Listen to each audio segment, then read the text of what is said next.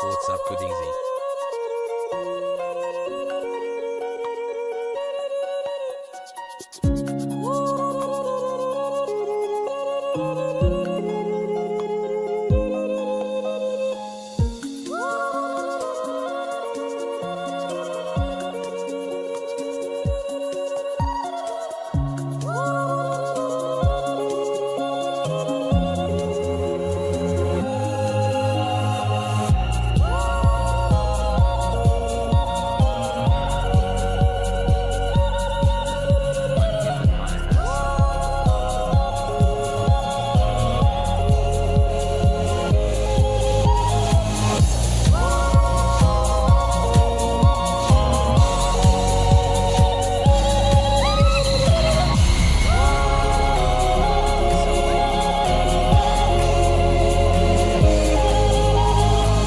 What's going on, everybody? I hope everyone's having a fantastic evening, fantastic afternoon, fantastic pre-noon, no matter where you are in the world. I'm Hasan Piker, and this HasanAbi broadcast coming to you live from another hazy day here in California, Los Angeles, folks. We are live and alive, and I hope all the boys, girls, and MBs are having a fantastic one, because today is a beautiful day. Today's a wonderful day. Today is a fantastic day here. It's 64 degrees and cloudy here in California, with 14% humidity.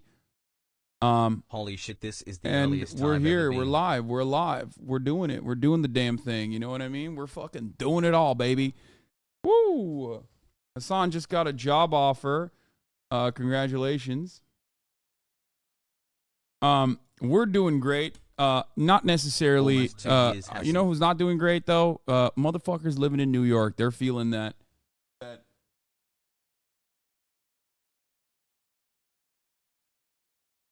Motherfuckers in New York are feeling the California style red haze. It seems U.S. and Toronto are not doing good. You know, welcome to wildfire season. Hair's giving me OG HasanAbi vibes right now. Yep, that's right. It's OG HasanAbi time. So we're going to be talking about a lot. We're going to be talking about a lot today. I'm live at Alive. This is part of the broadcast where I tell you a little bit about my personal news, about what's going on in my life, about what's happening in the HasanAbi universe, and you know what's going on currently in the HasanAbi universe is asking if you're going to play Dark Souls 3 after enjoying Sekiro so much and you still haven't finished it. Kill Gale, find the Dark Soul. Wait, I did finish Dark Souls 3. What the fuck? Like a long time ago. This dude is, my man is on mobile. My man is on like not even a mobile phone. My man is on like the first Soviet Russian phone ever made. You know what I mean? He's just, anyway, there's a lot of drama to talk about today. We're going to get to that. But before I do that, this is for my parasocialists. What's going on in my life? So yesterday I did another 11-hour, almost 12-hour banger stream. Because Diablo has been madness. It's been crazy, and it's been a lot of fun. I've enjoyed it. It's like brought me back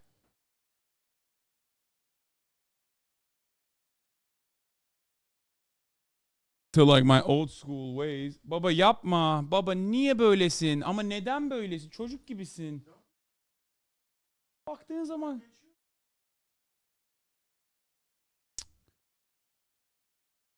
Oh my god. Kapıyı kapatmam mı lazım? Hayır. Ben kapatırım eğer bir daha geçip burada Kaya'yı gaza getirirsen.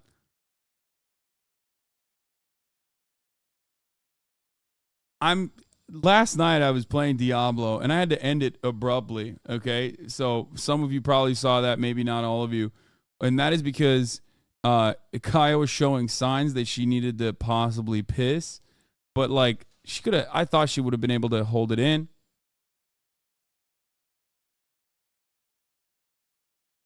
And I was wrong. She was not able to hold it in, so she had a little accident, which is fine. It's mostly my fault. I'll take it. I'll take that. And then I gave Kaya to my parents to take care of, and they were just unable to. They're not able to. They just can't. They can't do it. She just I try to tell him to put her in the crate or anything, and my mom was like, no. So I was like, all right, I'm going to have to deal with that myself, which is what I did. They've basically been like, you know, slowly but surely, sometimes deliberately and sometimes unintentionally, unwinding all of the literal, constant, round-the-clock attention, care, and training that I've been doing. Like, I'm running a super tight ship, and it's like I got some shipmates that are just constantly plugging holes in the bottom of the ship. You know what I mean?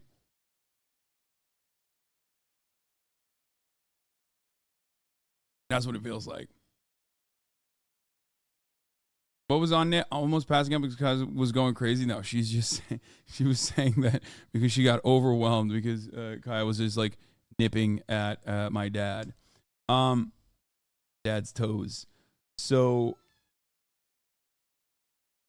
anyway, but it is what it is. You know what I mean? This is what it looks like right now in New York City. Very frustrating walking around Brooklyn, seeing a bunch of bokoblins I already killed weeks ago. That's funny as fuck. But yeah, that's it is what it is. Whatever. I very quickly went to sleep almost immediately after that saga.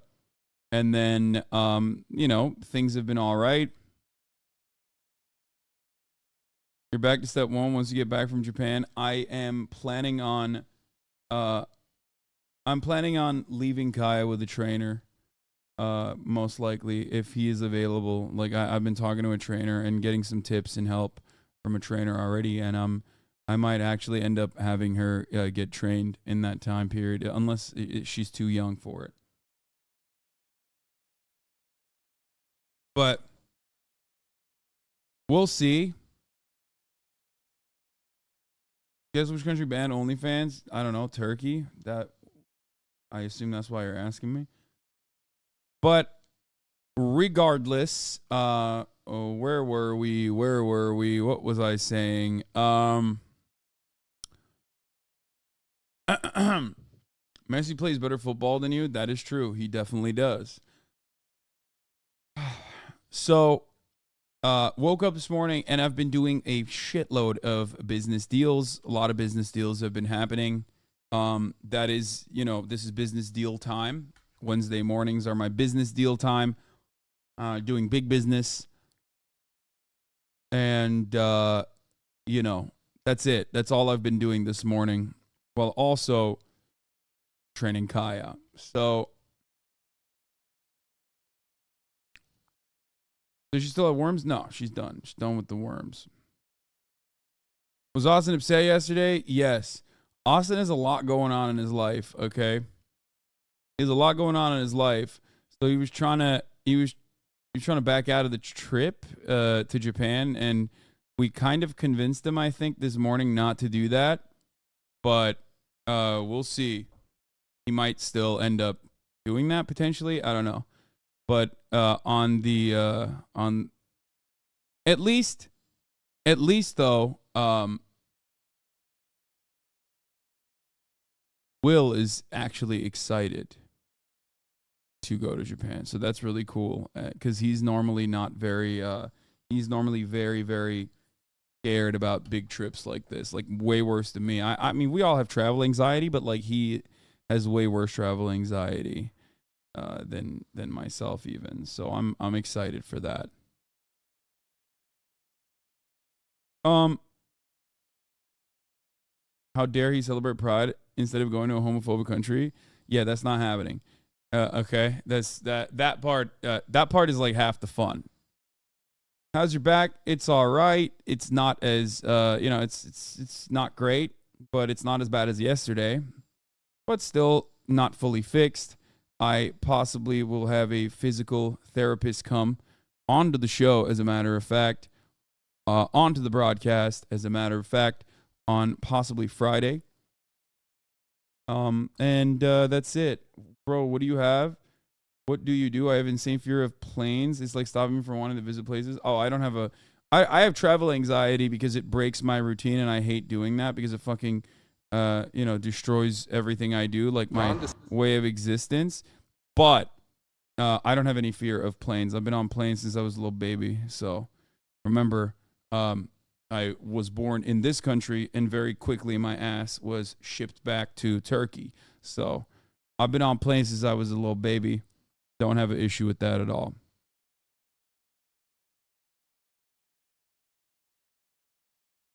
There's a One Piece gym that Sea-Dog Va's friends went to. What the fuck? Okay. That's insane. When are the Japan streams starting, or is it just a trip for the boys this time? No, the Japan trips will also, as always, feature me streaming heavily. We're going to be doing a lot of stuff. So, anyway, how's the Diablo grind going? Well, you can tune in later to find out. I am level 32 or something, and I'm pretty close to actually finishing the game, it seems. And I'm trying to do that so I don't have to like do any of the quests ever again. And that will lift like a burden off my shoulders, and I will then move to some other some more difficult worlds, most likely, some more difficult tiers, most likely. So march past you, that's fine.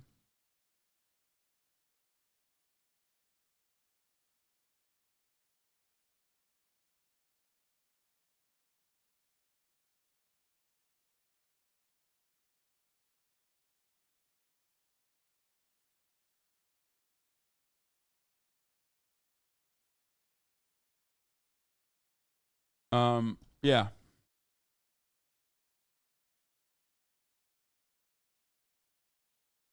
What is this? We'll talk about the Adin Ross stuff and the kick drama in a little bit, and also because it pairs into like the Twitch drama. But this is probably the funniest fucking account on this platform. He said, bro, we know you are losing subscribers month to month on Twitch and on YouTube. Viewership is also down month to month. Of course you would want to switch to another platform to work so you can switch. The what?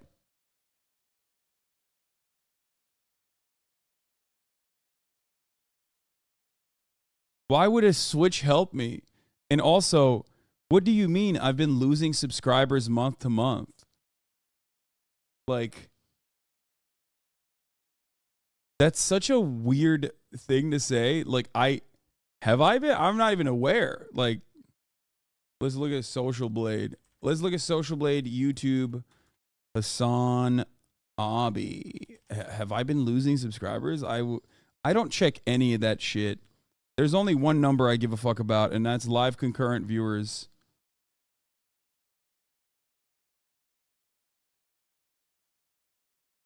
What is this?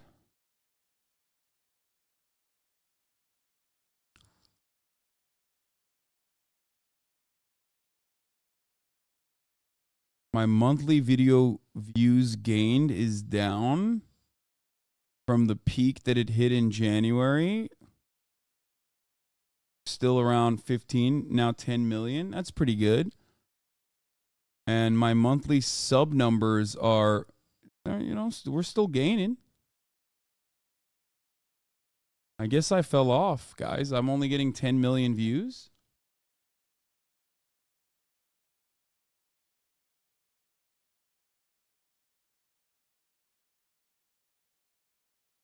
Yeah, I lost 1 million video views.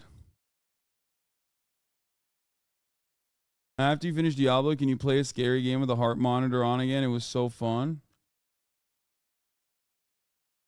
Yeah, we'll do that again.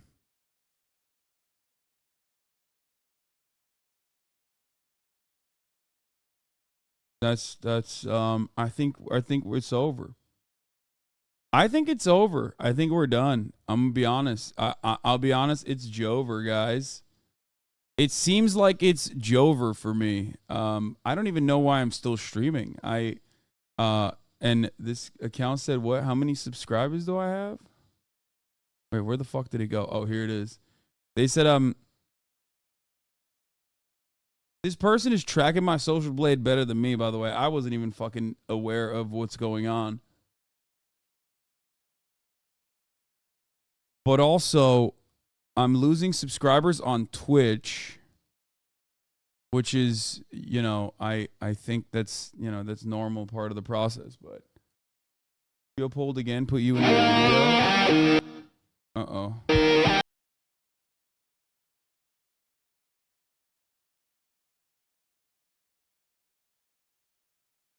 60K subs for the last 12 months. No, we're at 57. Guys, I'm on the downturn. I currently only have 57,451 paying, $5 a month paying subscribers. I'm pretty sure it's over.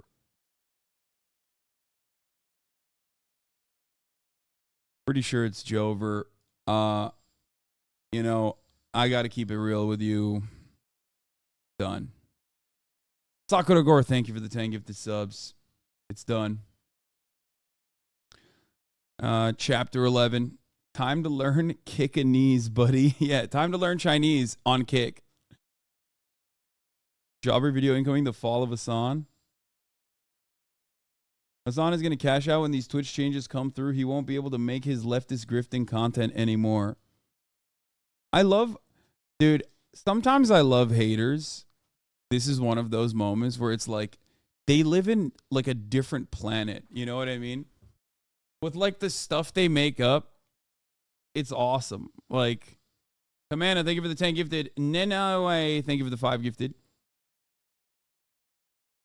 You know, they like a lot of people just like live in a totally separate reality. No one asked, but I took my Prime elsewhere because there's too many politics only streams. Missed the Twitch-centric collabs. I know. We gotta lower it a little bit. We gotta lower the number of content that we're putting out there that's like specifically news focused. For sure. But that's gonna happen. We're going to Japan, so you know that will happen. There's gonna be more Twitch-centric collabs and things of that nature. I will talk about. I often laugh thinking about if you stop leftist grifting. Like, imagine if you turned around right now and said, "Hey, Steak, give me a deal. It's time to get it twisted." These dipshits think Steak wouldn't immediately be salivating and writing zeros out. Yeah, that's like, I mean, of course they would. Why wouldn't they? I think a decently sized content creator. You know what I mean? I'm sure that they would love having me on board. I'd be one of their biggest content creators that they've signed on.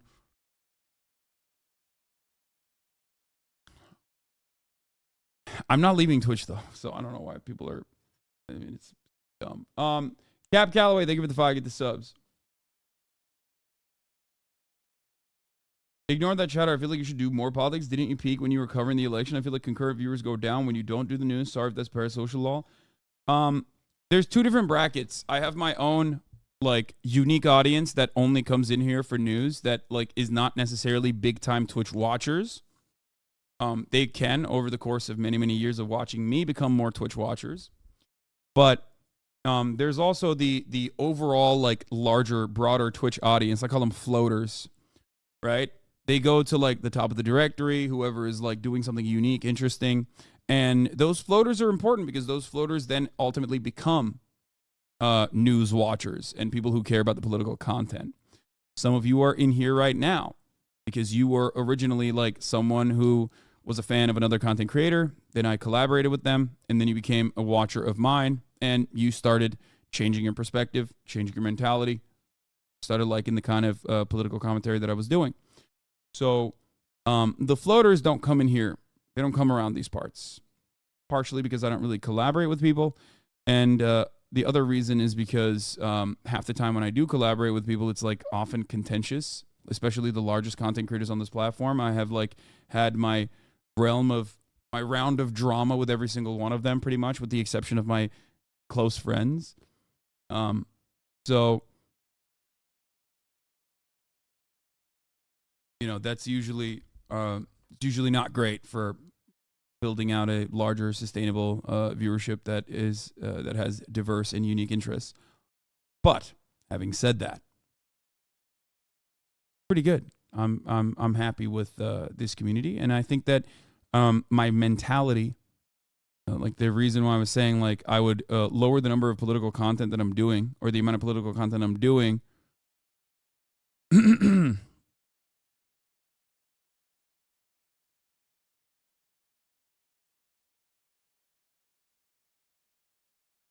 I would do that for my mental space, for my sanity.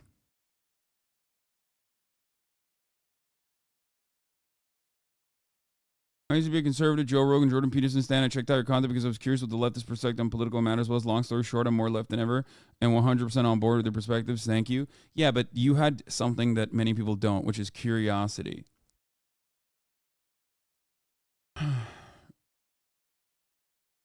Unfortunately, a lot of people don't have that. So.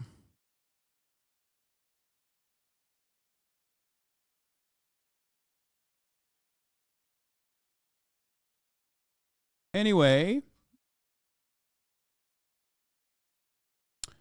But yeah, on that note, let's blast off. There's a lot to talk about. There's a lot to cover. We are going to, of course, start the conversation with Twitch's insane perspectives, insane new updates and things of that nature. W community drama. They've been mad that Kai isn't signing. These niggas is scripting shit and hiding shit. That Bruce is going off. That's weird. Dude, do not bring up Baby Gronk. Please don't do that. Stop. Oh, no. I was avoiding Baby Gronk and the Baby Gronk drama and the Drip King and his LSU prospects. I really, really, really did not want to talk about this. It's like, look, my silence on the Baby Gronk Drip King drama is deafening. I know, because it's one of those things that's like really difficult to talk about. It's a really, really hard subject to broach. I'm going to talk about it in a second after I blast off, though. First, let me do that real quick. Okay.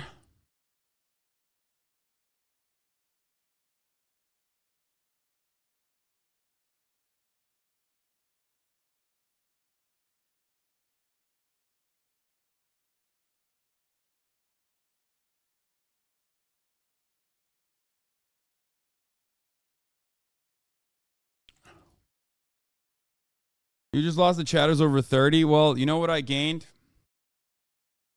The trust of chatters who are absolutely mentally ill. So, you know, the most extremely online Twitter following people.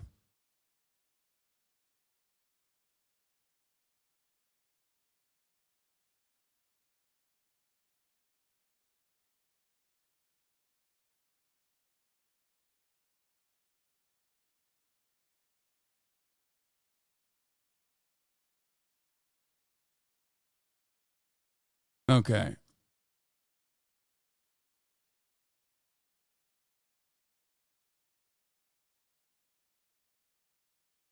Ain't Kai tell you to stay out of W community business? This guy wrote it twice. Like what do you what the fuck are you saying right now?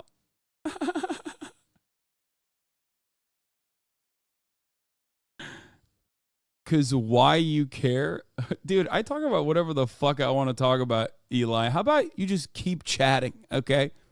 How about I do what I do and you do what you do, okay? Just keep chatting, Eli. Okay.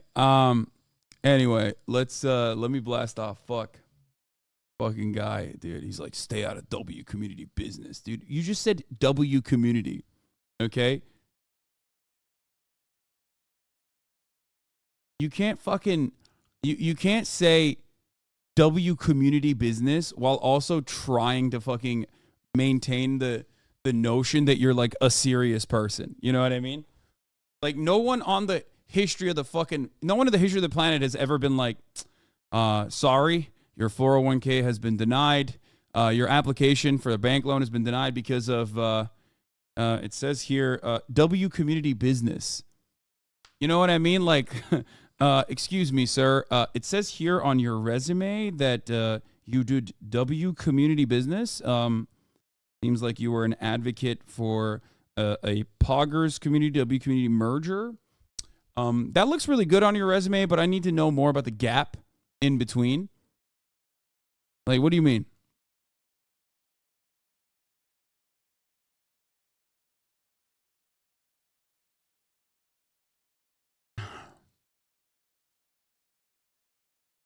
Like, you're all nerds, okay? And so is Kai. And so am I. We're on a fucking Twitch streaming platform. The notion that, like, we're not insanely nerdy is a silly one. Like, there's no cool kids here, okay?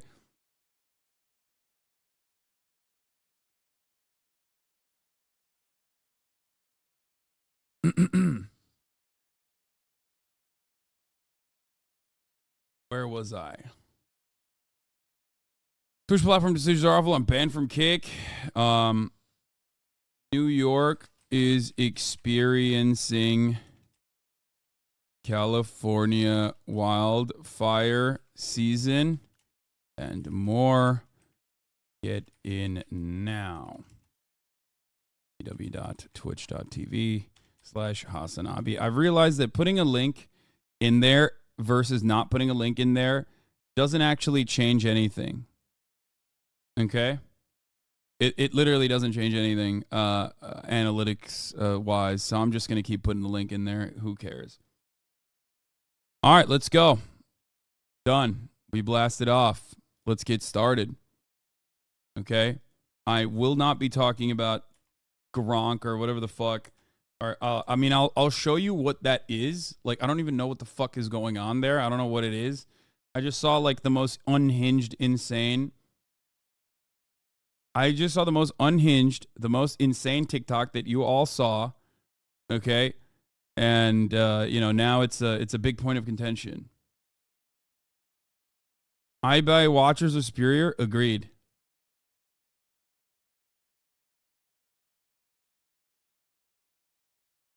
Might be interested in dying in Diablo. Why? Definitely not. Diablo 4 is here. Embrace the bloodshed. Share your videos of your in-game death on Twitter or TikTok using Diablo deaths for a chance to have your eulogy read by Megan Fox. What? If there's one thing I love, it's the sight of blood. And in Diablo 4, there are rivers of it. Show me your worst in-game death with hashtag Diablo deaths, and you might get a eulogy from yours truly, telling the world that you went out like a hero. Or a chump.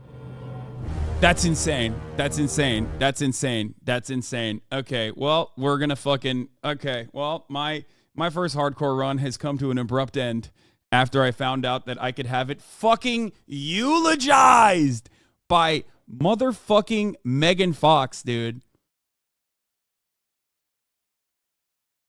Well, it's something I'm very good at, okay, which is dying in video games. If there's one thing I'm good at, it's being absolutely fucking dog shit in video games. I'm kind of the king of that.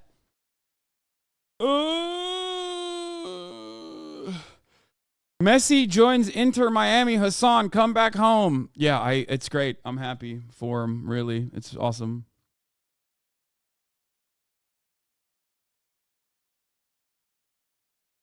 Have you seen the Lilith Goblet? No.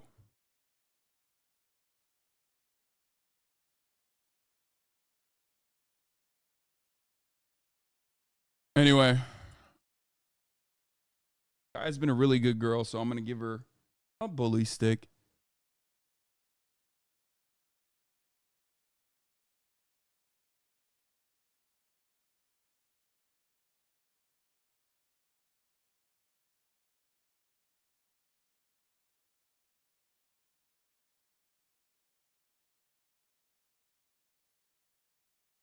Or just one.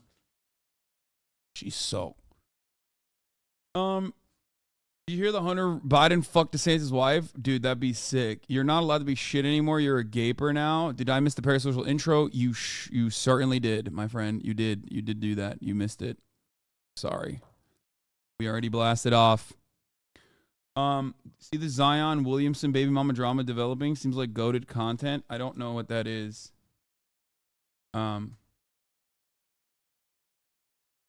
Is Kaya growing faster than the DNA thing predicted? No, Kaya is like around 27 pounds right now, I think, or 28 pounds. And like she's under, I mean, she's like filled in. It's not like she's got like her ribs or anything. Her ribs are showing or anything.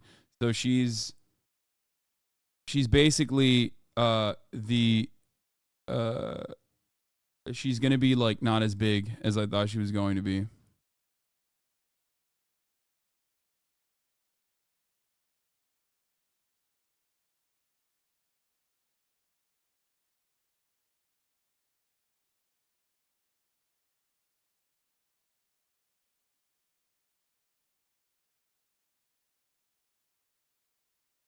Zion Shidon, pregnant girl, came forward on Twitter with receipts. What the fuck?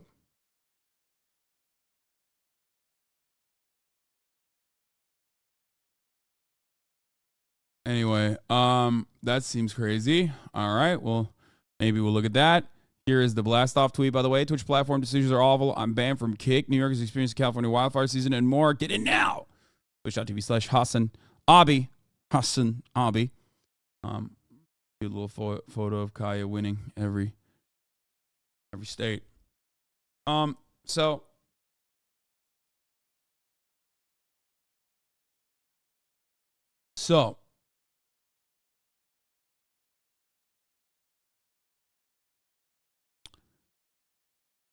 before we get to that, where was it? There was another thing you wanted me to look at.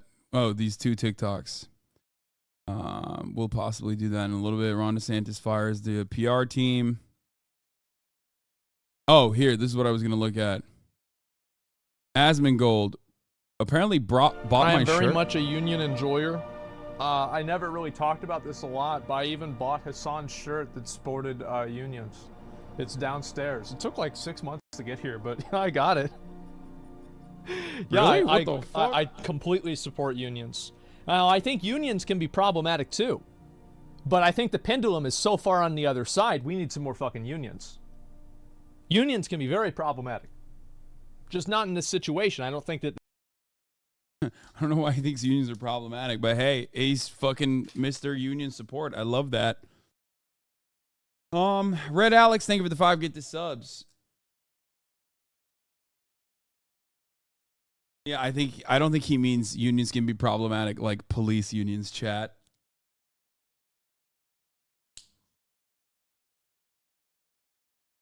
I love people being like, "Oh, he means police unions." Oh, my sweet summer child, he does not mean police unions. Another based Asmongold take. People are just walking in front of it like we're not recording. Hey, it happens. People are people. None of it's intentional. Never attribute to malice what can be attributed to incompetence. It's far more likely that they're all in their own worlds, doing their own thing. They're not paying attention to the world around them. And we all do it every day, whether you're driving, walking down the street. All of our lives are just as complex as everybody else's. Everything you have going on, they have going on. Nobody knows what everybody else is going through. We also need to be a little more self-aware and aware of the world around us. Yo, Basement Gold fucking popping off, dude. That was deep. You gotta look deep to find the deep things. If all you ever do in your life is stay at the surface, you'll never find anything worth exploring. Are you real? I try to be. I try to be. I try to be. I try to be. 'Cause I loved you. What the fuck? This is literally this is the best like random annoying TikTok interaction I've ever seen. This guy is incredible, dude. What a fucking ledge. What a fucking ledge. Did you see it wasn't just Adin? There was a whole Kick executive panel talking about you painting your nails. I've heard that they're like I've heard that, you know, while I was playing Diablo, there was a lot of people who were very upset at me because I exist in their minds permanently. We'll get to that in a second. Let's start off where I want to start off. Penguinzo says Twitch is dead. Clickbait. There was a new policy on Twitch that was announced today that will legitimately destroy the platform, with the majority of streamers choosing to go elsewhere if it goes into effect. Now, this was announced like 3 or 4 hours ago, but I decided to wait a little bit to see what Twitch would respond with, because the backlash has been considerable. Everyone is rightfully furious about this, and I just kind of wanted to let it all simmer, let Twitch kind of marinate in this witch's cauldron here and see how they would respond to all of it. So I went and played basketball, which is why I'm very sweaty right now, and I've just got home, and it turns out they did respond. I expected them to respond with something like... Title is a clickbait? Okay, bro. I mean, look. First of all, Charlie played basketball before this, okay? That's how you know the severity of the situation. He came in sweaty, looking hot and bothered, okay? But what I will say is, yes, if Twitch implements what they're talking about, if Twitch implements what they're fucking talking about, then it is, you know, it's massively, it's a massive issue.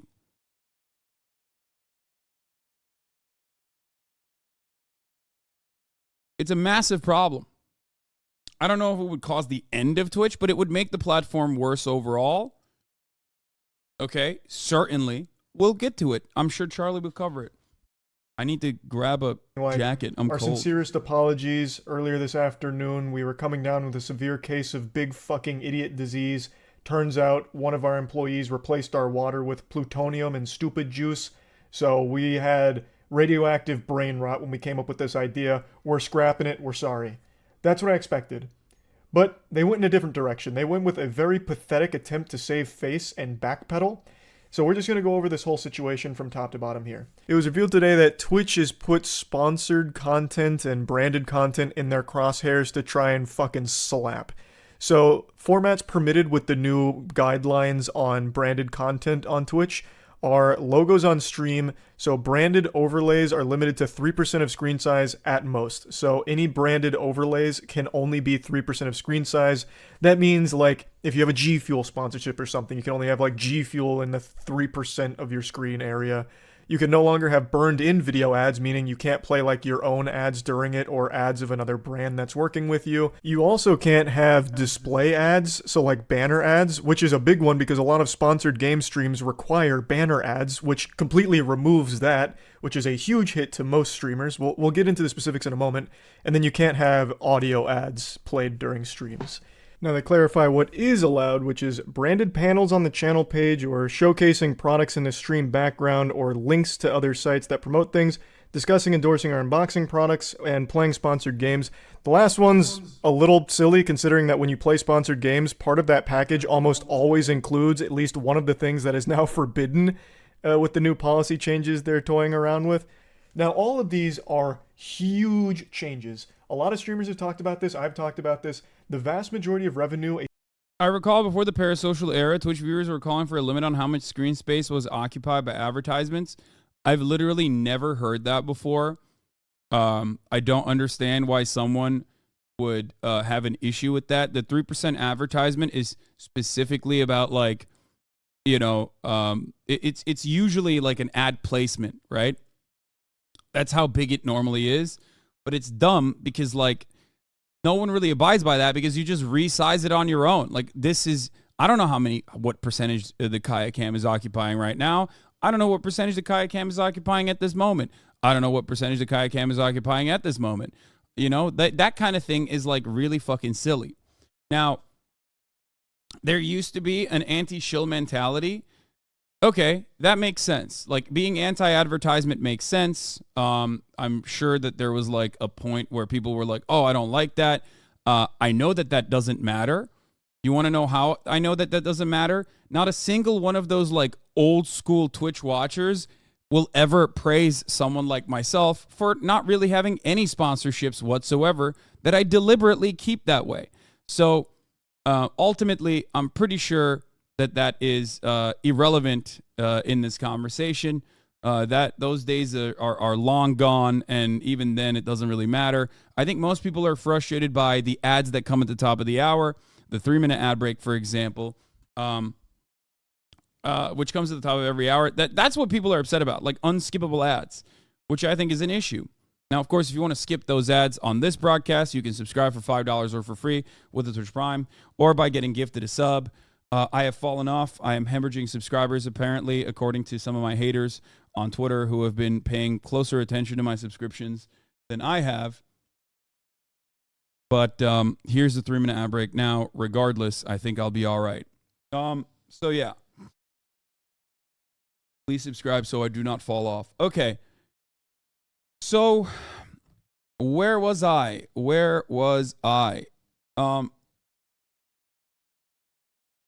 As far as Twitch's sponsorship changes goes, it's already in the fucking terms of service, but them putting this out there makes it seem like they're going to actually follow through on it. It's in the YouTube terms of service, as Mogul Mail also brought up yesterday. Okay. Sayrar, thank you for the 5 gifted. Flucky, thank you for the 10 gifted. Now, bring back sub count. My sub count is public. You can see it. You just need to hit !subs and it will tell you. There you go. Or !sub count and it will automatically tell you how many subs I have. So, Twitch made this ridiculous announcement in the middle of the night, as they usually do, okay? And obviously there was a lot of backlash around it, but I don't really care from the perspective of what watchers used to think about ad space or whatever. I look at this as someone who is only talking about it from the perspective of a content creator generating value for the platform and what the platform's decisions mean for said content creators and why they are taking this action against the content creators. Twitch is trying to siphon more money from their content creators, okay? That's it. That's the only reason. It is absolutely unbearable to have this conversation over and over again with people who are hitting it from any other angle. This is what companies do, okay? Twitch is owned by Amazon. Amazon wants Twitch to be profitable, and instead of finding unique ways of expanding into a broader audience base with marketing initiatives and new products that you are releasing, instead of finding new mechanisms for monetization, Twitch has decided to do what companies have done time and time again. Milk the workers. Now, of course, it sounds funny when you say workers because, work omegalol, job omegalol, you're a Twitch streamer. I mean labor and work strictly from who is generating the value sense. It doesn't mean that, Twitch streamers are working in the fucking coal mines. Obviously not. We have pretty cushy gigs overall. There's obviously some negative sides to this job that many of us hide, but other than that, it's pretty good. You know, I've worked a normal job and I've done this, and let me tell you something. It's much nicer. I have a lot more autonomy, okay? So, as I was stating, Twitch popping off like this is a tale as old as time itself.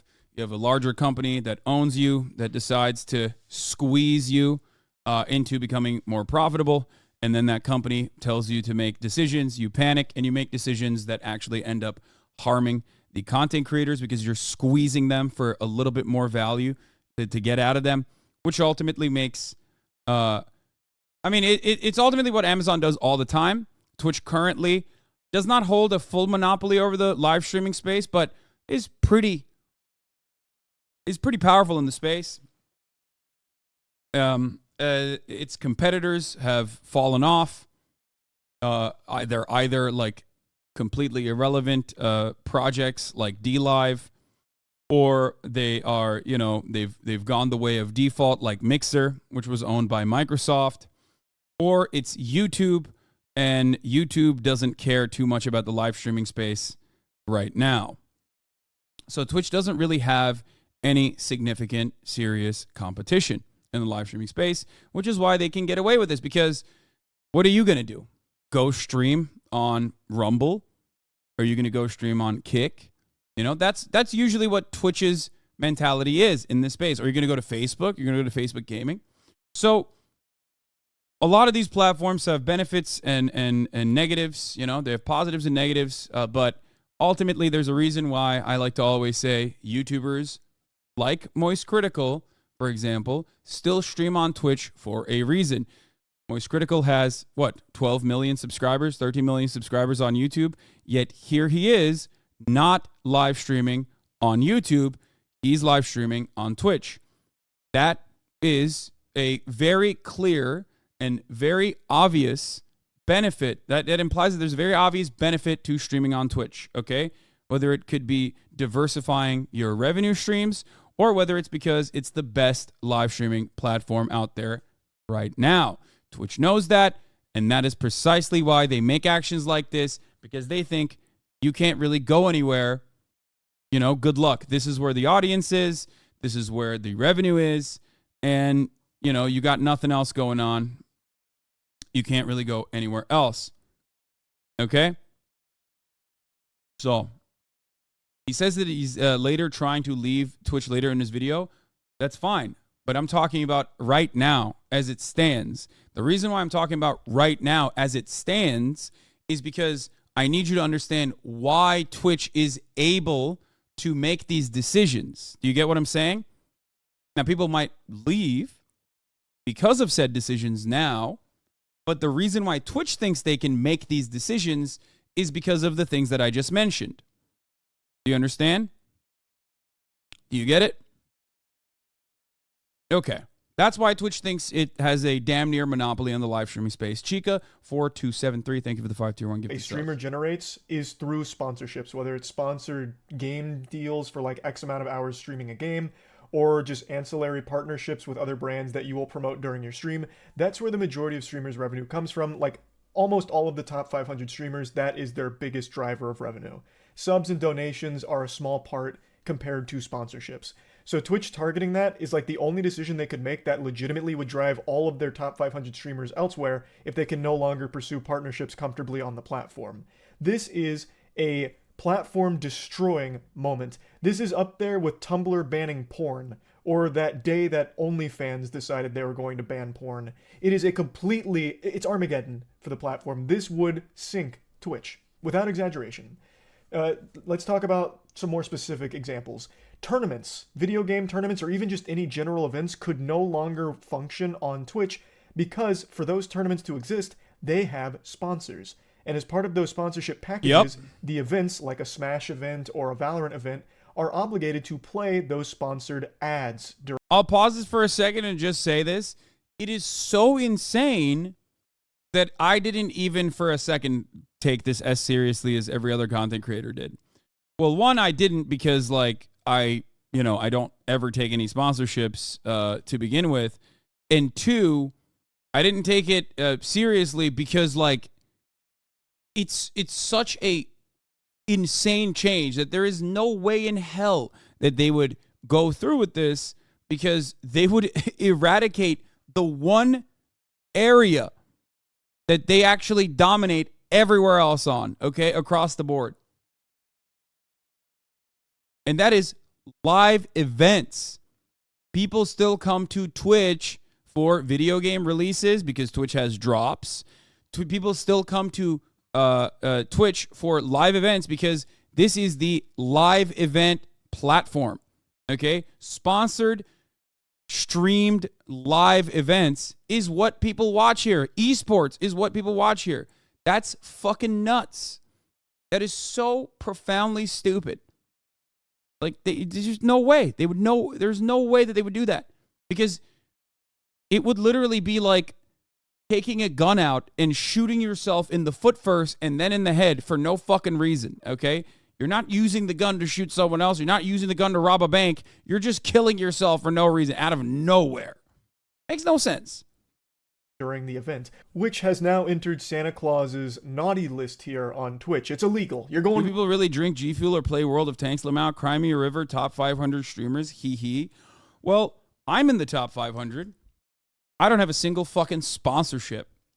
And let me tell you, a lot of people that are in the especially bottom of the top 500, or a lot of normal, smaller Twitch streamers, absolutely rely on the additional income to be able to consistently stream. And also, it shouldn't even be a limitation, because if you want to make, if you are a professional streamer, if you're a streamer, okay, and that's the way you want to generate revenue, then it's ridiculous that a platform would stop you from doing that, okay? Like, why is the platform trying to take away your decision power in how you want to generate revenue? Well, I know why. It's because Twitch wants to make more money. They want to be the ones who are the people responsible for selling you ads so that they can take a cut off of those ads. If they were offering this as a purely voluntary way to do such a thing, then that's great. Maybe a lot of small streamers would maybe take advantage of the Twitch advertisement sales team. They wouldn't have to do any of the big business deals. They wouldn't have to do any of the red line. They don't have managers, let's say, possibly. And now they can use Twitch's legal team and all of its other offerings to be able to conduct these deals. They don't have an in-house sales team, so now Twitch's in-house sales team helps them out. If this was purely voluntary, then that's great. But it's not purely voluntary. As a matter of fact, this would be a gigantic limitation. Okay?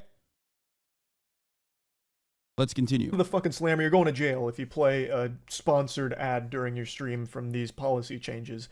So let's take, for example, Valorant. Valorant has an eBay deal. So during intermission in between games and Valorant broadcasts, they play eBay ads. Not anymore. Not anymore, Buster. You can't do that shit yet, you outlaw. Listen here, Bubba. No more of that shit. Now, there's something very interesting to note here is that YouTube actually has a similar policy that a lot of people are bringing up to compare the two right now. But Twitch's enforcement and the way that they spoke about it seems very different than the enforcement of YouTube. And from everything I've read, YouTube doesn't really enforce this policy even at all to begin with. It's just kind of there as a blanket in case things get exploited or misused. No, it's a blanket in case YouTube, just like Twitch is doing right now, wants to extract more revenue out of their content creators. That's why it's there. Make no mistake. Maybe it has a secondary component to like ending some level of exploitation or whatever, or not, some like weird third-party ad service that's like taking advantage of the situation or something. I don't know, taking advantage of like content creators or whatever. But the real reason why is because they want to extract more revenue, not from the fucking consumers who are on the purchase side of the product, but from the contracted employees that aren't like full-time employees. They're content creators. They get a 1099 from ABC if they're at YouTube, or a 1099 from Amazon if they're at Twitch. Those are the people they are trying to squeeze in order to try and make the company more profitable. But either way, there is something comparable on YouTube, but not nearly as egregious or as frightening as what Twitch is proposing. Now, when this policy change first got announced, we immediately tried reaching out to as many people as possible for some clarity, because the way that it reads seems like it's going to have a massively detrimental impact on our esports org, Moist Esports, thanks to the way we do our watch parties. And our ABC alphabet, Google. All the information we've gathered, it seems like we're in some fucking hot water there, which is not good. Opera GX sponsors our esports team, and as part of that sponsorship deal, during our watch parties when we're cheering on our teams, we play our own custom Opera GX ads that we made ourselves with green screen, like where I'm a pirate or a fisherman, those kind of really goofy over-the-top ads, we play those. But now that whole concept is more forbidden than human transmutation in Full Metal Alchemist Brotherhood. We can't do that anymore, which is a huge hit to our esports org, since Opera GX pays us under the expectation that we're also going to be doing those ads during our watch parties, which we can't do anymore. We also have a banner ad for Opera GX during the watch parties, which we can't use anymore. So the main two things Opera GX is sponsoring our esports org for has been banished to the fucking Shadow Realm. So what are they paying us for if we're to continue doing watch parties on Twitch? And it's entirely out of our control. It's not like we're choosing not to fulfill our obligations with Opera GX. Twitch just wouldn't allow us to, or else my channel would get banned on Twitch for doing so, I imagine. Now, Opera GX has been an extraordinary partner. I don't think they'd actually drop us for it, But they would have every reason to, because they wouldn't be able to get what they were paying for with our esports org and our watch parties anymore, because Twitch isn't allowing it in its current state, at least not as it stands from their first pass of this policy. It's just so fucked up. Now, it's not just, our esports org or, top streamers or anything like that. It's any streamer that would pursue sponsorships, which is a lot of them. Big and small streamers, all of them alike, do rely on sponsorships. And this hits everybody equally. It fucks everyone in the face all the same. It is an extremely greedy and corrupt, degenerate decision from Twitch. It is fucking disgusting. It's definitely worth mentioning that I have seen some arguments being made where Twitch might... You're being biased. People have been leaving this platform because of their bullshit terms and conditions, and they ban people for literally as small as showing guns. Wait, I'm being biased. I haven't even said anything. Where's the bot?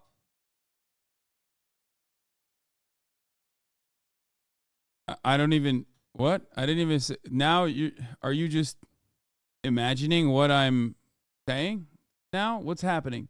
White guy 1? Are you here from the future? Did you decide what I was going to say on the subject? That's interesting. Okay. Follow YouTube's example here and won't enforce it strictly. Yeah, by the way, I don't know if you know this white guy 1, but I've shot guns on this broadcast. On the platform, and certainly on this broadcast. Hold on. Might just reserve this policy for bad actors only. And I guess that is entirely possible, but there's just no way of knowing. We just have to wait and see how it all plays out. But there's very clear ways this could be implemented that hurts every single person who uses the platform. And personally, I feel the reason why they're even making this policy update in the first place isn't necessarily to follow suit with YouTube or something as like a fallback protocol in case there's bad actors misusing branded content somewhere. I feel the reason they're doing it is to try and push all their streamers to do everything through Twitch. Do all of their sponsorships through their sponsorship programs. That way they can get a cut of everything. That's how I interpret all this. That's how I feel the motivation behind it is misguided, it's mismanaged, it's completely lost, it's geriatric, it's run by octogenarians, it's out of touch, and it is desperate. It is desperately trying to get its grubby little fingers, just plant these little piggies in each pie that happens on their platform, and that comes right out of the streamer's income. We've already seen them do that with the sub revenue, where they're dropping everyone to 50-50 sub revenue forever, non-negotiable, and now they're doing it for sponsorships because on Twitch, all streamers, a lot of them are doing sponsorships, and when they do, Twitch sees nothing from it. They don't get any portion of sponsorships done by streamers on their platform, and that makes them furious. They got steam coming out of their ears. So this is their attempt to try and force streamers to comply with Twitch's ad incentive program or their branded content program, such as like the Twitch Bounty Board. The Twitch Bounty Board works kind of like a sponsorship where companies have approached Twitch to do like sponsored game deals, and streamers can go into their bounty board, click and see what's there, and then choose to take a deal where they're getting paid X amount of dollars for X amount of hours. And if they do that, Twitch gets a large portion of that income. To me, It just seems like the direction Twitch is going is do everything through us or else. It's only been... Yep. That's exact. Charlie is right on this.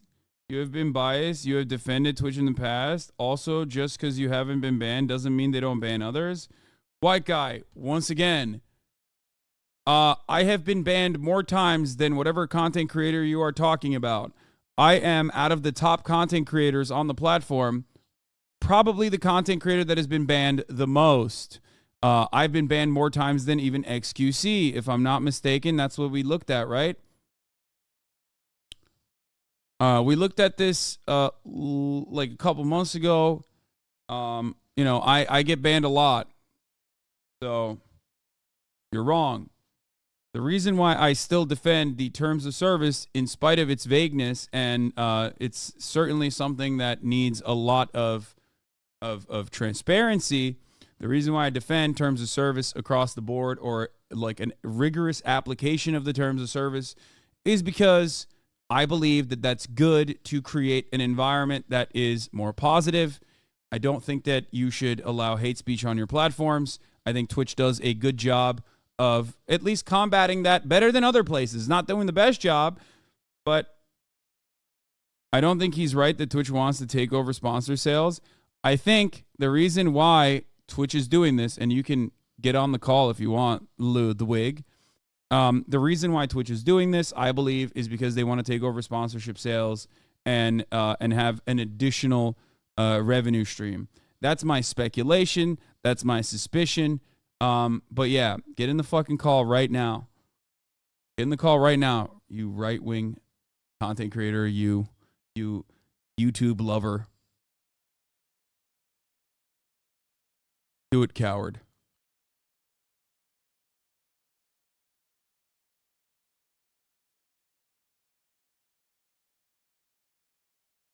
Why is your PFP Linus as odd? Hello? Yo, how's it going? Why is your PFP Linus? I like his tech tips. Okay. That's the reason?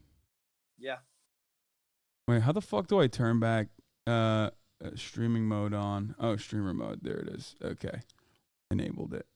I was doing some stuff earlier and I had to turn it off. What's up, dude? How you doing? We haven't talked in a long time, and we even have something that we have lined up together potentially in the future.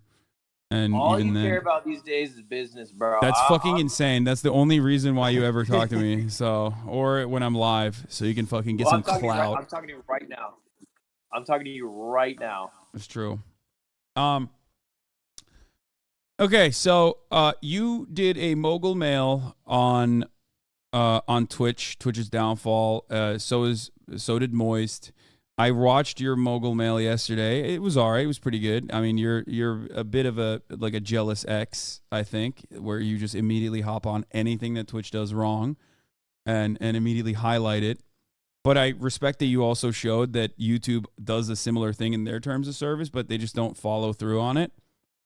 But I do think that the main reason why they have that in the terms of service is, yes, so that they can potentially laser weird third-party applications or whatever. But most importantly, in the future, if they wanted to utilize it, they could, so that they could extract more revenue out of their content creators. And it feels too fear-mongery. It feels like a very convenient reason that, like, to bandwagon against Twitch. I think Twitch does a lot wrong. I just don't foresee a world where they're going to hire the staff that would be necessary for sponsorship opportunities for their, thousands and thousands of streamers. I just don't. I think you could maybe make an argument that they're trying to limit sponsors or like reduce the scope of individual sponsors so that their media sales do better. Because you mean their like internal team that sells ads that whenever you click on your advertisement in your portal, like potentially there's some sort of concern on media sales because they reduce the amount of categories that you're allowed to sell individual sponsors on. Like they basically killed stake sponsored gambling in this update, which people haven't talked about, which was allowed. Like Dan Clancy even clarified on the VTuber stream that you're allowed to do sponsored gambling if it's through an American site, but then this has killed it. So I think GG's for Curacao, it seems. Curaçao's fucked on this one, which is tough. Yeah. But I think there's a big difference between like the media sale, which is like the ad you see when Hasan runs his top of the hour ad break, and then a sponsored sale. They require very different people. It's very different. I know. And it's a lot more lift too on the sales team side because like you need to basically create media decks for like thousands of content creators, which is impossible to do. More than hundreds of thousands of content creators that you would have to do media decks for. You're not going to be able to do that. So I suspect board isn't that. I think a lot of people are like, that's bounty board, but that bounty board is like a way to scale sponsored deals, but it's purely based off metrics, and there's no like bespoke relationships. There's no deeper deals. There's no larger deals. It's just like, what is your viewership? And you get paid based off your viewership, which is a lot different. I think Twitch is trying to, okay, here's what I will say. When Twitch limited the 50-50 subscription revenues down to 50-50, when they whittled it down to 50-50 for every single streamer, with certain, like, very few exceptions on the platform. Yeah. They did that, and I know this 100% through firsthand accounts.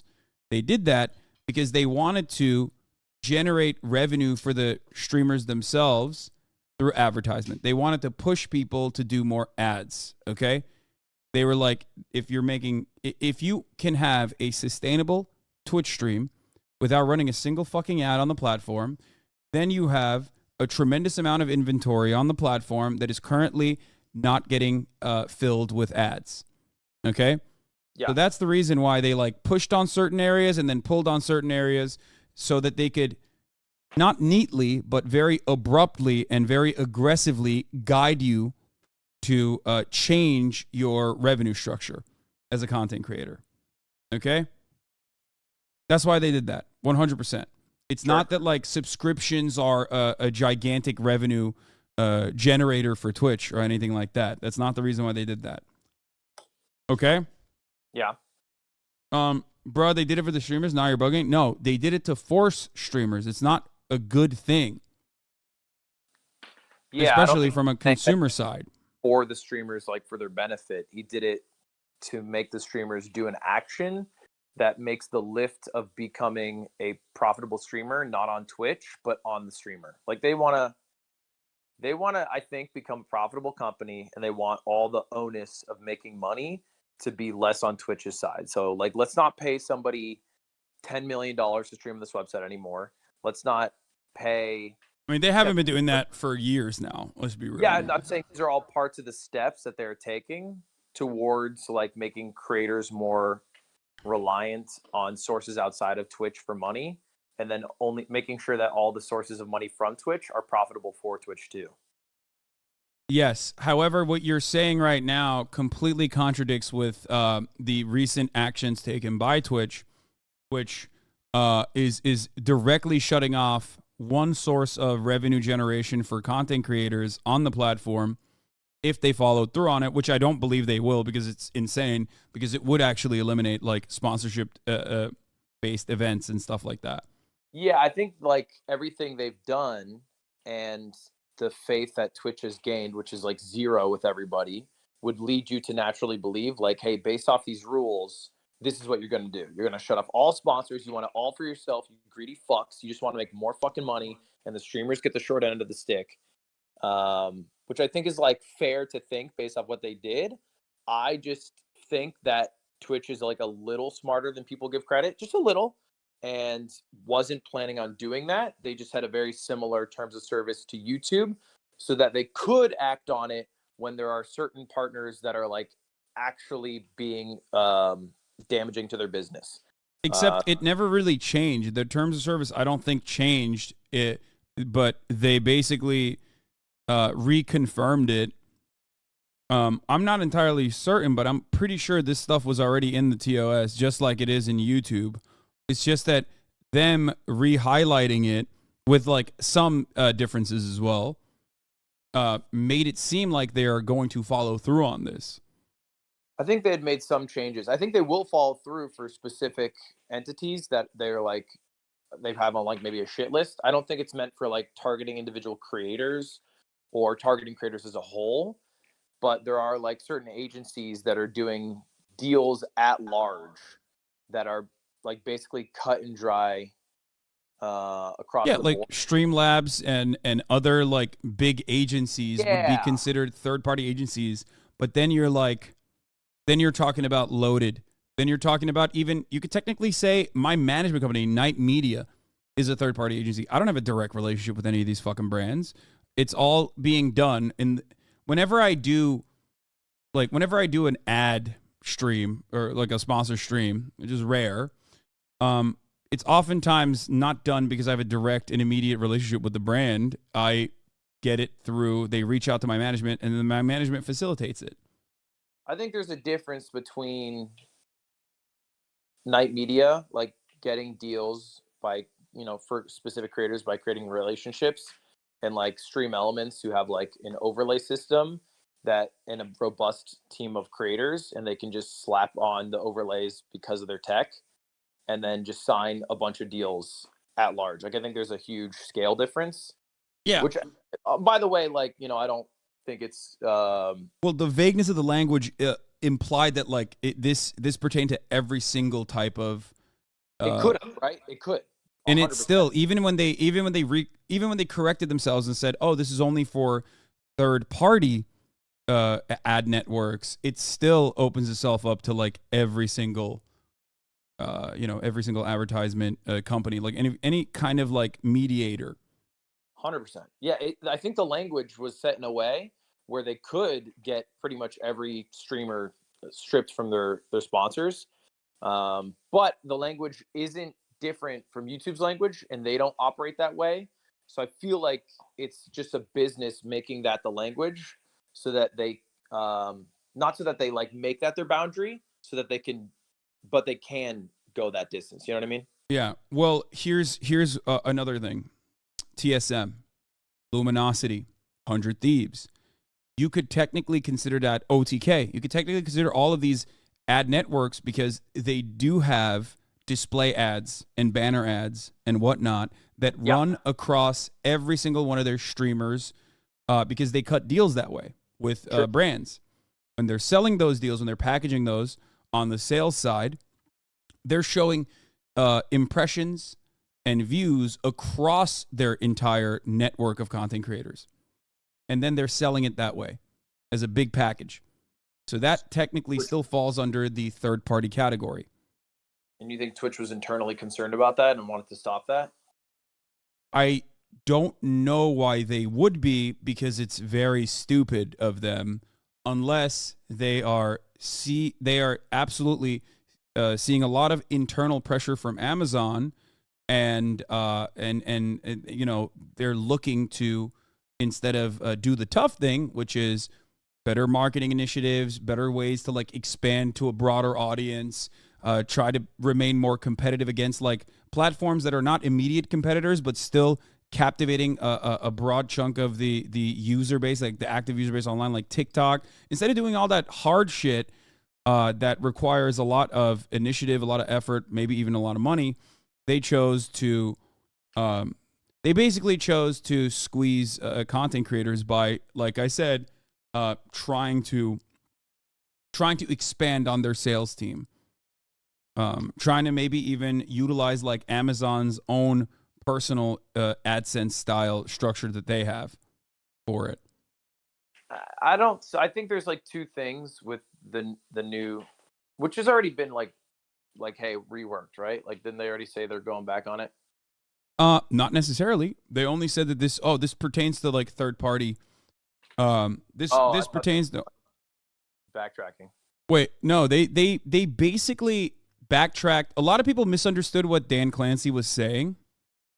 They misunderstood it. I saw that everywhere where people were like, well, a week ago he said something, Dan Clancy said something in regards to like wanting streamers to make more money and engage in like revenue streams or whatever, right? And that was a misunderstanding. He was not. That doesn't actually contradict with what Twitch's new decisions are with respect to its branded content guidelines. As long as you understand that like they are the ones who are going to be helping you get the new revenue streams. That's the way I read it. No, I don't view it like that. I think there's what they were going to do with this new set of rules and what they could do. And I think what they could do is a problem. So I think the rules are bad just because outright what they could do could involve things like you're saying, stripping streamers away from their current sponsors and then making it go through Twitch and then them taking a cut. And that is like the big evil bully Twitch trying to get every single piece of the pie so they can get their greedy little share. And then what they were going to do, I think, is like target specific groups that internally they see as threatening, but I don't think that is individual creators. I don't think it's like TSMs. I don't think that's loadeds. I don't think it's night medias. I think that comes for Streamlabs. Like they probably want to like. I do. They want. I think so. They want to take away services that are offered to like, smaller content creators, like what Streamlabs is doing. But I don't understand why they are trying to do that. I guess like technically it improves. Technically it improves like the inventory that they're selling when there is no direct competitor. In the form of a display ad or a banner ad, when there's an ad running against it. Because when you go to Twitch has its own internal sales team that is selling and purchasing a lot of their people, brands are coming to Twitch and purchasing inventory slots, right? Yeah. Every time I click the run the ad, that's an ad that Twitch has sold, right? Against my stream. That is more valuable if there isn't something like a banner ad there that is directly in competition with the advertisement that the brand bought, basically. Like me having a Chipotle banner on the side of my stream would make it conflict with, McDonald's purchasing ads against the entire platform. Right. So get rid of sponsored sales, then media sales will do better. I think they put in guidelines to have I think they put in rules to make sure the sponsorships, are minimal enough to not impact media sales. And I think that's why they addressed specific categories so that media sales wouldn't get impacted. I think they said no to any weed sponsorships, so then they can go to Chipotle or whoever and say, hey, there will be no weed. You're good. That part makes sense, but that also that literally makes sense though. That's super normal. I talked about the TOS side, including like political sponsorships and whatnot. But I don't believe that they were like, hey, we cannot have Hasan have a Starforge sponsor on his stream because then our Chipotle media sale is going to fucking tank. I don't think that actually is what they were going to do. But the language, they could do it. And so I think it's bad enough that the language could do that. Similar to YouTube, they could do this to me because I break the YouTube terms of service all the time with my sponsors. Yeah. But they don't. And I don't think Twitch would have. But they also have gained no faith amongst viewers or streamers. So everyone will just say that's what they were going to do. And I mean, probably get them to retract more than they might have anyway. So I'm chill with it, but I still fundamentally don't believe like what Charlie just said, where Twitch wants to get their dirty little hands into our pots where they didn't have them in before. Because I don't think they're going to build out. I don't think we're going to see a few new hirings at Twitch to have a huge, robust sponsorship teams to actually get the value that they would be taking away.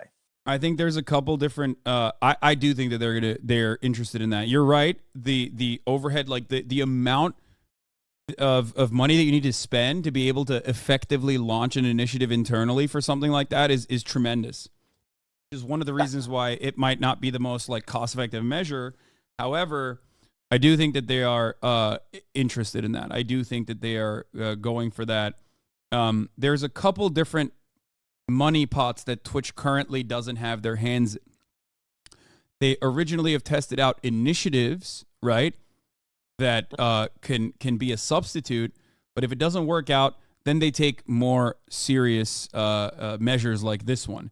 One of these is direct, like native advertising that exists on your screen.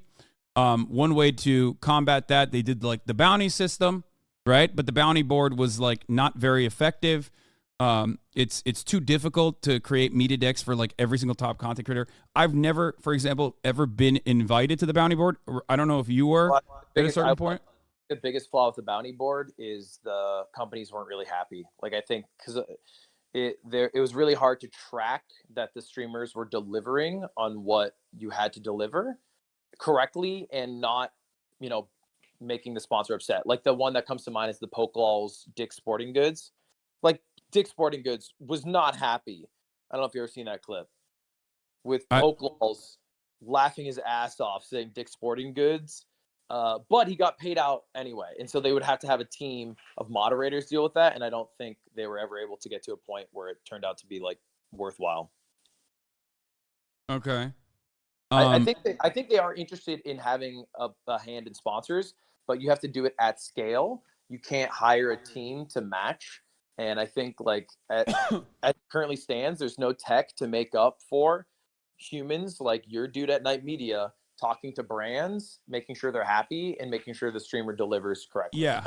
They don't have a way to do that at scale, I think, at the moment. Yeah, I agree. I think that is very difficult. And I think the other reason why they might be doing this is to just like, again, kind of similar to the subscription thing. Remember when I mentioned how like the 50-50 sub split was not done because they wanted to generate 25% more subscription revenue from like 100 to 200 top streamers, but instead because they wanted everyone to focus more on like fulfilling inventory that they've sold already in the form of ads. They wanted to forcibly change the monetization structure. And I guess the reason why they could do this is also because like this would, again, forcibly change the monetization structure for like the revenue generation structure for content creators. A little bit more money. They cared about changing streamers' behaviors to run more ads. Yes. Wouldn't run ads. Yes. They sold all of their media sales for more ads, but they couldn't get the streamers to do them. Yes. Yeah. That's what I think. That's what I think. I can bite on that conspiracy theory because they've done a lot of things to try to change behaviors to make streamers run more ads, even like just guaranteeing the amount of money you'll make, which is losing them money. So I think that makes sense. Yeah. I think that's what it is. Look, and this would be another way for streamers to be like, well, I have to make up this revenue that I lost because I can't do like these direct like advertisement sponsorship deals. I have to run more ads on my inventory. I think that is a behavior they definitely want. So I think that makes sense. But and by the way, yeah, no, that is definitely like the subscription one. I know for a fact like that subscription change was 100% done to literally force content creators to change their revenue structure, like change the way that they are generating revenue to basically focus on running more ads. So weird to think of streams as inventory. At the end of the day, every streamer's goal is to make you stay on this website longer, because the longer you stay on this website and the more attention we have from you, the more media sales they run against your attention. And, you know, that's a sad way to think about it, but it is our goal. We have ulterior motives. Like, we also like hanging out. I assume you like hanging out with your chat. But I hate hanging out with my chat. You like it. You actually would be so sad if you could never stream again. Yeah, I would be. That would be devastating. But our goal is your attention, and that's usually narcissistically our goal, because, you know, we like it and it feels good. And then Twitch's goal, because the longer you're on this website, the more money you make for Twitch. And your attention's valuable, so make sure you use it wisely. And I see some L-wigs for my original take, which I think is fine too. I think it's easy to think of Twitch as the big boogeyman, and they've done a lot of dumb things. But I also think it's fine to think of it with a little more nuance, and maybe think of like, okay, what is the universe where they're not just a bunch of, you know, chickens with their heads cut off, and what is their actual motive? Similar to the ad thing. Like, that's a lot when you think of it that way. Like when Hasan says it and he says that's real, that's what they were doing for sure. You're like, okay, that makes sense. You know, it's a little fucked up by Twitch, but now we understand the business reason why. I don't think Twitch's huge idea here was, hey, let's remove every streamer sponsor, also kill every single esports event, including league esports events, because their banners are bigger than what we are allowing. Which is, by the way, like one of the remaining bastions that makes Twitch like more remain like the dominant force in live streaming. Like that esports. You don't watch esports on YouTube. They tried it and it failed. They bought. But nobody thinks like. I mean, like, maybe people do believe this, but like I just fundamentally don't believe that Twitch, with a single article uploaded at 4 a.m., decided to kill all of esports, because that's what it would do. It would just kill all esports. Yeah, that's why you and I are in agreement. I don't think Twitch was going to follow through on this, like, which is why I didn't take it super seriously. Like, I didn't think that Twitch would follow through on this in the sense that, like, they would follow it to a T. Like, they would literally go after everything, including their own internal fucking products that they create. But they could do it, which is also a problem. And so it's good that there was enough pushback that it seems like they're rethinking it, but maybe you're right. And the language was like, hey, we're doubling down. I'm not sure. I think the language does imply that they're doubling down and just saying like they're doubling down in the sense that like I don't think that they were going to ever intentionally follow through on TSM and OTK and whatnot unless they have like an internal team that they have built out. But if they don't have an internal team that they've built out, which I don't think they have, they did like mass layoffs recently. The business of hiring a huge team here. Yeah. So I don't think they have like the bandwidth to be able to conduct an operation, which is why I thought maybe they were just like trying to eliminate Streamlabs as like the third party advertisement and not like Luminosity or TSM. However, there's one other component to the story. Because there's another bracket that they don't have their hands in that they've tried to basically create a competitive product for that actually didn't work. What is that? Donations. That was the most Tucker Carlson intonation you've ever dropped in your life. Yes. Well, I'm trying to take over his time slot because, clearly I'm not allowed to be on Twitch anymore because of these changes. I love sponsorships. You talked about Bits. What? Bits is Twitch getting their hands in donations. Yes. Bits is like not an effective way for Twitch to generate revenue, and it certainly did not stop people from utilizing, including myself, the dono options allowed, like the dono board on Streamlabs, right? Yeah. That's another revenue stream that Twitch wants to get into because, they can't really do that. The Bits thing is not effective. So how do you work around that? Like, how do you created the product, people aren't using it, so now you have to find a different way. Maybe this could be another way to squeeze out Streamlabs. Kill Streamlabs and Stream Elements in all their other products, and then they'll have to shut down, and then how are you going to get a donations page up? Yeah, possibly. Maybe. I don't know if that, like, I'm just saying, I don't know if that's like 100% the thing that they want to do, but it's like one other way to like put a dent in their business. Yeah. Or they might actually literally come out and say you can't use third-party software for donations anymore. You know what I mean? I think they would love to say that, but I don't think they would get away with saying that. That's what I mean, which would be yet another problem for them. And right now, what they can get away with is entirely dependent on how much market share they have and how competitive they feel they are, even if they squeeze on the revenue generation side on behalf of like the streamers. Because where are you going to go? YouTube, baby. Anyway, it's youtube.com/@Ludwig. A lot of content over there. We're covering news today. Yeah, okay. You stop trying to farm my audience, okay? We're going to talk about unions. Okay, listen. Love unions. And there's one other component to the story that I want to talk about with you while you're here. Okay, before you leave. Okay? Yes. So the other side of this is we have some competitors in the space.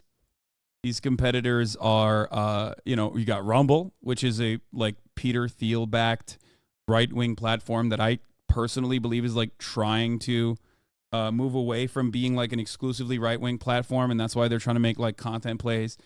They gave like a little deal to Mizkif. 0-1, right? What's up? They're trying to go 0. It was a Peter Thiel reference. Sorry, go ahead. Okay, so they're trying to do that. You have some other irrelevant ones like DLive and shit, and then you have Kick, which I would normally also consider to be kind of irrelevant in the grand scheme of things, but we can't really say that because it's like created by or partially created by a very successful Twitch streamer. So like it's definitely in the public consciousness here. Numbers wise, it's just as probably not as bad as DLive, but like around there. You know what I mean? Ironically, they're giving more money to Amazon to even operate. Like they're operating off of literally the Twitch infrastructure that Twitch has set up. So they're basically paying Amazon to be a competitor to Twitch. That's how little Twitch and Amazon cares about Kick, right? But it Yeah. exists. It'd also certainly be illegal, right? If you just don't provide service. Gotta be some monopoly rule there, no? I mean, I don't know. I don't know how if you're paying close attention to or not, but you know, they don't really. The American government doesn't necessarily enforce monopoly rules, man. Speak for yourself, sir. We have a functioning democracy. Just especially not when it comes to Amazon. I think. I mean, I don't think the big streamers in Kick matter. Like, they're great, whatever. They're good at their jobs, whatever. But like, it's been pretty proven that big people going to other websites doesn't make the website big. That's very tried and true. I mean, still re-sign me, YouTube. Like, I'm doing great, to be honest. But you are one of the few people that has done well after a platform shift, though. Give me a re-sign. But a lot of the small to mid-sized streamers is what makes up, like, I think a streaming website. So I think what Kick's got going is a 95-5 split. And the question is, how long can they sustain that? And the answer might be forever, because gambling money might just be that. Unless crypto gambling is incredibly low overhead and like insanely high profit generation, which is why it could technically keep it sustainable almost permanently, unless there's like actual legal restrictions that come down, or crypto tanks in general, which it does regularly, without them being able to like take it out somehow and you know, convert it back to fiat currency. Yeah, I think there were some goals to get a lot of like media sales for Kick. I don't necessarily bite on the idea that companies will jump at the opportunity based off the other like categories that Kick allows. It just basically, you know, how much they have gambling and other stuff. But they got a shot. They got a shot more than anyone because they have a infinite bank account, it seems. Yeah, currently it looks like that. I don't believe that they care about advertisement at all. Let's be real. And I think that it's like Kick as a platform is basically seen as like a marketing arm of stake.com.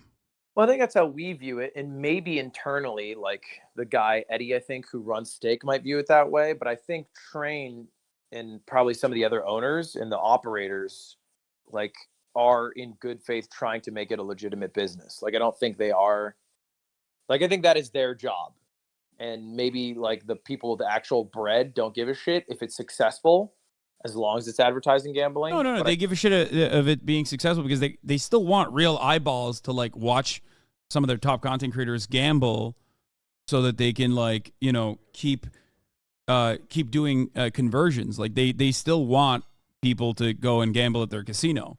It's not sustainable if there aren't real eyeballs on that platform that are going in, watching people gamble, and then also signing on to stake.com. Does that make sense? You know what's sustainable? What? The Moist Moguls winning. That shit is sustainable. Have you kept up at all? No. Okay. That was Wait, really... are they... So, do they go to VCT? You don't even give a shit. Wait, do they go to VCT? So they're in a tournament right now with all the best North American teams. Yeah. They play tomorrow. If they win, they play against the South American teams, the Brazilian teams. If they win that, then they go to VCT. So like, there is a world in which like I will be hanging out with the Moist Moguls in Japan and you won't. No, I would. There's a world where we are hanging out in Japan. They wouldn't be able to make it to VCT. Sorry, this year. It would be for next season. Oh, okay. So would you still go to VCT just if they win? I gotta go to VidCon, man. I got VidCon stuff. Oh, yeah, I forgot. You're fucking YouTube Andy. I'm YouTube Andy. I want to make sure I, shake some babies, kiss some heads at the YouTube meetup, and I can't go to Japan. I would love I like Japan. I don't know. It seems like you don't You're really the one who love flaked it. on my trip. Remember that? Remember when you flaked? Yeah, remember when I decided like I am the true Japan lover, so I wanted to experience it on my own and not, through the lens of Ludwig. Genki desu ka? Yeah, so Dude, you just fucking hell yeah, dude. That's just off the top. That's just off the top. Here's what's happening currently though. I'm going back so soon. You went and you're not. So who's the real Japan lover? Well, you know who's going to be here when you're in Japan? Who? Connor. I do know. I'm going to be hanging out with him in Japan, and then after I come back, He'll be here. He'll be hanging out with me. Connor, yeah, dog. have fun. Have fun with him. It's okay. I'll have a minute with him in America. I'll make sure of it. Yeah, no, you guys have all the fun. Okay, you have all the fun in the world. It's cool. They'll probably be thinking about how much fun we'd be having in Japan. Japan would be cool to go to, though. Like that night we shared in Kobe. Okay, all right. Don't try to make me jealous. I'm not a jealous. I'm just saying, because that was like probably the greatest piece of content. Okay, dude. You know what? Actually, I gotta go. I got some work I gotta do today. All right. Yeah, no, have fun thinking about that now. Okay, thanks for coming on, Ludwig. Twitch L, go YouTube, right? Woo! Yeah. I was Ludwig, youtube.com/@Ludwig.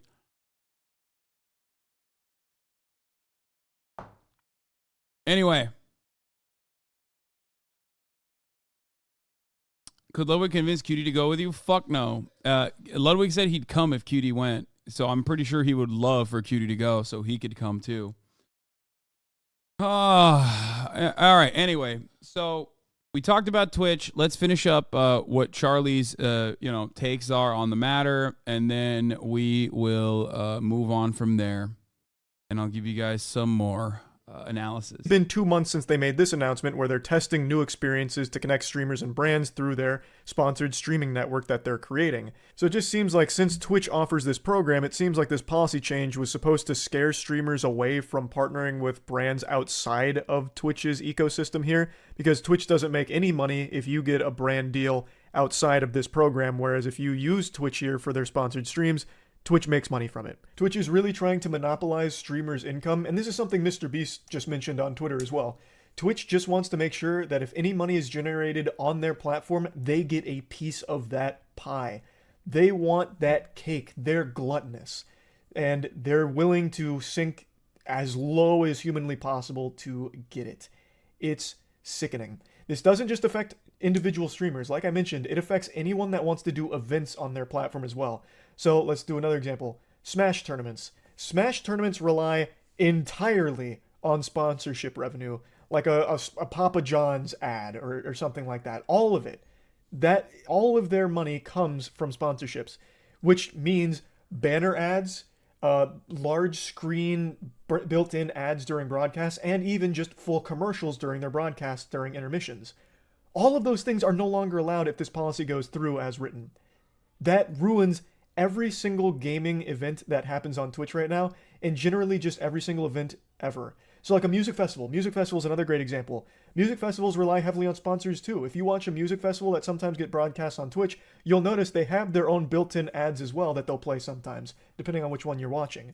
That's no longer allowed either. So should this policy be pushed through the gates of fucking Mordor here and make it to the platform, every single event organizer is going to leave Twitch because they legitimately will not be able to run on Twitch anymore if they can't play ads from their sponsors. And sponsors aren't going to give money to people or events if they can't have their brand be showcased, like with a banner ad or a normal commercial. If they can't get anything out of it, why the fuck would any of these brands sponsor anything on the platform? It's not going to happen.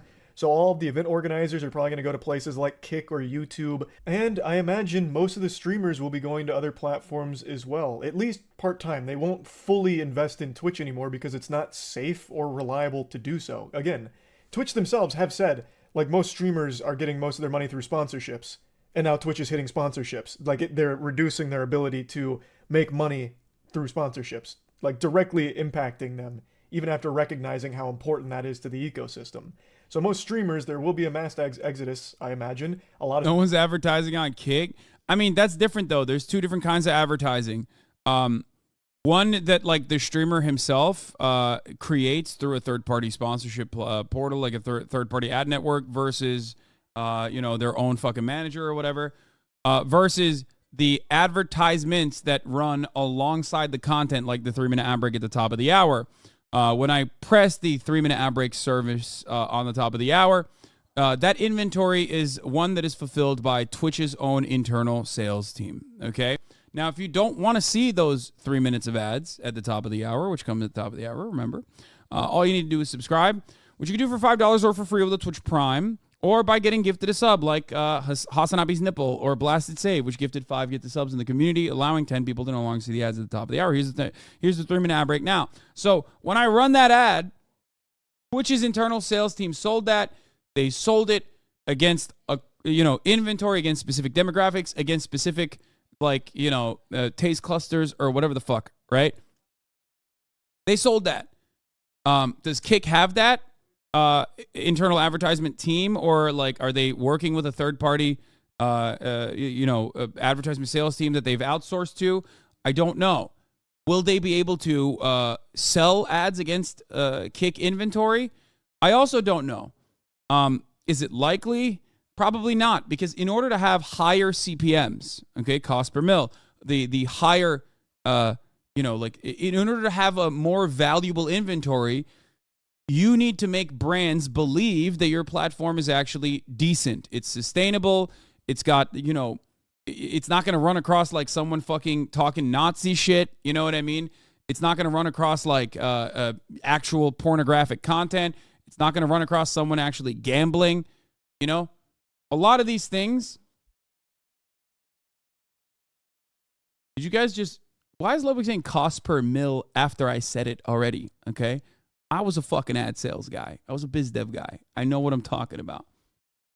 CPM means cost per 1,000, but it's mil. Like the word is cost per mil. I got it right. Shut the fuck up. Mil in that sense just means 1,000 impressions, okay? Anyway, shut up, nerds. I'm nerdier than you. Okay? So,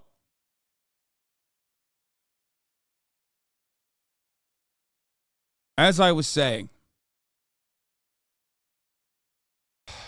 Kick, with the way that it's seen to brands right now, is not exactly a wonderful space for Burger King to be like, oh yeah, I would love to run ads on content of a dude getting his dick sucked by like an OnlyFans girl. You know what I mean? Like, I don't think that's, especially with like every little thing that comes out of Kick, every piece of news that comes about Kick, anytime Kick gets a write-up, which it doesn't really get write-ups in like mainstream media anyway, it's often just getting write-ups in like Dixerto and whatever.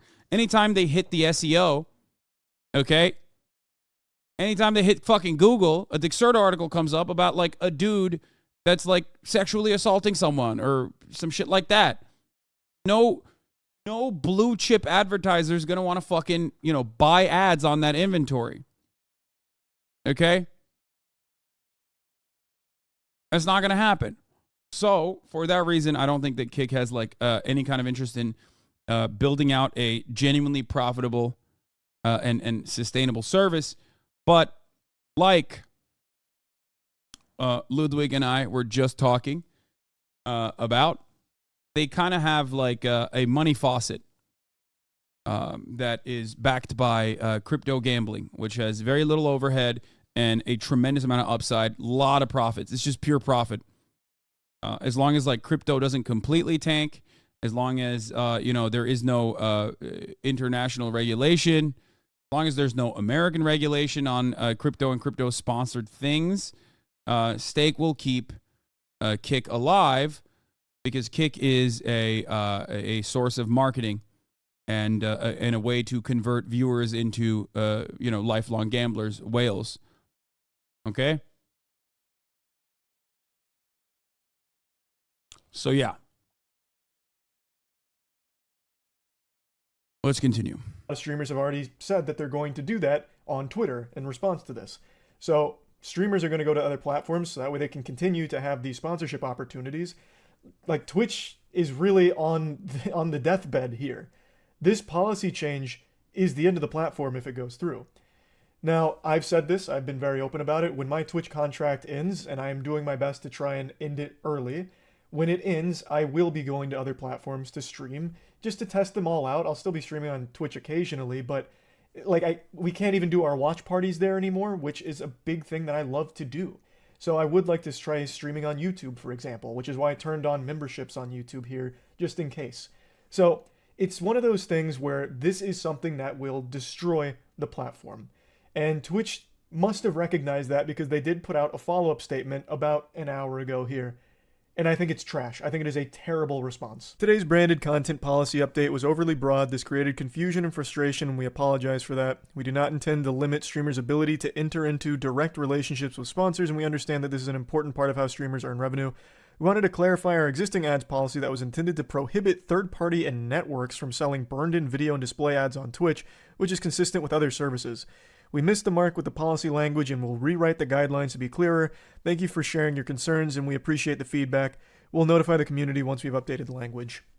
What a load of horseradish. This is some sour fucking mustard here. Basically just saying, we're sorry you misunderstood us. Yeah, we must have used too many big words for your simpleton minds, and it led to too much confusion, so we're sorry for that. We'll make sure to dumb it down into layman's terms going forward.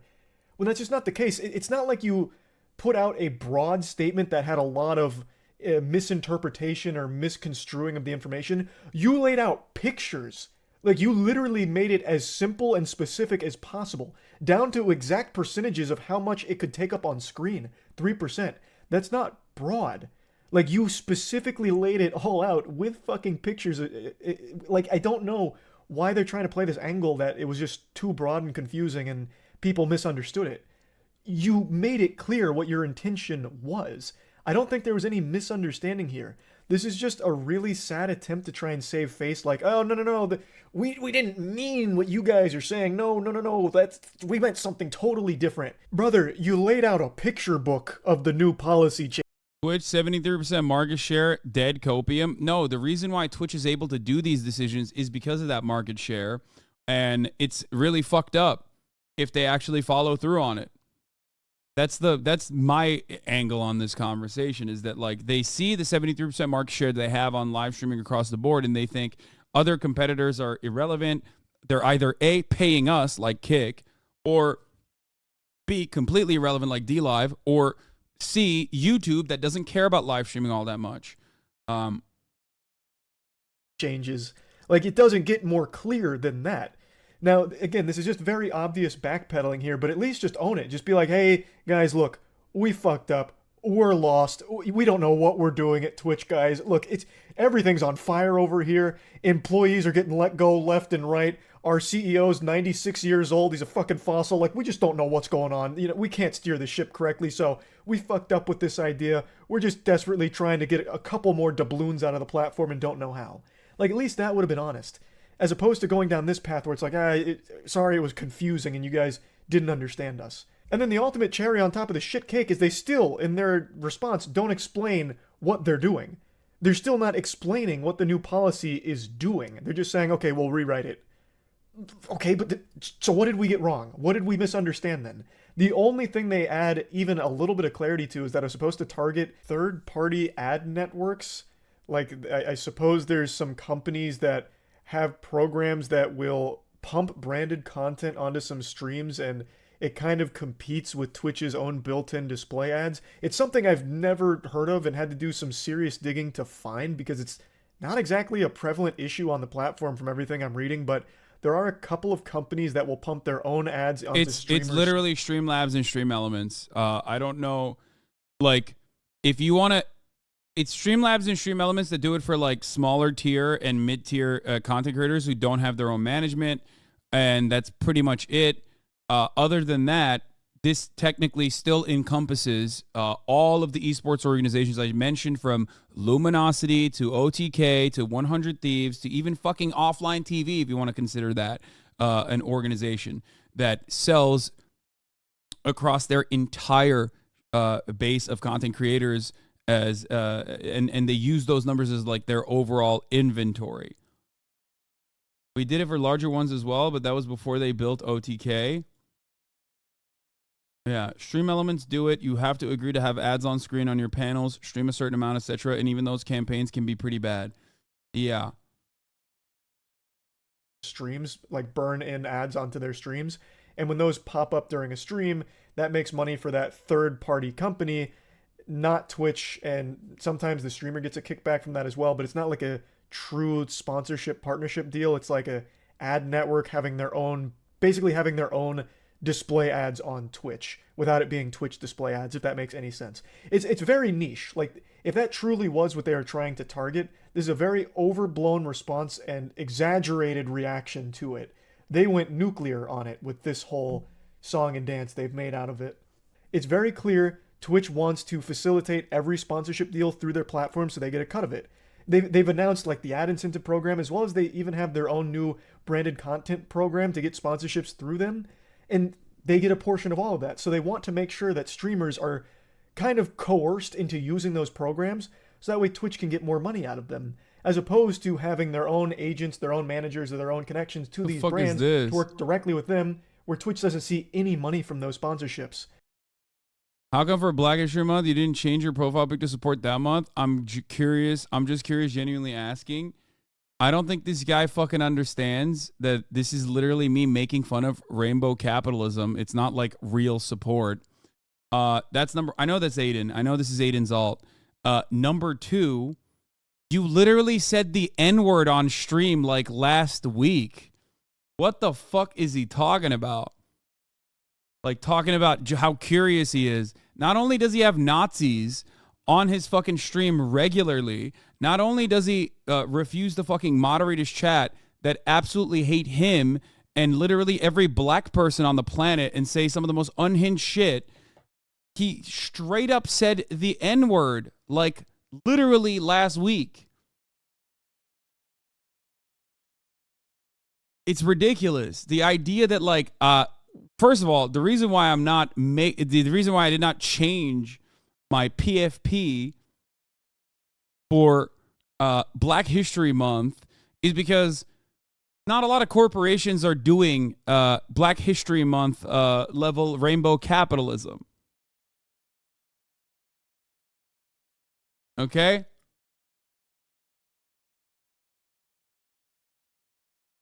Ridiculous. Why are you answering this seriously? Also, this is our joke in the community about LGBT foes. Yeah, literally. This is like a joke, but, you know.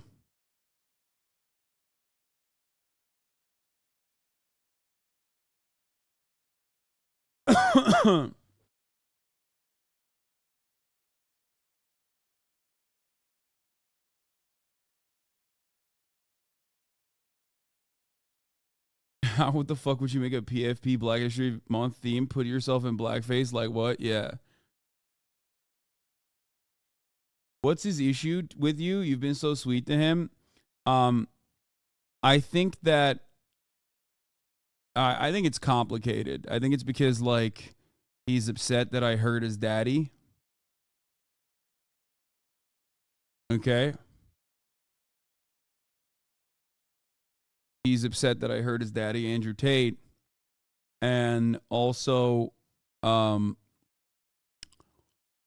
think he's cultivated a fan base of like fucking weirdos who straight up get off on, you know, saying like Hasan bad. He just wants validation desperately. And I think the only way that he can like get that kind of validation is from, you know, people that go, yeah, you're right, Hasan is bad. And as we know, in this community at least, the people that go, yeah, Hasan is bad, and like genuinely have these like unhinged, you know, permanent brain rotted opinions are like some of the biggest fucking weirdos, biggest psychos. He's trying to own the libs law. Yeah, literally. He's trying to do it in the best way he possibly can.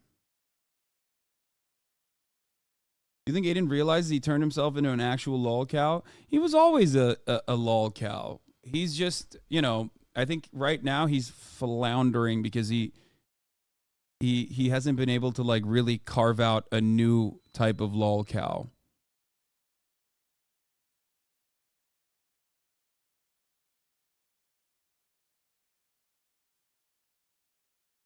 He even went after Kai just because he didn't sign with Kick. Yeah, I don't know why he's doing that kind of stuff. Yeah, we're gonna get to that in a second. We'll get to that stuff in a second because there's more to this story. Okay, there's more to the story, and there's more drama involved in this story. but we're not there yet. Let's finish Charlie's video real quick. I'm gonna go pee while this plays. It's very clear why they want to do this. It's just a fucked up thing to do, and it ruins the whole platform by trying to implement this policy because no one's gonna stay there. There's competition. Twitch isn't the only platform for streaming. You can go elsewhere, and many streamers will and are actively. Even with a full walk back here, and they like completely just eat shit publicly and say like, look, we're not going down this path anymore. Everything's going to stay the same. You can still do sponsorships, no problem. Even if they do that, the trust is gone. Most streamers are still going to look elsewhere because Twitch has shown their hand. They've shown their whole ass here. Twitch is more than comfortable not only taking money away from streamers' sub revenue, but just taking money away from streamers in general across the board, even on things they have no part in, which is sponsorships. Like if a creator gets their own sponsorship, they should have full reign, full rights to do whatever they want with it when streaming. Twitch shouldn't be getting a cut of sponsorship deals that you yourself are getting, or your manager or team or whatever is getting. That is outrageous. That is such a fucking overreach, and it's disgusting. The greed has single-handedly destroyed Twitch. I don't know how it bounces back. Like, the reputation is beyond ruined. And like I mentioned, even if a full walk back on everything here takes place, I still see a ton of streamers streaming elsewhere. Maybe not full-time, but they'll dip their toes into plenty of other platforms just to try them out because it's not safe to commit fully to being on Twitch. There's no reason to be exclusive on Twitch anymore. That's just not something most people will want to do going forward, I bet. So yeah, I just want to talk about this a little bit. That's it. So, yep. So there's more on this, okay? There's more to this drama because apparently, you know, because Twitch is like falling apart, realistically, there's no real alternative to Twitch hit. YouTube sucks for live streaming. Kick and Rumble are Nazi platforms, and none of them have viewership to support smaller streamers. Yes. So, that's true. Eşcinsel olmana çok şaşırdım. Vurdurduğun aklıma bile gelmezdi. Abi gay mi oldun? Hayır. Ben sadece anneni sikiyorum abi. Ama babanı da sikebilirim istiyorsan yani. Deneriz. Oluyor mu?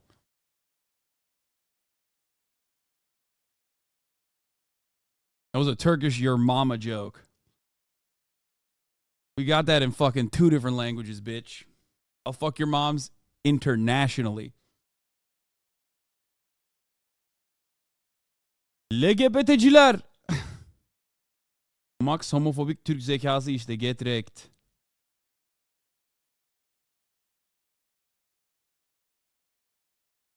Anyway.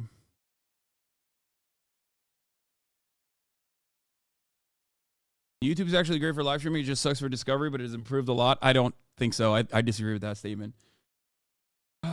Anyway, where the fuck were we? What were we saying? So, you know, Adin has been very upset. He's like the face of Kick, platform created by the stake folks, the wonderful folks at stake.com, the crypto casino, the crypto gambling platform that was yeeted off of this streaming platform, Twitch. They were like, all right, fuck you. We're going to make our own streaming service that is going to be competitive to Twitch, that also simultaneously is literally paying Twitch to even exist. For those of you who don't know, Kick.com is basically like a Twitch reskin. So they pay Twitch. They pay Amazon to have a live streaming platform to begin with. With blackjack and hookers, literally. Yeah, pretty much.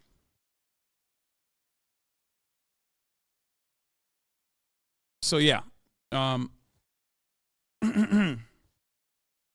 They made Twitch too. If you were like, Twitch has, you know, too much of a stranglehold on dudes getting their dick sucked on camera, dudes doing sexual assault, Nazis, and the like, then, you know, Kick is the platform where you can do all of that, and then some, and a lot of gambling. Okay? So, Adin was one of their biggest content creators that they signed onto the platform. And before we continue talking about Kick as a competitor, I have, I guess, somewhat of a selfish perspective on this as both a content enjoyer, but first and foremost as a content creator in this live streaming space. And that selfish perspective that I have is that I want there to be more competition so that Twitch can't do this kind of weird thing that they're doing this week, right? The only reason why Twitch can seemingly get away with squeezing more revenue from their content creators is because there are no viable alternatives in the space. When Mixer was around, Twitch had to do everything they can because they were genuinely afraid that people were going to switch over to Mixer, which was owned by Microsoft, right?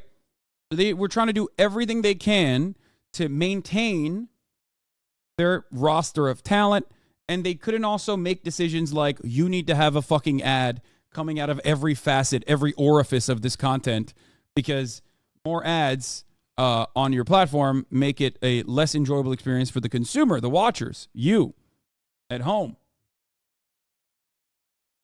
Okay? So personally, I do want Kick to succeed.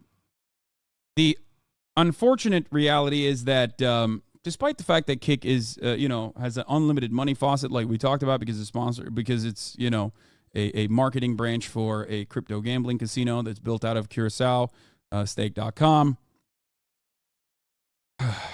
This is their, forward-facing content creator. This is the face of kick.com. This and also, people that harass people on subways and fucking get arrested for pedophilia in foreign nations, and people that get their dick sucked on camera, and people that do sexual assault and whatnot. So it's really fucking weird and gross right now. They need to fix it. If it can be competitive to a platform like Twitch, they have to fix that. They have to do moderation. Okay? But this is the face of the platform currently. There's only 2 streamers that are banned from Kick. Mizkif, you can't come. You're not coming to Kick, bro. I'm sorry, you're not coming, bro. Me and Brucey don't want you here. You're not coming. That's first of all. Fuck you. Suck a dick. Hasan, you're not invited either. I'm gonna be honest, bro. You're not coming. No! Are banned. Okay? No! This is devastating news. Boys, this is devastating. They cannot come. Pokemon. There's only... So,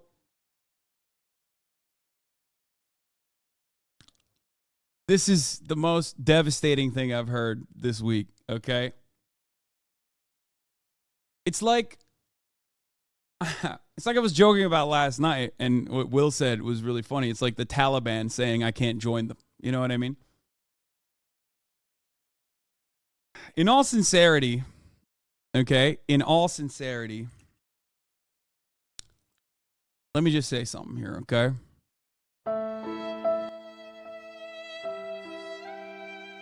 I've been banned from spaces before. I've been banned from spaces before. I've been banned from this platform that I'm on right now, Twitch. But this one hurts. This one hurts the most. I've made genuine efforts to switch to Kick. I did. Everyone knows it. I tried to join real bad. And when I found out that Adin, a person with absolutely zero power over at Kick, decided to bar me and Mizkif, another content creator with a sizable audience who literally just recently got a deal with Rumble, a competitor to Kick as an alternative to Twitch, was fucking devastating. Because Mizkif went to Rumble already. He got the bag. But me, I was looking for a bag from Kick.com. I was ready for it. And it seems that Adin, once again, I gotta repeat this, a person with zero say on Kick as a platform has decided to ban me. Oh, man. Okay. all jokes aside, yeah, you can't break up with me because I'm breaking up with you type shit. It's like, it's very odd, but I think he's just doing it because he just wants to like gain, he just wants attention. He's like a kid who wants attention. That's it. That's what's going on. Like,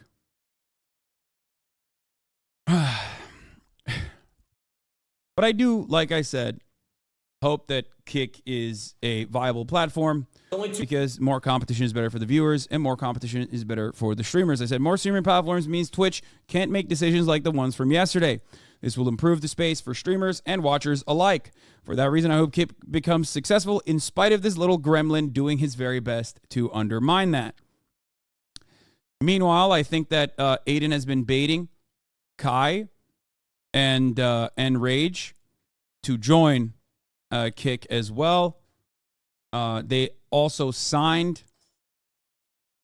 They also basically they signed Bruce recently. In reaction from being banned from Kick, HasanAbi announces he joins Daily Wire Plus. Yeah. So he's just been trying to like bait Kai into getting banned or something. He says, Kai, say the truth. I'm watching your stream. You can't say this on Twitch without being banned. How many genders are there? Answer, and I'll give you $50,000 to your community, Kai. Okay? So then Kai responded to him and called him out. Trying to little bro me on the internet right now in front of 70,000 niggas, bro. Like, bro, y'all niggas is my friends, bro. Like, what is y'all niggas doing? Y'all coking right now. Y'all coking, bro. Y'all gotta chill, bro. Y'all niggas is my... He's right. It's like very weird to try and like get him in trouble when he's like clearly indicated that he's comfortable staying at Twitch. And why wouldn't he be comfortable staying at Twitch? He's one of the largest Twitch streamers on the fucking planet. He's one of the largest Twitch streamers on the planet. He has the most subscribers on the platform. Why the fuck would he leave? Like, he's doing great. He's also significantly more brand friendly than someone like Adin. So I don't understand why, like, Twitch would be stupid as fuck to let someone like Kai go. Okay? Straight up. And like I already had a fucking scuffle with Kai and some of the W community streamers because they were like, oh, you're fucking trying to get that rapper guy, what is DDG, banned from the platform, whatever. They were saying I was a snitch because they saw some fucking clip chimp and they fell for it. They took the bait. And I literally, like, I'm not, you know, I'm not friends with these guys at all. Okay, straight up. And I'm saying this in spite of that because it's the truth. I have always maintained the position that, yeah, it was fucking stupid-ass made-up drama. But it doesn't matter. In spite of all of that, I think, and I've said this from the start, Kai is very talented. I like your Rage a lot. But Kai is very talented. He's very good at what he does. And he's also, you know, a very successful content creator on this platform. And Twitch would be incredibly stupid to let him go. Okay? Now, having said that, though, I don't know why the fuck Adin is behaving this way, but I guess it's just because he cares more about his attention, like gaining attention for himself. That drives clicks, maybe? I don't know. He's just like floundering. He realizes that Kai surpassed him in every way possible, so now he's just like trying to lash out like a child.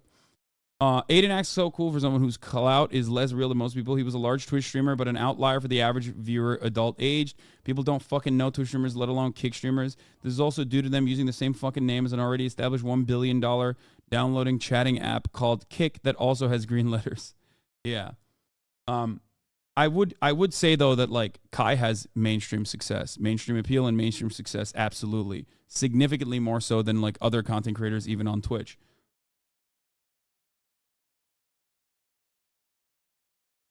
Kai is so big that my friend who hates Twitch shared a Power Ranger clip of his to me through YouTube. Yeah, he is. He's huge. He's gigantic. Kids love him. Friends, to stop trying to, like, bro, come on, bro, like, that's whack. That's whack. I think that's whack. If I'm being honest, I think that's whack, bro.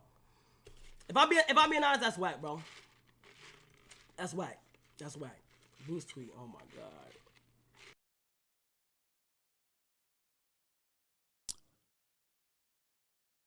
Anyway, so they were, I guess he was baiting him. Adin was baiting him with this shit, which is so stupid. He's like, dude, come on.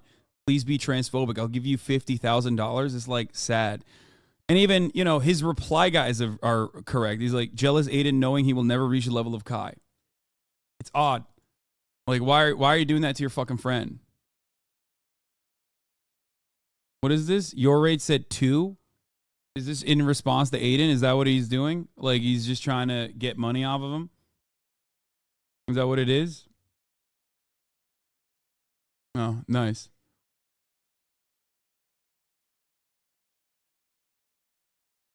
It's lame. It's lame as fuck. There was another video on this too, but not the ones you think. Here it is. I think this is like them talking I ain't with got Bruce. shit to hide. These niggas is scripting shit and hiding shit. Bro, what? I don't give a fuck. That's what I'm on kick for, nigga. You think I'm sensitive? I don't give a fuck, nigga. At least I can say what I want. The fuck? You got niggas beating around the bush with shit. Who you gonna believe? A nigga that's beating around the bush? I ain't got shit to hide. I don't give no fuck, nigga. When I turn this shit off, I'm straight. I get paid by the hour, nigga, not by the sub. So keep letting niggas fry your fucking brain, stupid ass nigga, and keep talking about that little, you niggas is L fucking.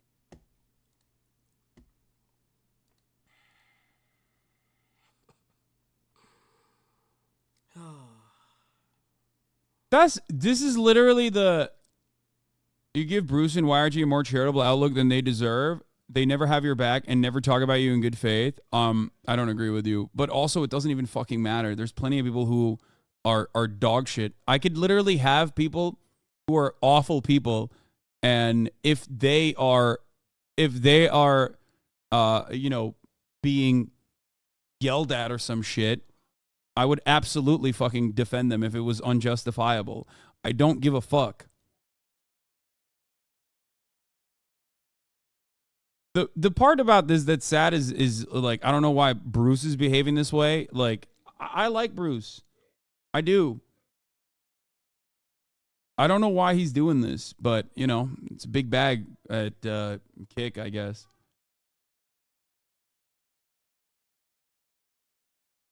But once again,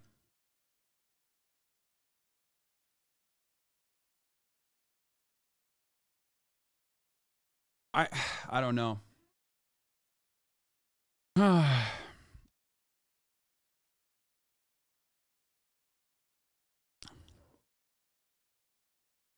Bruce is talking about something else that's not related to this. Yeah. Apparently the Kick owners were also talking about me. That was on LSF, right? That was another thing that I was going to show you guys. And then there's more Twitch ToS decisions that we're going to talk about as well. Where the fuck is it? So Adin says Mizkif and Hasan are blacklisted. We already covered that. Here's the Kick panel featuring creators of Kick and Train talking about me. What the fuck is this clip structure? I don't even know. Do I click on this? What other platform are you going to get finger painting lessons from Hasan? You know, his content that only Twitch can offer the community. That's Travis Scott's manager? Bro, this dude is like a whole ass adult. What is he doing? I've never heard of him. I don't know what the fuck he's talking about. Why are they like, what's going on here? Like, why are they talking about me? It's so weird. Bro, you're like a grown ass dude. Look at your fucking hairline. What are you doing? Does he mean nail painting? Yeah, that's also weird because, like, if he's Travis Scott's manager, hasn't Travis Scott painted his fucking nails? And not only, anne bir çıkarır mısın Kaya'yı? Uyandırdınız. Ne olur lütfen. Uyandırdınız, uyuyordu. Bak bakıyor sana şu anda. Sana bakıyor, evet. And also, like, Drake fucking paints his nails. Like, what is happening? This dude is talking about my fingernail painting stream from like 2 fucking years ago, dog.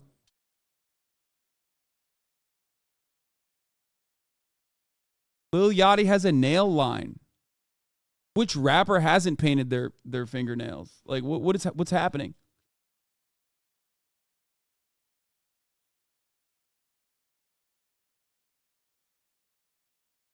Anyway. Community. Yeah, I mean, it's socialism classes. We can also offer classes in socialism.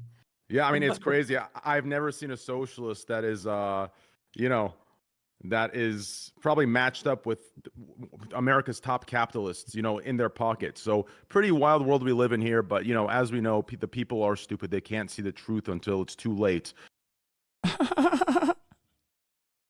Bro, didn't we have this conversation already where I fucking dog walk train? Like, I literally held him by the hand and walked him through the steps piece by piece. And that's where the systems meme came from. Do you really got to go back to your hug box and talk to like the owners of Steak and Kick about this? Like, you got to cry to Travis Scott's manager about this? Really?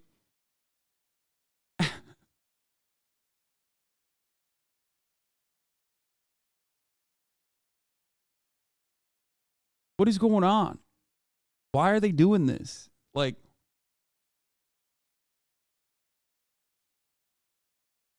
you're basically Jeff Bezos himself in his eyes. Yeah. And what are my options here for fucking live streaming? So, as a live streamer, I can go to what? Like, not billionaire owned Facebook to live stream there? Not billionaire owned fucking YouTube to live stream there? Or what? Kick? Is that where I have to go? Like a crypto gambling backed, you know, marketing platform for a crypto casino? That's what I got to do? Also, very odd as owners and creators to talk shit on people in the space. If you want streamers to join the platform and trust that you run it in good faith, yeah. Like, from out of one hand, they keep saying Kick is the platform you need to go to if you want free speech. And out of the other, this fucking dingus right here is literally like, I'm also banning content creators from the platform because I just don't like them. Like, how are you going to run a free speech platform while simultaneously being like, but not that kind of speech, actually. Don't like that.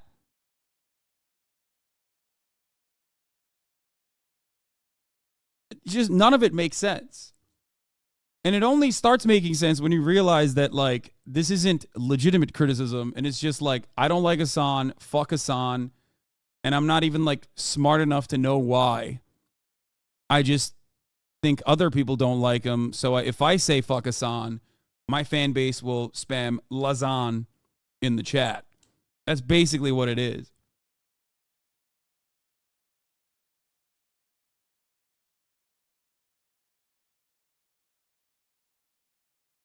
But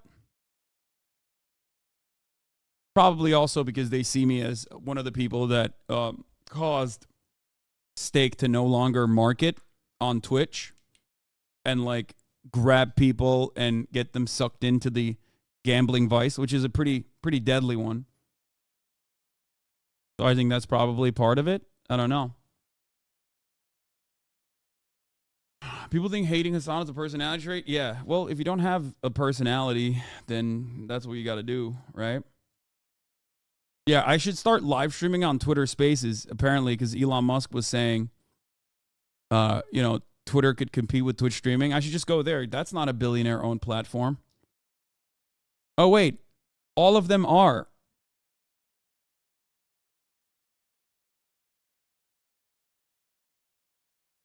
But as I was saying, I wish him well. I wish Kick well. You know, I know why they are very upset with me. It's probably a combination of things, but I mean, these aren't, with the exception of Bruce, and I don't know who the fuck this guy is, and I don't know who the fuck this guy is either. You know, I wish all of them well, regardless. I do. I really do. I hope they do all right. I don't know. But it is weird to fucking see Bruce like laughing along with the fingernail painting shit, because it's like, what do you mean, dude? I don't expect anything in return when I defend certain principles on this platform, but like I have so consistently defended him on the cracker shit, because like I do legitimately think that it's ridiculous that he got banned for that, right? So for him to like sit there, get the bag, and then fucking laugh off like, oh yeah, he's fingernail painting, like that's kind of weird. Like I've never had any beef with him. I've never had any drama with him. So, you know, it is weird to see. But what are you gonna do? Content creators, you know, they got to make content. But yeah, I mean, I think you bring up a great point, David. A socialist that is bought and paid for by Jeff Bezos. Man, they really fucking own me there. They did. Haven't heard that one before. Yeah. Instead, I should go and, yell my opinions on the streets. A socialist that's bought and paid for by Jeff Bezos, who also happens to be the single largest donator to the Amazon labor union. But, you know, so much so that it's like basically up there with like entire institutions that have given money to Amazon labor union. But, of course, that's neither here nor there. That's not something that they are going to bring up here, because it kind of goes against what they are trying to say, which is that you're bad.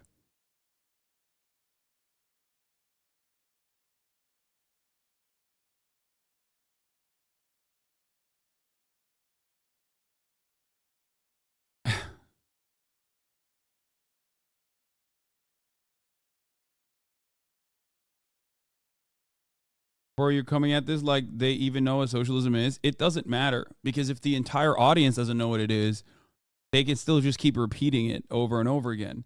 The greatest example of this is like the dude right there, Trainwrecks, who I have talked to personally about this issue, which, seemingly was lost on him. Like he went back to the same old bullshit again. Because they're disingenuous. They don't care. Çok iyi. Teşekkür ederim anne. Dolaştır peki.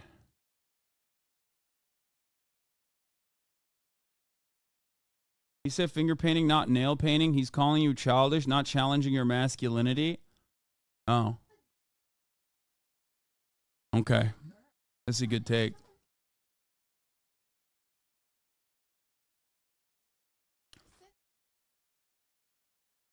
Honestly, I'd be way more pissed off than you about this shit. It's annoying as hell how stupid people are. Dude, this is one of those instances where, like, objectively, when you see a bunch of, like, old-ass dudes that you've never even, like, heard of that are, like, running these companies and have, like, real jobs even, like, be this butthurt about a random fucking Twitch streamer that most people don't even know about. At that point, like, even the mention of this, even like the way that they're talking about the subject kind of is a self-own. You know what I mean? No one is going to look at this and go, wow, these guys are fucking brilliant. Like most people will look at this and go, oh yeah, these guys are fucking weird. Why is Hasan so fucking rent-free in their heads? I can totally see people viewing this and going, I don't even like Hasan all that much. I've heard that he's hypocritical or whatever, but like very weird for these guys to have like a ownership meeting where they're bringing up a random fucking Twitch streamer in this way. You know what I mean? Like, it's odd. Very odd. Very weird.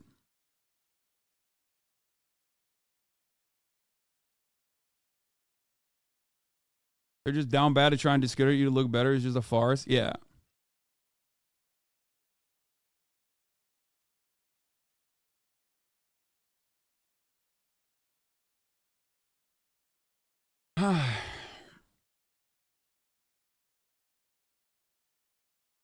You don't even talk about Trainer Adin anymore. They're obsessed. Yeah, I try not to. It's just like, you know, it's not great. I don't know why you refuse to throw shit back at the shit throwers. I don't really care. Like, why would I? What do you want me to do? Spend a lot of fucking time and energy just like addressing talking points like this, dude? Like, this is the dumbest counter on the fucking planet. You know what I mean? You're talking to a person who like completely misunderstands the joke itself. This is me making fun of rainbow capitalism, making fun of brands that like say, "Oh, we love gay people." Okay? It's an inside community meme about me being an LGBT foe because I don't like the term ally because I think it's stupid. And he took it as like me being genuinely supportive of the Pride Month by putting a fucking rainbow PFP. Like, that's not how I support the LGBT community. And that's not how you would support the black community during Black History Month.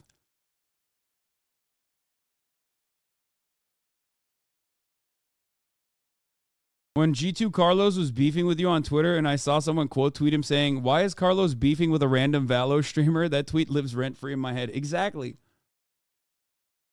Like, what am I supposed to do for Black History Month? Like, do a blackface PFP? I think that's what Adin wants.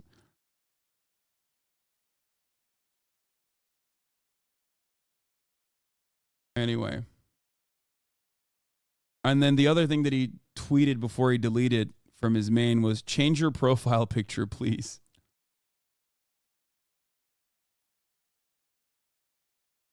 Ostonox on his alt said, "I hope Kick burns and all the people who crafted a site that exists only to convert children into gambling addicts can get fucked.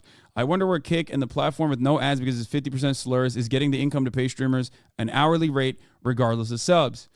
This is why I said I am selfish when I say I hope Kick exists or becomes like a relatively successful platform, because it ultimately is a marketing branch for the crypto gambling casino stake. From a moral perspective, it is probably not good. And I don't know how their contracts work. I don't know if they're like, obligating streamers to literally fucking like promote and shill stake or something like that. But,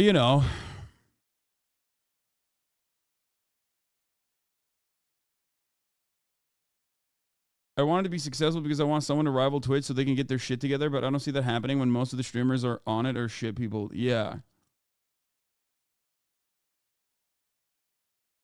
Hasan, please kill yourself. I'll do anything, please.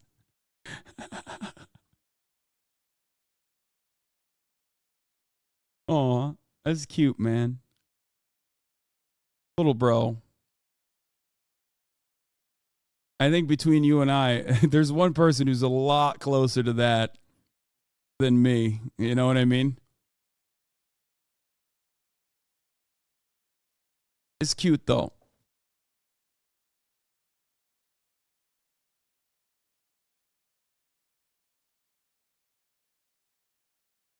Anyway.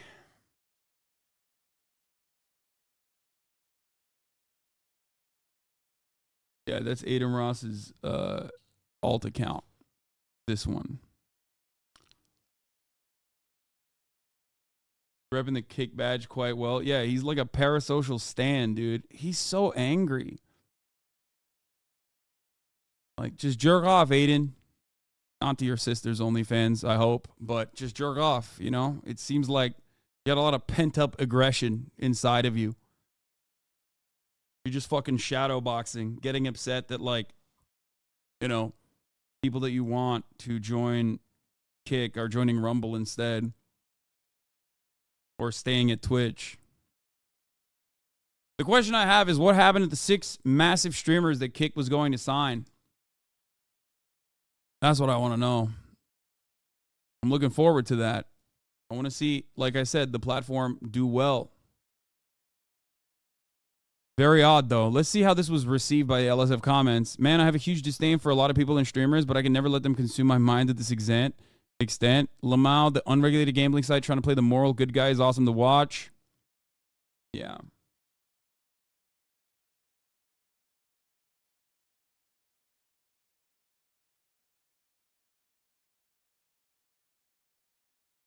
Dude, when you got the LSF crowd defending their favorite villain, usually that's how you know.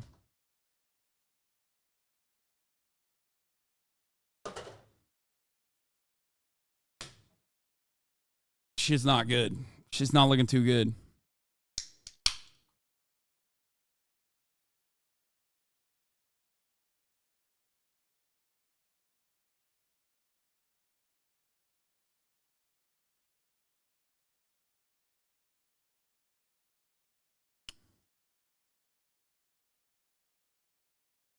Anyway, read my last message. I had to move in with my parents. My house floated on 3 floors. And the amount you've said suck off or dick since I've been here is astounding.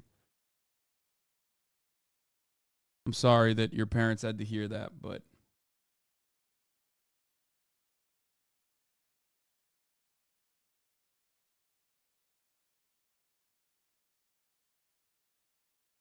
Anyway. It's just odd, man. It's odd. How about this? How about you signed the 6 you were supposed to get first? Not like any of them wouldn't go to YouTube instead.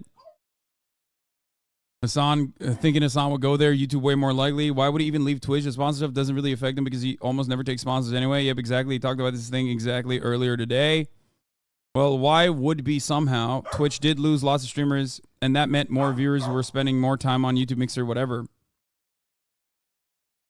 Leaving for True Social or sorry Kid Rumble would be incredibly stupid, but if the proposed changes rather than the real ones we'll find out about in a few days goes through, that severely hurts most of Hasan's peers. That said, what Hasan and all the other streamers who spoke out against this should be doing is coordinating with their Twitch reps to get updated contracts, compensate lost revenue in exchange for not jumping ship, get their collective action on publicly, but behind closed doors, dick over all of the 100 concurrent streamers. I think that's fucking stupid as well. I think they should stop. I think Twitch should stop. I think if there's any sort of collective action happening, it should probably revolve around stopping Twitch from making idiotic fucking decisions, in my opinion. Okay?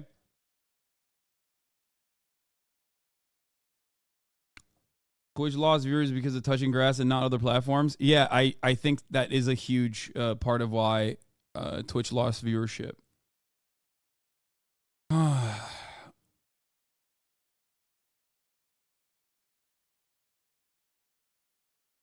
I'd like to announce that I have blacklisted Rihanna and Taylor Swift from coming to my birthday party. Please go support them in these troubling times.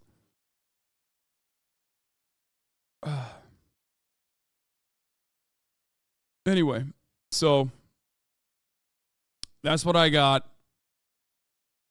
What is this? Aiden Ross claimed that Kai Cenat and iShowSpeed regret signing with Rumble. Rumble is going down, and look at Eddie even said W Sneeko.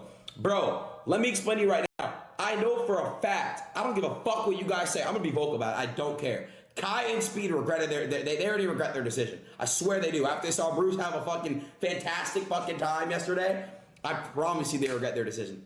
I promise they do.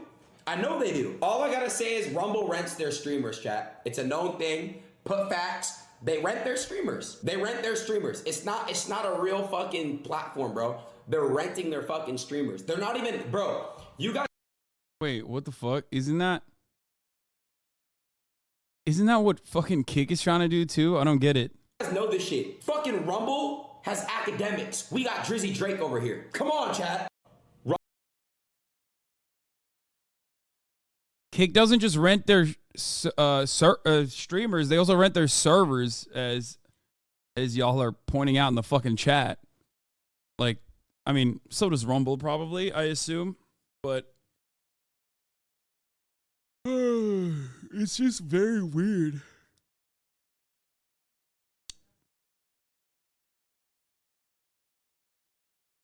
Why don't they hire a streamer to consult on these decisions? It seems so dumb. They did. They hired the streamer that they hired to consult on these decisions is Trainwrecks.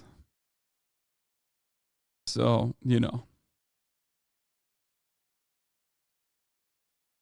Oh, Rumble has their own network and their own servers.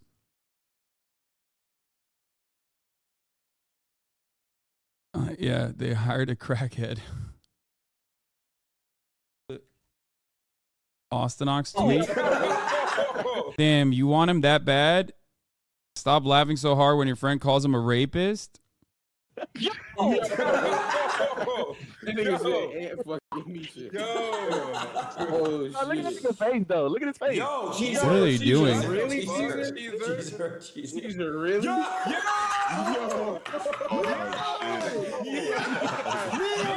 If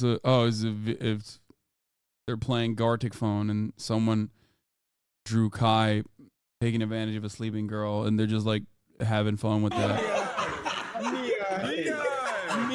What the fuck?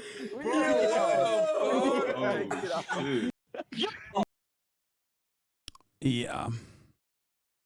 That's weird.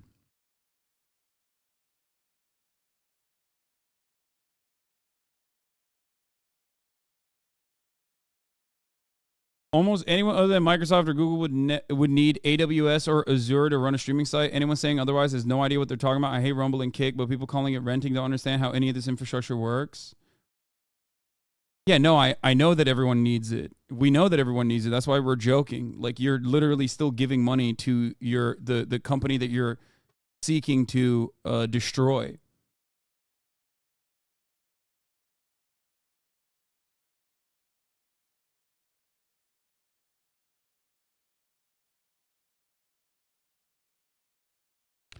I'm sure, like, ultimately they'll be fine. You know what I mean? I'm sure, like, I don't know the intricacies of the relationship. They're probably fine. I don't really care about it too much, but it is weird, like, the way they're behaving all the time. Very weird, very strange. But I hope my position on the matter is clear.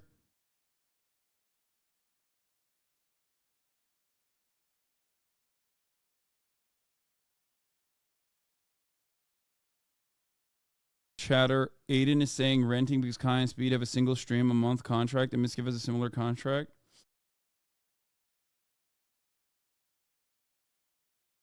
The drama with Kai and Rage was hella manufactured, most likely because it's all but confirmed that Rage is signing with Kick soon, as he keeps hinting at every stream, so they are just trying to generate buzz. Like, the second half of those VODs was them discussing with Adin over text on going to an NBA game today or some shit. Trust me, I wish Rage and Kai genuinely disliked Adin, but they don't.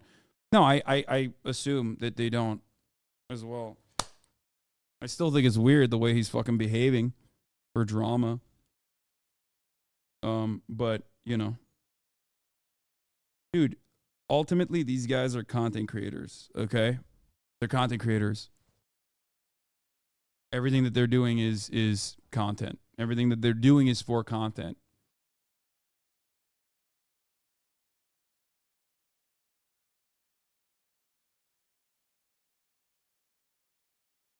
And drama is content.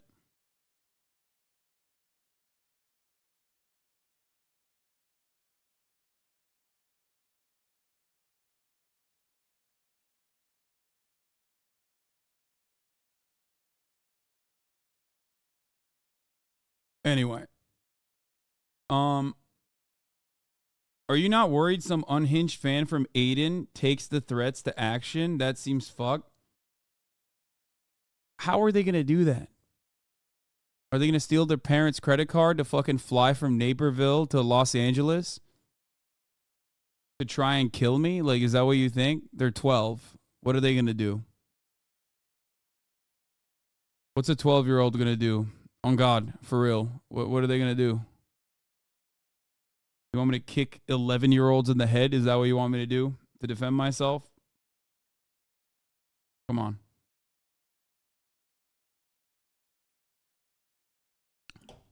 Let him fucking scream, dude. Who cares?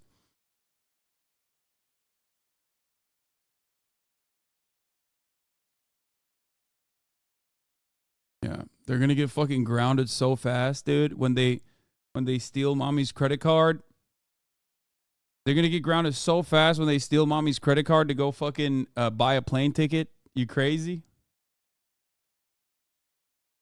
Come on now.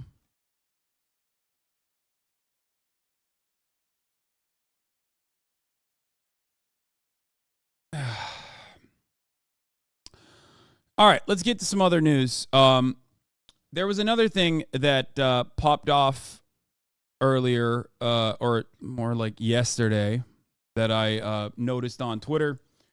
Oh, and also earlier today, I tweeted two different things. One of which is how permanently horny Elon Musk is.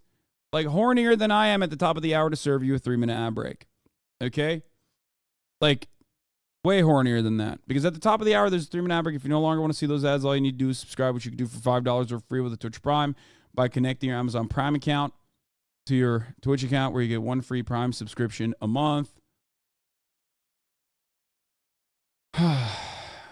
Use it on your favorite broadcaster. Hopefully that's me. You can also get gifted a sub if you're lucky.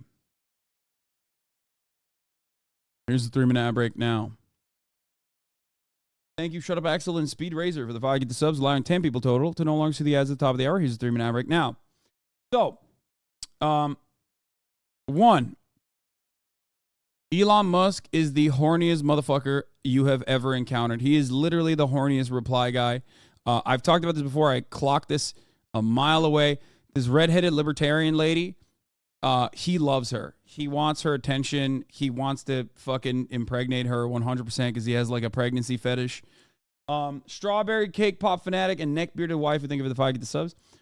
He's so horned up. The redheaded libertarian put another Drake meme out there.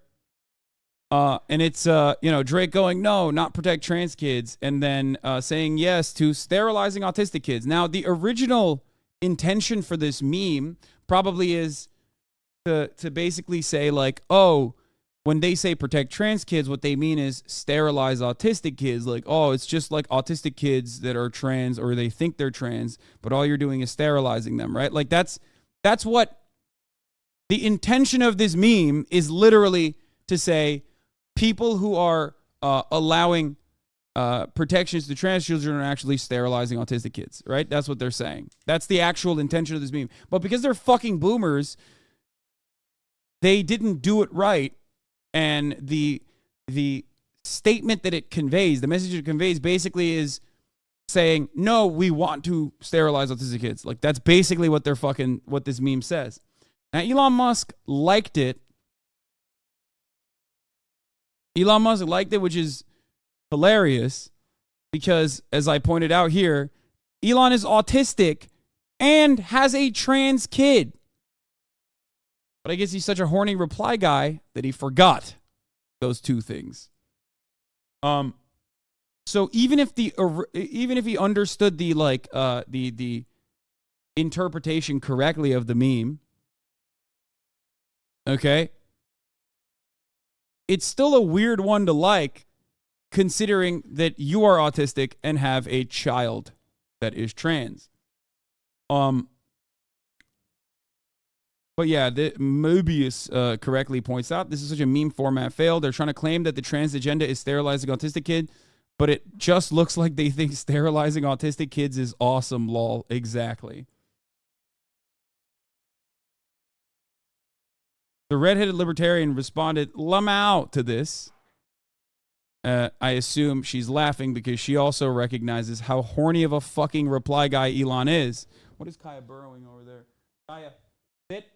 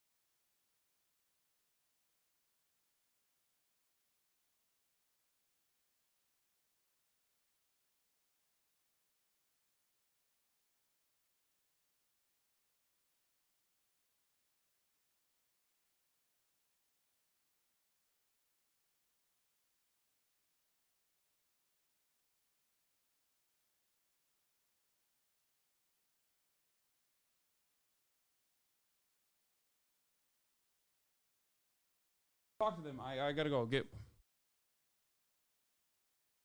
All right. Anyway,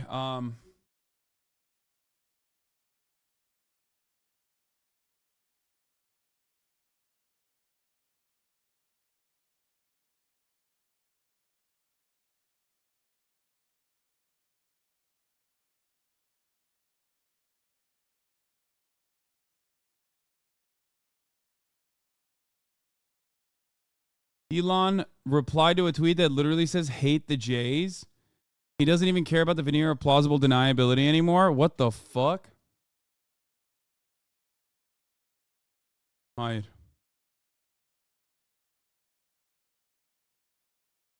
Did Kai ever finish the puzzle? She did. Not level 4, though.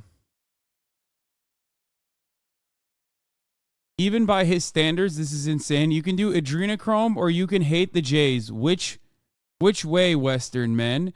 Gibson is really that buff these days? Brother, there is... What the fuck? What the fuck? That's just straight up. You can do adrenochrome or hate the Jews. Which way, Western men?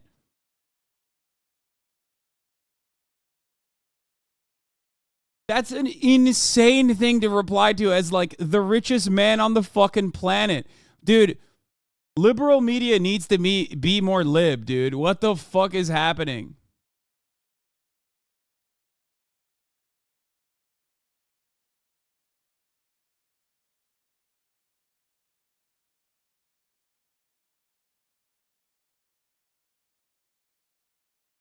That's insane.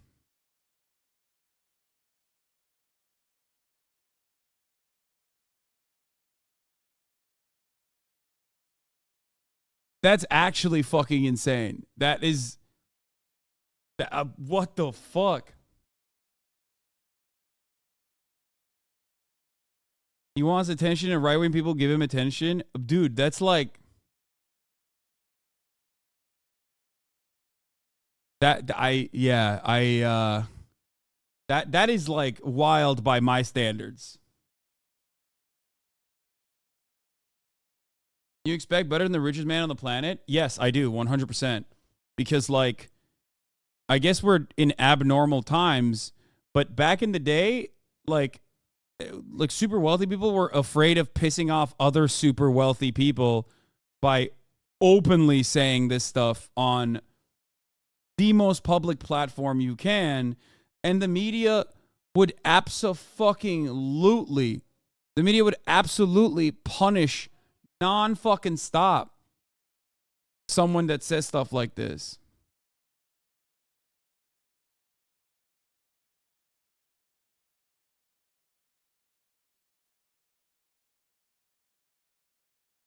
The new Henry Ford? No, we're not talking about fucking Henry Ford. Elon Musk tweeted 88 before. He's an actual Nazi. Okay, shut the fuck up. This shit pisses me off so much. No, man. No. Okay? That, like, what is wrong? Are you fucking actually mentally ill?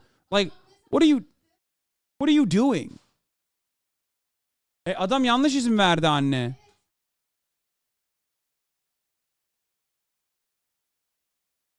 Like, he's just saying, I wonder what Earth will look like 88 million years from now, dude. That's like, that has nothing to do with anything. You think Elon Musk tweeted a reply to this to like secretly do messaging? Like, the number 88 in and of itself is not a fucking anti-Semitic dog whistle. It needs to accompany something contextually for it to be considered a fucking anti-Semitic dog whistle. Please stop being so fucking weird, chat. Jesus Christ.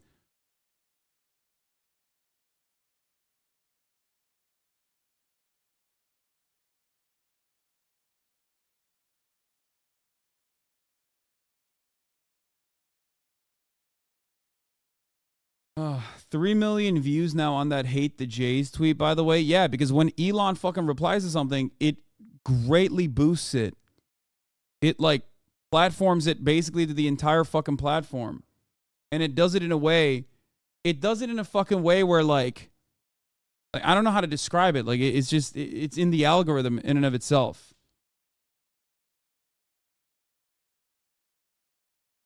It's like basically built to the platform that like most people see it. It's hard coded in.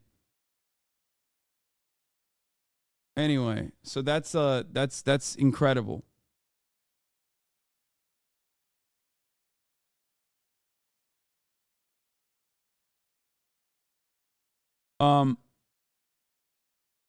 His account is full of weird ass permissions that override stuff, hence the whole DeSantis debacle. Yeah.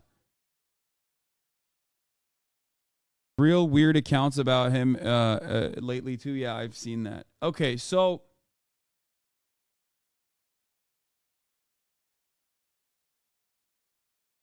this shit is like, it's fucking gross. It's weird. Stop sending me more random, dumb, irrelevant Elon Musk shit, please, Megaphonics. Jesus Christ. The moment that we open up the fucking conversation to Elon Musk, Megaphonics is like literally nutting. He's like, dude, look at this one. Look at this J. Aubrey tweet. Look at this thing that Elon Musk is doing. Like, it's not relevant to the conversation, okay? It's not. Anyway, we're going to move away from the fucking dumbass Elon Musk bullshit, okay? And we're going to get to drama over at CNN. CNN CEO Chris Licht is out after a controversial tenure. Well, this just in, breaking moments ago, CEO Chris Licht out at CNN. His departure coming on the heels of a magazine profile that certainly angered staffers. He had lost the trust of the employees there. Fox News contributor Joe Concha is here. This was pretty stunning. He's only been there about a year. You followed this story pretty closely, including the recent profile that ran of him by Tim Alberto over the weekend. That didn't do Licht any favors? None whatsoever, Dana. You don't allow, or if you're a network president, at least if I were a network president, I wouldn't allow a reporter to follow me around for a year, including going to my workouts in the morning and just witnessing what I'm doing around the office, and then expect that the profile is going to be more positive than negative, particularly with all the struggles that Chris Licht has had as CNN president. And you said it exactly. I mean, he started there in April of 2022. So we're talking less than 15 months. He is gone. And I can't recall the last time a network president at this level getting the axe so quickly. And it was an internal coup led by on-air talent, Bill, Dana, at the networks, and is even its own media team that ultimately brought him down. And why? Because many could not accept the fact that Licht was attempting to move the network. Yeah, this is true, by the way. He literally was trying to fucking make CNN more right-wing than it already is. And not right-wing in the sense that, like, they hate Medicare for all. Everybody does that. Anyway, all matter of media does that. He was trying to make it more right-wing from, like, Fox News standards. So, and they very openly were, like, trying to do a diet Fox News type thing. And it actually wasn't doing well either. I don't know what CNN will do now that, like, that project kind of failed. But we'll see what happens. From being seen by conservatives and many independents as an activist news network, a resistance news network aimed at disparaging through provocative and personal opinion those right or right of center, and thereby destroying the decent credibility it once had. And remember, Licht, he had inherited a network that had lost 75% of its audience when you're comparing early 2021 with the spring of 2022 when he came in. And new leadership there gave him marching orders, basically saying, move this network back to the center. The network was under Bernard Shaw, Aaron Brown, and a guy named Bill Hemmer, right? Less provocative opinion, more solid reporting, more Republicans on the air, but that did not sit well with many at the network, and the dam broke over at that headquarters in Hudson Yards, just south of you, when they had the audacity of hosting Donald Trump, the clear front runner for Republican nomination, a former president that received 74 million votes in 2020 for a town hall. And these are the same people internally who had zero problem putting Trump on their air for countless interviews in multiple town halls back in 2016 because he was great for ratings and great for clicks. And now there's this moral outcry over the May 2023 town hall, and that was borderline hilarious to witness. But to your point, it was that Atlantic piece that came out just a few days ago that ultimately brought him down, Bill, Dana. I was stunned to see anchors from CNN being quoted in the Wall Street Journal yesterday. I mean, that was pretty telling. But I think you're exactly right about the Trump town hall. That was the last straw. No matter how you conduct it, whether you let all the audience members ask the questions or allow your anchor to interject, that did not go well inside the walls of CNN. No, and you talk about reporters going to the Wall Street Journal and going and disparaging their boss. Anderson Cooper went on the air the day after the Trump town hall, and he said, he told viewers he wouldn't blame them if they never watched the network again. Yeah, by the way, Anderson Cooper was literally defending having the town hall. And this is part of the reason why you just can't outright wing the right. Okay? And you can't think that, like, they're going to be helpful and hopeful about you possibly becoming a competitor in the field. Okay? You're so fucking stupid that you thought that this was going to be a viable project, that this was going to, like, this was going to actually yield positive results. It's so dumb. Why the fuck would 75-year-olds go anywhere but Fox News to get their unfiltered, aggressively racist commentary, especially, let alone, fucking the Clinton News Network? Why would they do that? Why would they do that? These people don't even know how to fucking change the channel half the time, dude. They are physically incapable of doing so.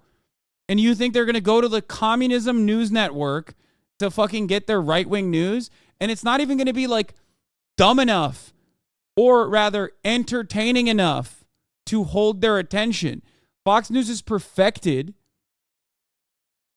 the art of being the most unhinged, diabolical racist you can be.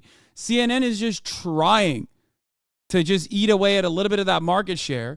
No one's out there thinking, oh yeah, I really want my racism news coverage to also be a little bit more civil. Like, no, you have to be sweaty. You have to be unhinged. You have to basically say everything but the N-word. That's what Fox News does, and that's why they're the most successful news network. You can't try to copy their shit while also keeping the CNN branding, which is immediately, negative, viewed in a negative way from the eyes of the broader Fox News watchers. And you can't do it with, like, civility. Again, I mean, this is insane stuff. So, look, in the end, Licht was in that Atlantic piece, and let's explain why that was so devastating to him. He was critical of the network's COVID coverage under Jeff Zucker, and basically he accused journalists there of fear-mongering the public to keep ratings up, and he was 100% right about that. But look, I'm not saying that Chris Licht did a good job, right? He's a former morning show producer before he was with Stephen Colbert, and then he creates a morning show at CNN that stars Don Lemon, and he gets fired within 6 months. The show can't even attract 400,000 viewers on average, and it took him a year to find a replacement for the 9 p.m. Damn, bro, they are fucking cooking his ass, brother. Chris Licht getting his ass licked a little bit here. Holy fuck. Well, that would be a positive slot, which is crucial for any cable news network. A year. By the way, this does make sense, though. Remember when I said, like, Don Lemon was being right-wing, and then he got fired while CNN was, like, openly trying to make moves towards the right? It literally did not make any sense whatsoever. It's like, bro, you literally did this. Like, your goal, your job was to make CNN more right-wing, and then you fucking fired the guy who was being more right-wing on camera.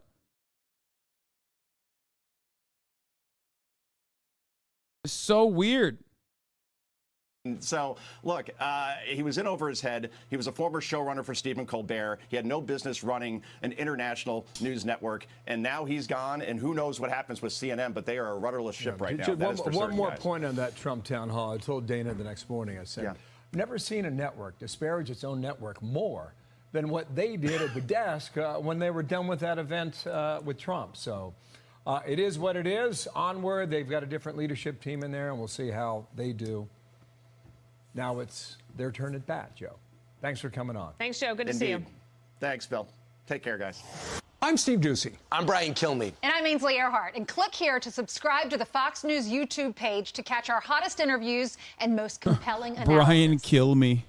Race for the White. All right, ladies and gentlemen, it brings me great pleasure to tell you that big things are happening in campaign mania. That's right. Folks, it's happening. It's big. It's news. It's out there.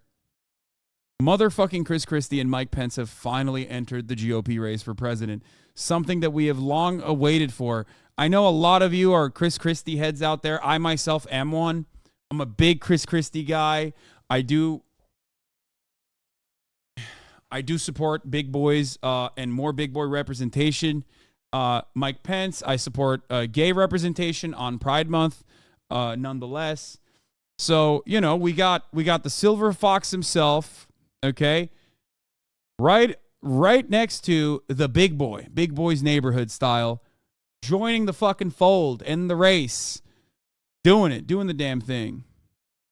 White House now. The battle for the Republican presidential nomination is heating up. Chris Christie launched his campaign last night. He's standing by live. Mike Pence just released his video announcement this morning. Rachel Sky is tracking the race from Manchester, New Hampshire. Good morning, Rachel. George, good morning to you. And they were once close allies to Donald Trump. His own former vice president, Mike Pence, and former senior advisor, Chris Christie, now both joining a very crowded Republican field, but taking two very different approaches when it comes to taking on the former president. This morning, former Vice President Mike Pence launching his 2024 campaign, challenging his old boss, Donald Trump. It'd be easy to stay on the sidelines. That's not how I was raised. Bot Pence has joined the game. Yeah. Mike Pence joining is like an NPC coming into the universe. You know what I mean? But I'm not even talking like a From Software NPC that like invades you. You know what I mean? I'm talking like straight up like a easy mode bot that you put in your MOBA game. Like, he's got nothing going on, dude. Absolutely nothing. Raised. That's why today, before God and my family, I'm announcing I'm running for president of the United States. You got to ask, who's this for? You know what I mean? And I don't know. I really don't know if there's the Michael heads out there. Without mentioning Trump directly, the once loyal VP says it's now time for new leadership. We're better than this. We can turn this country around, but different times call for different leadership. But one candidate who is calling out Trump by name, Chris Christie. Person I am talking about, who is obsessed with the mirror and who always finds someone else and something else to blame for whatever goes wrong, but finds every reason to take. Look at how tubby he is. I love him, dude. It's hard. It's hard for me not to like him. He is such a rotund individual, dude. Oh God, I love him, dude. He's got a special place in my heart. New Jersey, obviously, and also how rotund he is, obviously. It's huge. He is so bad and so stupid, and Trump absolutely fucking cooked him. He destroyed him. Not only did he destroy him so thoroughly, which, by the way, remember, the state that he announced, New Hampshire, he got 6th place in, okay? But the one good thing Chris Christie ever did in his long fucking career was prosecute Jared Kushner's dad and throw him in jail, okay? And for that reason, Jared Kushner did everything in his power to kick Chris Christie out of the Trump transition team in the Trump White House. This guy was the first, like one of the first mainstream Republicans to endorse Donald Trump. One of the first mainstream Republicans to endorse Donald Trump at the time. Then Trump rewarded him by putting him on the transition team. And Jared Kushner was like, no, Dad, you can't do that. Fuck this guy. I'm going to make it my life's mission to kick him out. So he got fucking cooked. He got absolutely destroyed by the biggest beta male on the planet, Jared motherfucking Kushner, okay? Credit for anything that goes right is Donald Trump. The former New Jersey governor announcing his second bid for the White House with a blistering attack on Trump. The candidate... Dude, the media is not even like holding back, too. They are just straight up. They're just straight up memeing on his ass, dude. Like posting photos side by side with like Donald Trump. But the real way that he got cooked wasn't when Donald Trump took him off the White House roster. Okay? That's not the worst way that Trump ended his life. This is the worst way that Trump ended Chris Christie's life. This is a real fucking tweet.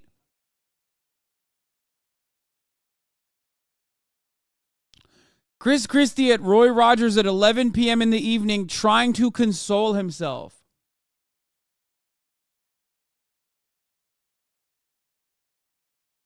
It's over.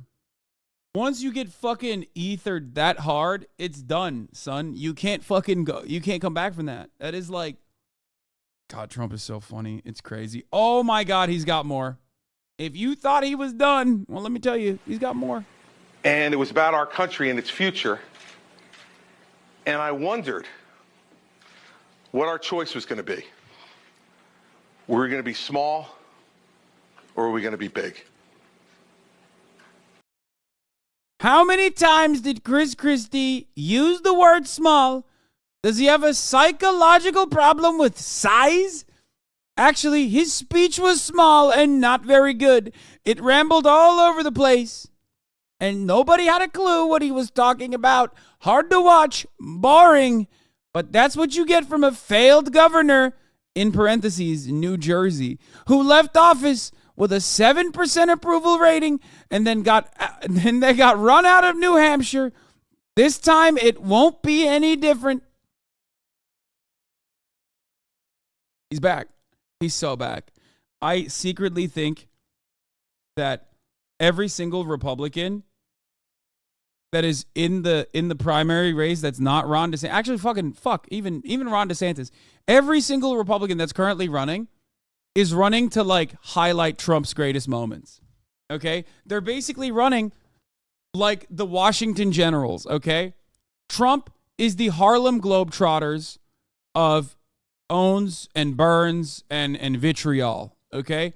And every single Republican is basically running to, one, ensure that Ron DeSantis never fucking has a chance, because every single person is not going after Trump's base, but instead Ron DeSantis' cut of the Republican primaries. But even including everyone, including Ron DeSantis himself, is making him look so good. Like, it literally feels like they are doing this deliberately. Like, they have no shot.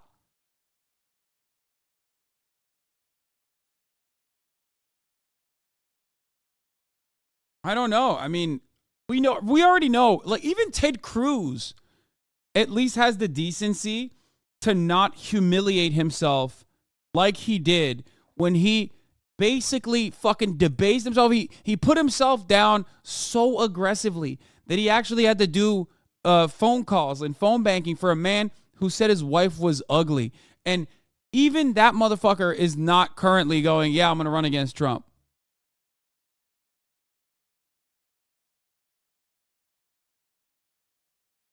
Think about that. You have literally worse optics than Ted motherfucking Cruz at this point when you do this. And yeah, he said, I'm the only candidate who could take on Donald Trump and tell the truth. Every other Republican thinks they can tiptoe around him. I don't tiptoe. Get me on that stage and get your popcorn ready. Does Christie have a better ass than Trump? Yes, and he has a better fupa than Trump too. But here, this was his greatest moment. This was Chris Christie's greatest moment.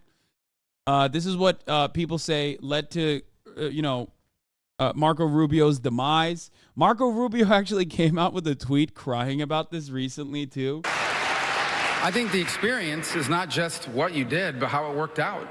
Under Chris Christie's governorship of New Jersey, they've been downgraded 9 times in their credit rating. This country already has a debt problem. We don't need to add to it by electing someone who has experience at running up and destroying the credit rating of his state.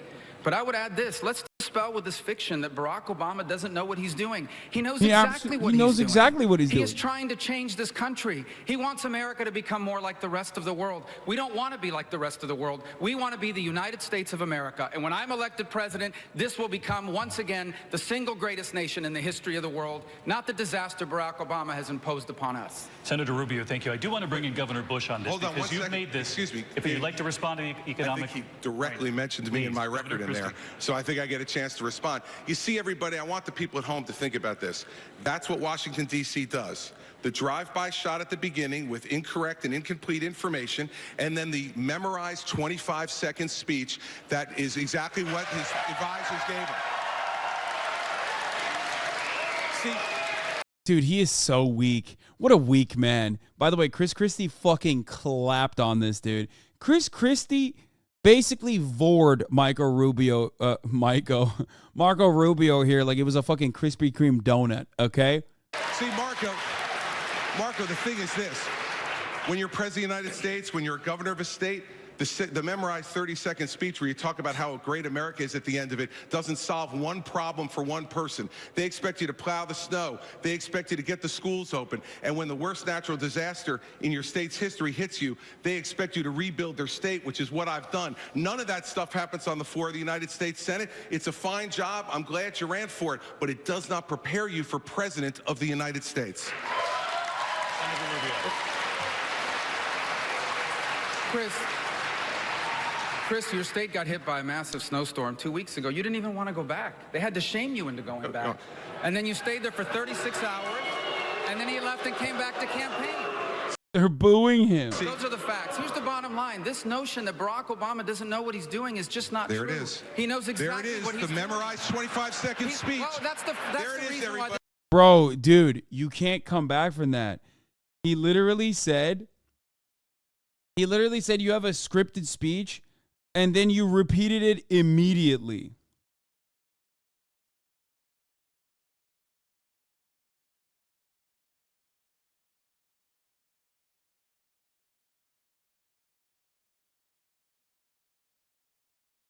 He is such a bot, dude. This campaign is so important because I think this is an important point. We have to understand what we're going through here. We are not facing a president that doesn't know what he's doing. He knows what he is doing. That's why he's done the things he's done. That's why we have a president that passed Obamacare and the stimulus. All this damage he's done to America is deliberate. This is a president that's trying. Dude, a president that passed Obamacare and the stimulus. Like, he's doing the script again like a fucking NPC. But, like, let's address the script in and of itself. Like, my man is saying Obamacare is bad. Just to help you understand, like, where the Republicans were pre-Trump and where they are post-Trump. Okay? It's kind of funny. Like, oh, the stimulus is bad. It's like, they constantly are talking about like spending and how big spending is bad, Donald Trump also said, oh, I'm going to unwind every single thing that Obama had done, including Obamacare. Wasn't able to fucking do it. It was theatrics for the most part because they ultimately recognize, at least Trump ultimately recognizes, yeah, the Republicans kind of like spending. They do. They like Medicare. Now, of course, having said that, you can have the fucking... you can have the weirdos, okay, in the Republican Party advocate for cutting expenditure. Mizkif banned? Wait, why? What did he do? Didn't he say he spoke to the Twitch CEO? He was watching a TV show? Dude, come on. Jesus Christ. Copyright Adin Ross fans most likely, lol. Yeah.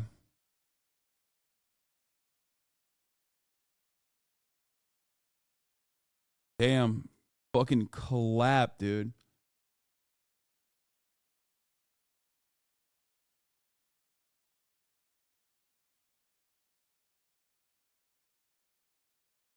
I mean, he'll be back in 24. That's how it works usually.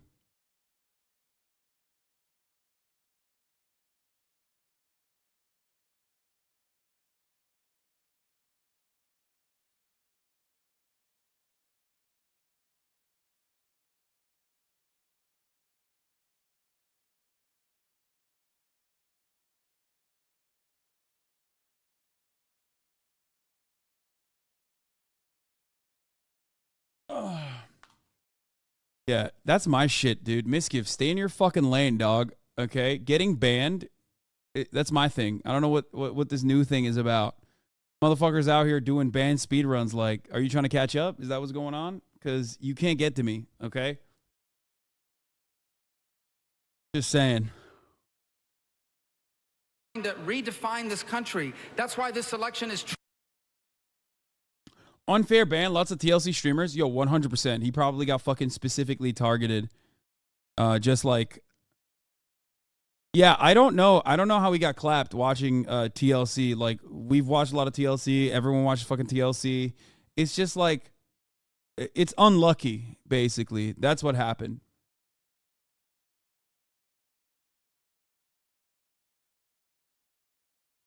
You know what I mean?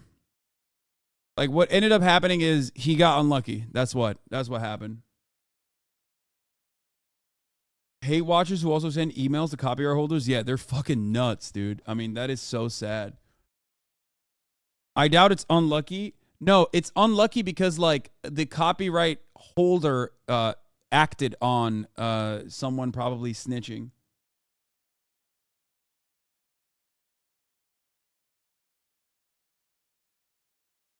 Yesterday, oh shit, new Twitch, brand spanking new Twitch announcement, fresh off the fucking presses, extra. Read all about it. Yesterday, we released new branded content guidelines that impacted your ability to work with sponsors to increase your income from streaming. These guidelines are bad for you and bad for Twitch, and we are removing them immediately. Sponsorships are critical to streamers' growth and ability to earn income. We will not prevent your ability to enter into direct relationships with sponsors. You will continue to own and control your sponsorship business. We want to work with our community to create the best experience on Twitch, and to do that, we need to be clear about what we're doing and why we're doing it. We appreciate your feedback and help in making this change. God damn, that was like a fucking snapback. That wasn't even a rollback. That was just like, that was whiplash, dude. It's still damaging that they actually thought that they could get away with doing something like this. Or maybe they were just like saying it because they wanted to have it out there as a part of terms of service if they want to use it in the future.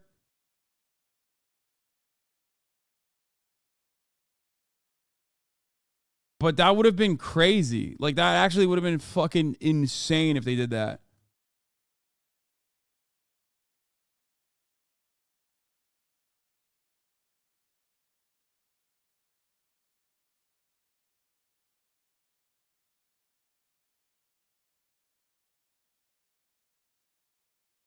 Good stuff.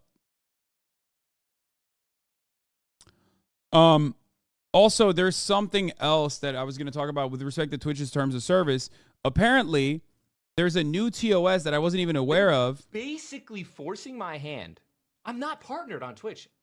I don't make money there. I make $0 on Twitch. So they then put a rule in that says I can't stream. I can't simulcast. What am I going to choose? Am I going to choose streaming to YouTube, TikTok, Kick, other Facebook all at the same time? Am I going to choose streaming all to there? Or am I going to just only stream to Twitch and make no money? Like zero. What the? Who would, like, that's it's a no-brainer. It's an absolute no-brainer. I don't understand. Like, there's not a single person that's at Twitch that was like, "Oh, Ninja will." And I don't know if this rule was made in my because of me. I don't think it was. Dude, my boy is off the perk. Okay, you got to do that. You gotta play that. You know, when that.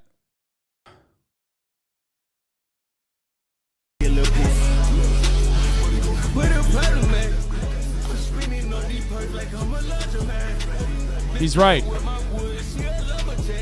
It's over. He's off the perk and on some other shit. He's right. So wait, Twitch didn't loosen up the simulcast rules ostensibly as a concession for 50-50. I don't know. Where was this? I didn't even see this. Could you also clarify the 11th paragraph about simulcasting? When you are streaming live on Twitch services, you may not simultaneously live stream or broadcast simulcast on any other Twitch-like service, meaning any web-based network, platform, or service that supports live streaming of user-generated content without advanced written permission from Twitch. For clarity, you may simulcast on mobile-first streamer services that support live streaming. Yeah, they're saying, yeah, no, this has been around for a minute. They're just saying you can't simulcast on anything but TikTok.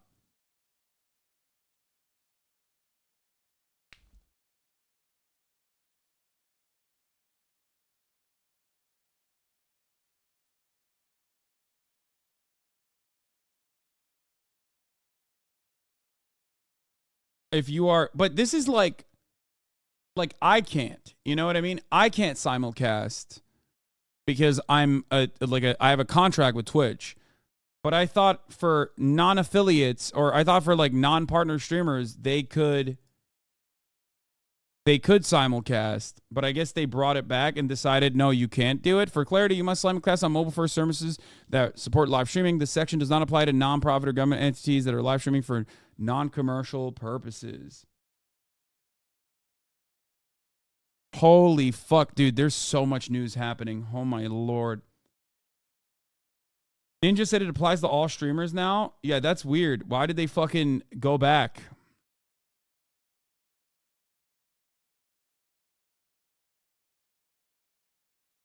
It was the same as it was before, but they moved it to the terms of just partners of the general terms for the whole site. Did you see the new Twitch news? Yes, I did. We just talked about it. This is literally a direct reply to the new Twitch, the Twitch change. What the fuck? I like this already. Why is it? Oh, wait, this is the old one. No, the new one is the one and they deleted that actually. So there you go. You can read our updated branded content policy here. Examples of branded content. We already saw that. Wearing your favorite t-shirt. If you are producing brand content on Twitch, you must, 1, use the branded content disclosure tool. 2, ensure that your branded content meets the format requirements, which, okay, they moved it over to a different place.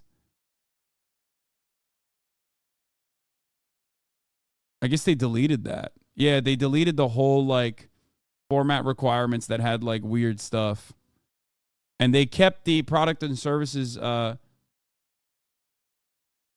they kept the product and services that are prohibited, which was good. I didn't have an issue with that. I thought that was normal. Like, no gamba, no politics, any of that. Examples of when you do not need to use the branded content tool. Your offline channel page has panels promoting a brand of sponsorship. You have merchandise, memorabilia, or other products in your camera view but are not being paid.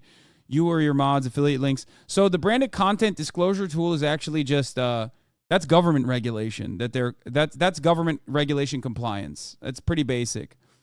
And it's not a bad thing. It's a good thing. I think that you should tell people that you are sponsored, and that's totally normal. So for that reason, this is a good thing. This just like makes it easier to have a good thing, so people don't write #ad or #sponsored when they are doing when they're doing branded stuff. So that's normal. I don't have an issue with that. I also don't have an issue with the prohibited branded content categories in general. Like risky gambling products such as promotion of online slots or roulette websites, unauthorized sharing of private information, spam, scams, malicious content, weapons, adult-oriented products or services such as pornography, sexual content, or male enhancement products. All of this stuff, all of that stuff makes total sense to me. The only one that's like a little weird is political content, but even then, I don't really care. I guess like the only problem that comes up with that is issues of public debate. Like, let's say abortion is a matter of public debate, technically. If Planned Parenthood wanted to do a marketing campaign on the platform, and some streamers were working alongside Planned Parenthood and got sponsorships, which would say, no, that's not allowed. So I think that that's a little weird. Is that so AOC can't play games with you? No, man. AOC does not pay me to play video games with me. What are you talking about? This is paid promotion. Prohibited branded content categories. Okay? I've never done a branded content stream that is political. It's vice versa. It is actually I, and sometimes this community alongside myself, that's sponsoring these fucking organizations, not the other way around. Okay?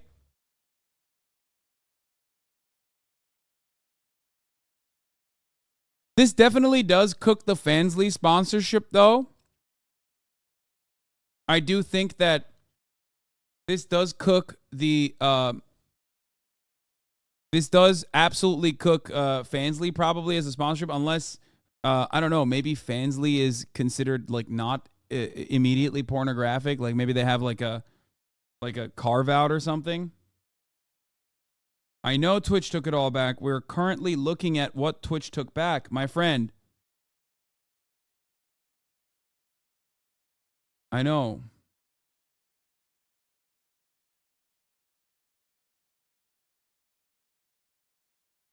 I don't know why people are coming in here to post Twitch backtracked when I'm literally looking at Twitch's backtracking. Are you guys not looking at the screen? What is happening?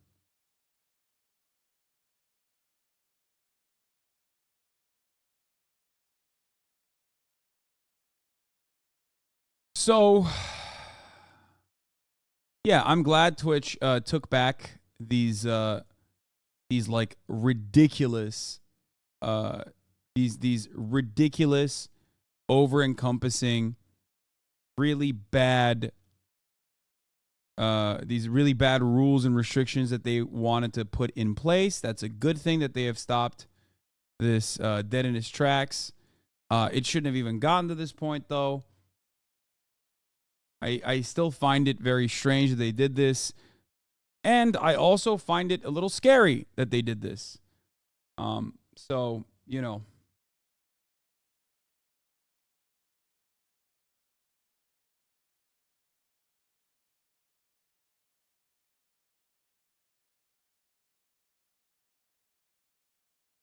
Kind of should have kept the political one because it messes with the Republican Party.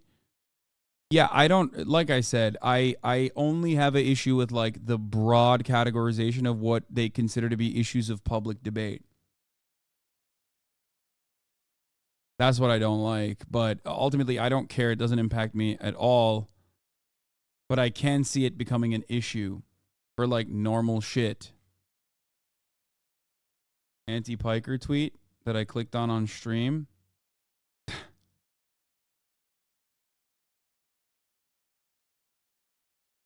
Yeah.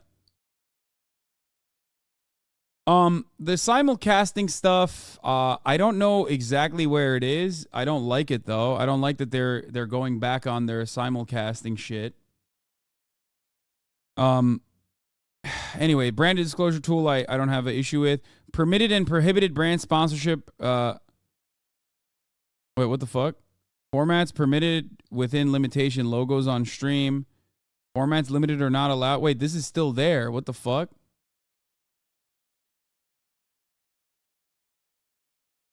Wait, what? Where'd it go? How did I click on this and see?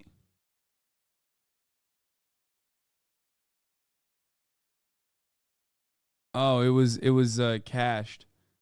Yeah, the website was glitching and it was cached. Okay. But yeah, like I said, Twitch went back. That's great.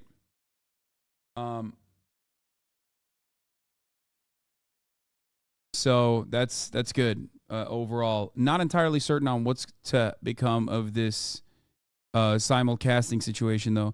If you let the clip continue, he talks about how Amazon basically ruined Twitch, and I know he's not the only one like this, but do all these streamers realize how big primes are for them? Wonder what streaming would look like if Amazon never took over and primes never happened. Yeah, I agree. It would be a much smaller platform. It would not be as sustainable for Twitch streamers if the platform is devoid of Prime, because Prime is Amazon's subsidy for Twitch streaming, and it is probably one of the more even ways of like distributing those subsidies, not directly to the tippy top, but like across the board. Now, obviously, Twitch is still a very top heavy platform, so you know, the bulk of the prime still go to the top content creators on the platform, myself included. But even then, I can't think of a better distribution mechanism off the top of my head. Maybe there is one, but you know, this is a pretty decent way to do it, as evenly as possible, as evenly as physically possible, and like leave it up to the individuals to give their primes to whoever they see fit. So, yeah.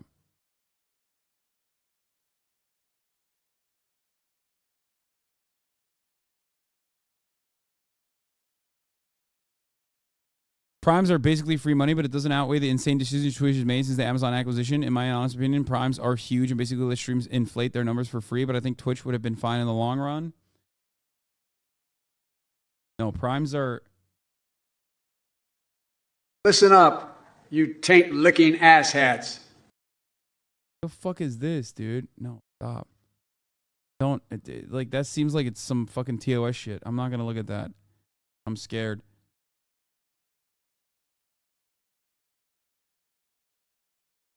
Could YouTube not do something similar with YouTube Premium? As a matter of fact, I pitched that to Fwiz at the time. I told him in order for YouTube to maintain like some kind of serious competitive edge, maybe YouTube Premium could subsidize memberships for YouTubers, but their infrastructure is different because you can set whatever your membership is to like whatever dollar value that you want. So, you know, I don't know how that would work really, but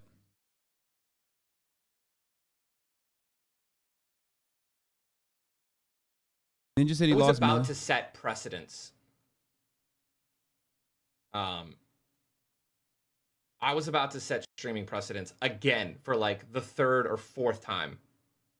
What? And I can't, and literally yesterday's announcement, I can't do it anymore. I was about to. Yeah, I don't think so, man. I don't know. I don't know how well of a how well that was working for him.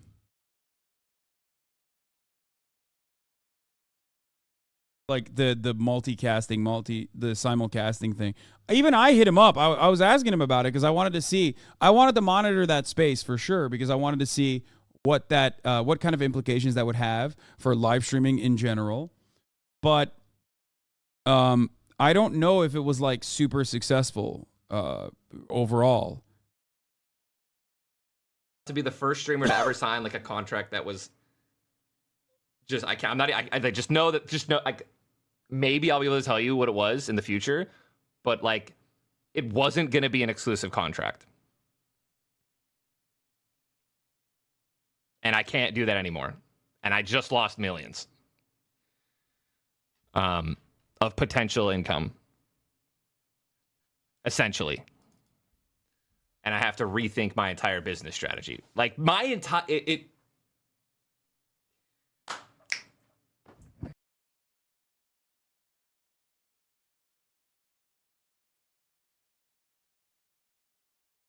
Yeah, I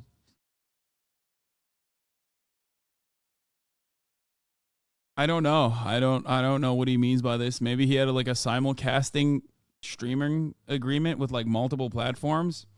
I don't know why platforms would literally give millions of dollars to someone like that.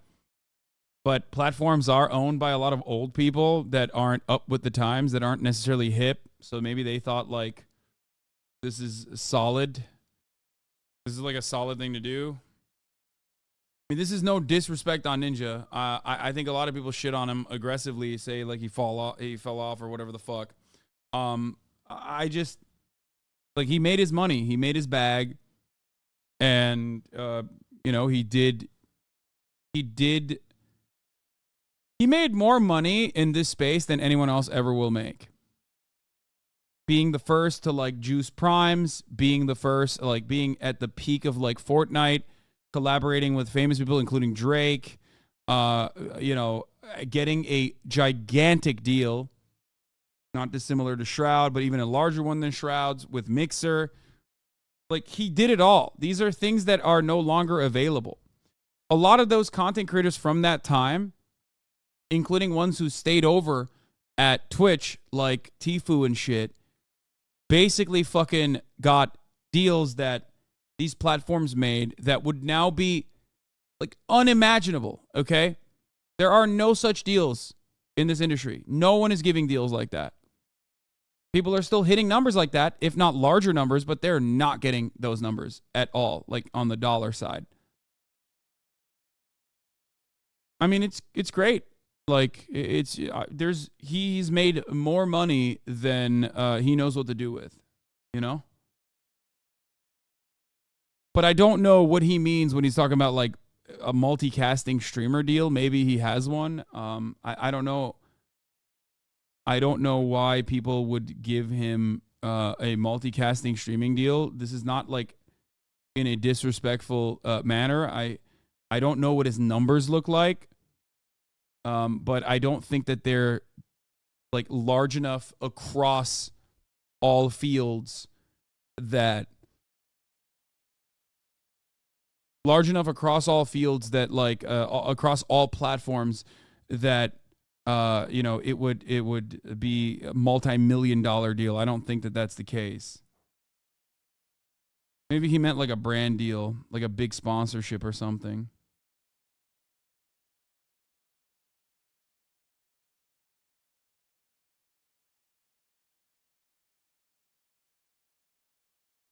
No one is getting deals like that because live content streaming is falling off.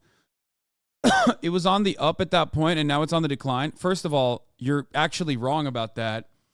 The Ninja peak literally was not the peak of live streaming. COVID was. So you're straight up wrong about that. I blew up in the actual peak of live streaming during COVID, and at that time they were completely moved beyond that because Mixer was falling apart.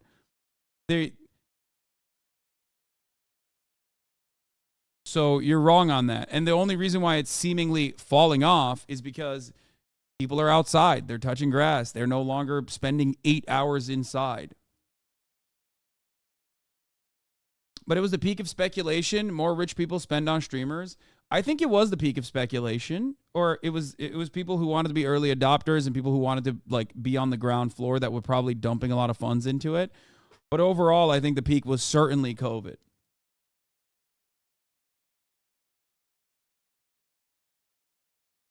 You blew up 2019? No, I blew up in 2020.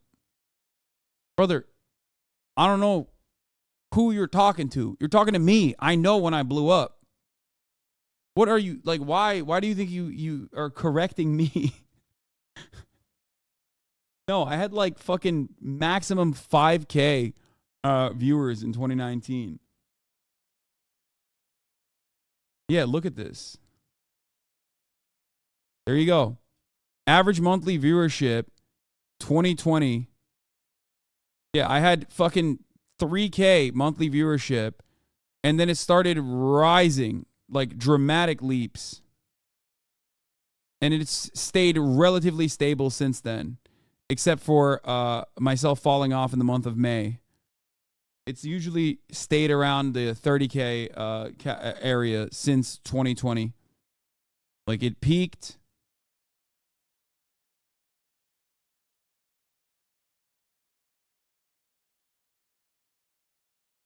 5K viewers is pretty all right.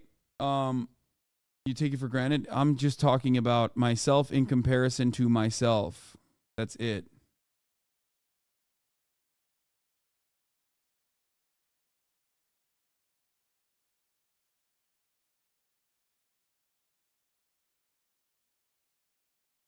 ...2020 was both the election and COVID. That's why I had the explosive growth.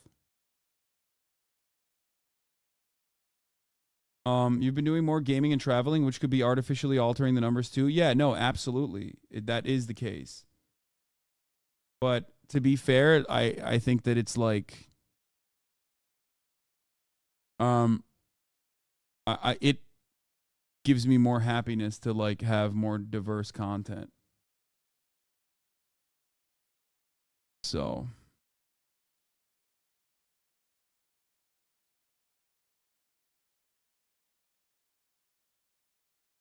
People want to act like streaming is dead due to the tech chasing the TikTok, but long form is king. It's like saying TV is dead. Yeah. And you know, a lot of people go to Twitch to escape politics, not enter. First of all, that's also not true. Most people don't even think about politics. You have to first start thinking about politics to escape it. So that's actually not true. And my goal is not just to do politics, but also make it entertaining. So yeah. What is this, fucking 2019? People are saying Twitch is a platform not for politics. Keep politics out of Twitch. I think we've moved beyond that, right? As a platform, we now recognize that like this is literally the politics / reaction platform. Pretty much. Let's be fucking real. That's what most people do out here. And we're gonna get back to reacting to the man, the myth, the legend, Christopher Christie. that Christie once endorsed and advised. 8 years ago, you were entertained. I forgive you. But it ain't funny anymore. It is the last throes of a bitter, angry man who wants power back for himself. Christie and Pence are entering a crowded field. By the end of the week, 12 Republicans will be fighting for the nomination. It's extremely rare to see two former running mates now challenge each other, and the field just keeps on growing larger. Also expected to join the race today, North Dakota Governor Doug Burgum. He's also calling for new leadership. But, George, we have been out on the campaign trail, and no one is taking on Trump as directly as Chris Christie. Well, hey there, GMA fans. Robin Roberts here. Thanks for checking out our YouTube channel. Lots of great stuff. He's only there to attack Trump? No, they're all there to attack Trump. But let's take a look. My man. I'm fucking ready, dude. I'm so ready. God, he's lovable. He's lovable. Okay? Maybe it's just me. I don't know. But I love a big old rotund boy, you know? He's like standing in the fucking... He's standing in front of a baseball field, right?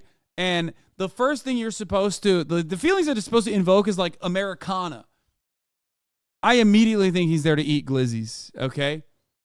Like, I do not think that he's there to play baseball at all. I start thinking about the fupa pick, but more importantly, I think he's there to eat glizzies, okay? Straight up.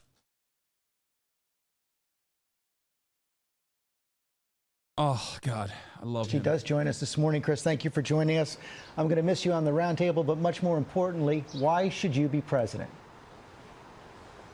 George, look, what we have seen over the last 8 years, both from the Biden administration and from the Trump administration, is folks on the Trump side who put themselves before the American people. That's exactly what he's done each and every time when there's been a key decision to make. And Joe Biden has shown he is simply not up for the job. I've been tested over and over again in a blue state when I was governor, a very difficult place to govern. And I know how to bring solutions to our party and, most importantly, to our country. I guess the big question is, how are you going to get there? You're pretty far behind in the polling, at least the initial polling right now. It's very early. And you're kind of caught in the Republican Party between the pro-Trumpers who don't like the fact that you don't support him right now, are critical of him, and the never-Trumpers who don't like the fact that you stuck with him for so long. So how do you find a lane? George is cooking his co-host, dude. That's fucked up, George. We've spent so much time together, man. George, I think there is only one lane to the Republican nomination for president, and Donald Trump's at the head of it, and you need to go right through him and make the case against him. And that's what I intend to do, while also making the case for leadership that doesn't turn its back on Ukraine, for leadership that says, yes, we have to be fiscally responsible again, for leadership that says we should have educational freedom, and that when you make promises as a presidential candidate, you should keep them. Donald Trump promised to replace and repeal Obamacare. He didn't do it. Donald Trump promised to build a wall. I need polling on this, even though I probably wouldn't even trust polling on this.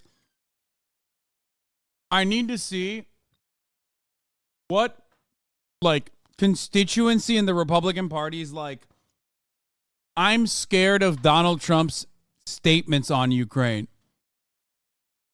Like, I need to know who you're running for other than the military-industrial complex and, like, big donors from, Raytheon and Northrop Grumman and the like.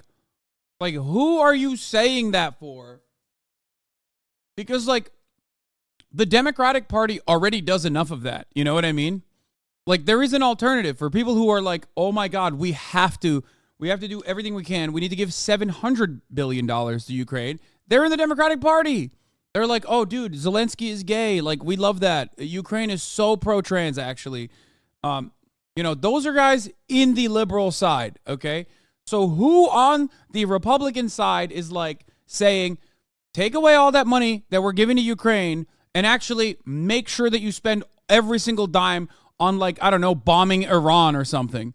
Because if you ask the Republican base, as far as I understand, their opinion is, why the fuck are we fighting against Russia? Vladimir Putin keeps saying he wants to kill homosexuals, and we like that. Okay? We want to take that money away so we can bomb Mexico. so we can bomb Yemen. Like those are bombs that Ukrainians are using. Ukraine pro-trans. Have you ever been to Eastern Europe? It's called sarcasm. Ukraine is not pro-trans, you dumbass. I'm saying that's how libtards justify it. They say, oh, Ukraine is like, you know, the European side of the Slavs or whatever, okay? I'm literally fucking making this. We have the same opinion.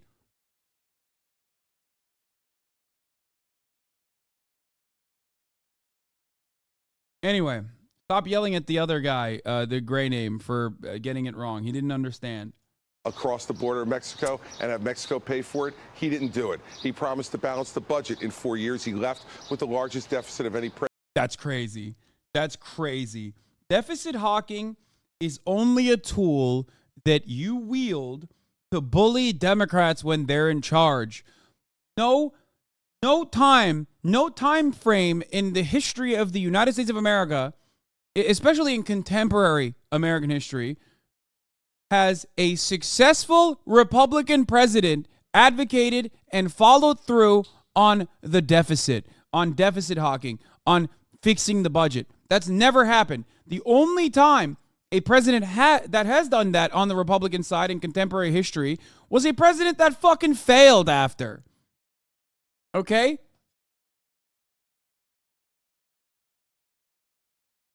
No, I'm saying Republicans.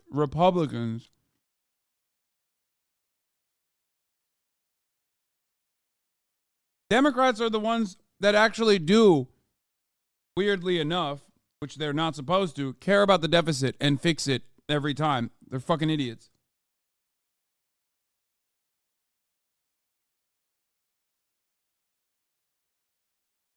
President in history, and he promised to retire our national debt in 8 years, and he added trillions to it. Yes, I'm talking about George H.W. Bush for the chatters.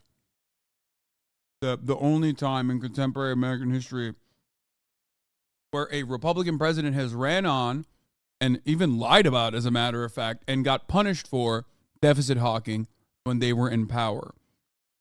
Okay? Like, wasn't it read my lips, no new taxes?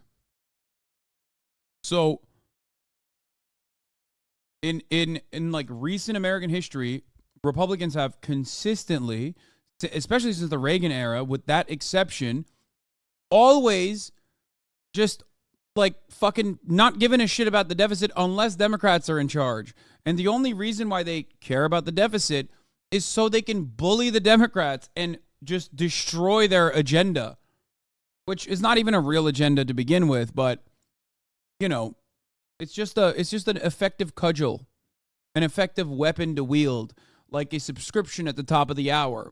A $5 a month subscription or a free one in the form of a Twitch Prime is the most effective way to stop seeing ads at the top of the fucking hour. Okay? If you no longer want to see those ads, all you need to do is subscribe. You can also get gifted a sub if you're lucky. Here is the 3-minute ad break now. God, I've been serving him up today. Broken promises like that, George, aren't acceptable anymore to the American people. The stakes are too high. That's the case you need to make, and if you make it effectively, I think we will be the nominee. The other big question is, are you going to be able to make the case? You know, the Republican, in order to get into the Republican debates, you have to pledge to support the Republican nominee, but you've said you're never going to support Donald Trump, even if he gets the Republican nomination for president. So will you be on the debate stage? Can you support Donald Trump if indeed he is the Republican nominee? George, I'll be on the debate stage, and I will take the pledge that the RNC puts in front of me just as seriously as Donald Trump did 8 years ago when he signed the pledge, as Reince Priebus went up there and begged him to do it. And then on the first debate stage, he didn't raise his hand to say he would support the nominee. I will do whatever I have to do, George, to be on that stage and to be able to make the case to the American people that there is a need for new leadership. And I'll take the pledge. He said, I'll lie just like Donald Trump. So you're saying you're going to take the pledge, but you don't really mean it? No, what I'm saying, George, is that I'm going to do exactly what the RNC has set us up to do. 8 years ago, Donald Trump signed the pledge and then absolutely disregarded it in the first debate, and there was absolutely no penalty for that. I'm going to do whatever I need to do to save my party and save my country. We're going to get the 40,000 donors at least that you need to be on that stage, and we're going to make the case directly to the American people, George. But if Donald Trump gets the nomination for president, will you vote for him? George, he's not going to get the nomination for president because I am. Chris Christie, thanks very much. Hi, everyone. George Stephanopoulos here. Thanks for checking out the ABC News. That's so funny. I mean, so much copium.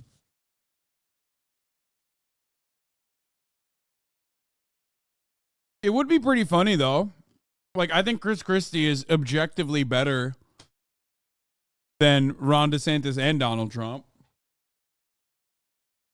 I mean, he's still awful, super fucking corrupt, just a horrible monster in general. But I mean, he's never going to get it. But it would be better.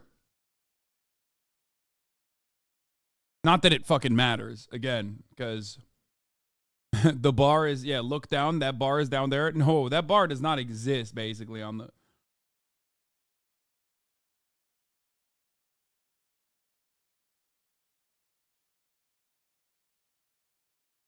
Shaking my head, another maximalist demand from progressive purist.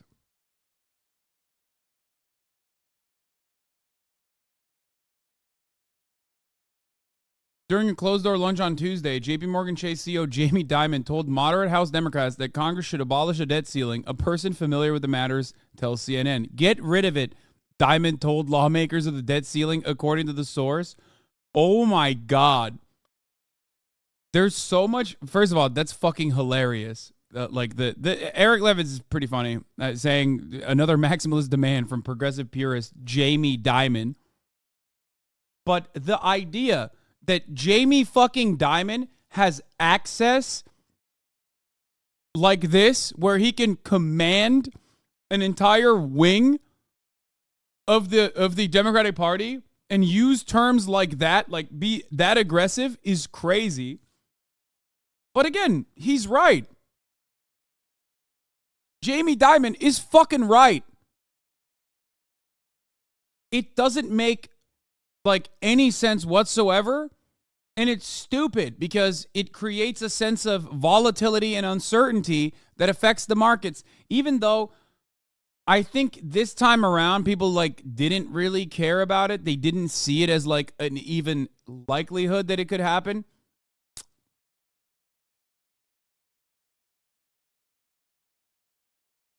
So maybe that's the reason why he's just, maybe that's the reason why like the market remained relatively stable. Hasan agreeing with CEOs. I mean, of course I agree with Jamie Dimon on this. If Jamie Dimon had a closed door meeting with moderate House Democrats and said, I need you to push Medicare for all right the fuck now. Do it tomorrow. Have it at my desk by lunch. I would say, yeah, I agree with that. I would first say, what the fuck happened? Is everything all right? What is going on? And then I would say, I am in support of Jamie Dimon saying Medicare for all is good and should pass. Because in that case, it would be him agreeing with me, not the other way around.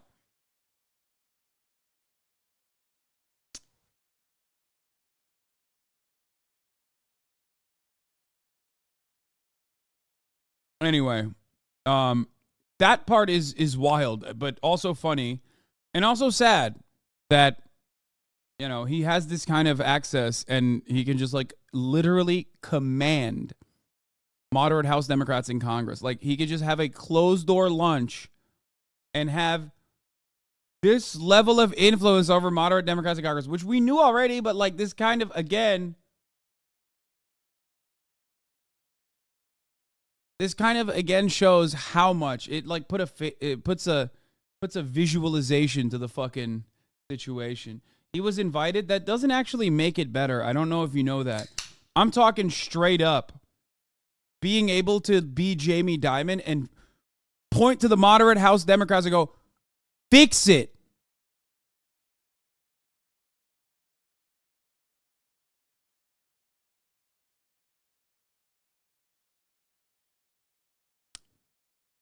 Also, in the replies, it showed Jamie Dimon saying I'm barely a Democrat. JP Morgan Chase CEO Jamie Dimon says he considers himself barely a Democrat at this point. I would call myself barely a Democrat. I didn't support anyone last time around. I'm on the New York Fed board. I'm not allowed to, but I'm a Democrat. Yes, Dimon said in an interview aired Sunday on NBC's Meet the Press. Yeah, guys, Jamie Dimon doesn't have to vote. I don't know if you know this, because both parties do his bidding. He's Jamie Dimon. Who cares if he's who cares if he's writing D or R next to his fucking name? They both work for him. Literally. Like, that's the funniest part about all of these fucking absolutely idiotic conservatives who are like, these CEOs are Democrats. Like, they're like, oh, Jeff Bezos is a Democrat. You know, all of these guys are Democrats. Like, no, dude, they're everything, okay? Both of these parties, both the Republican Party and the Democratic Party, are servile to billionaires and millionaires. They are the God Kings that run the show, and both of these parties absolutely serve them. They don't serve you. They don't serve me. Well, I guess now I'm in a different tax bracket, so they kind of serve me, but they certainly don't serve you, and they absolutely are serving these motherfuckers, okay?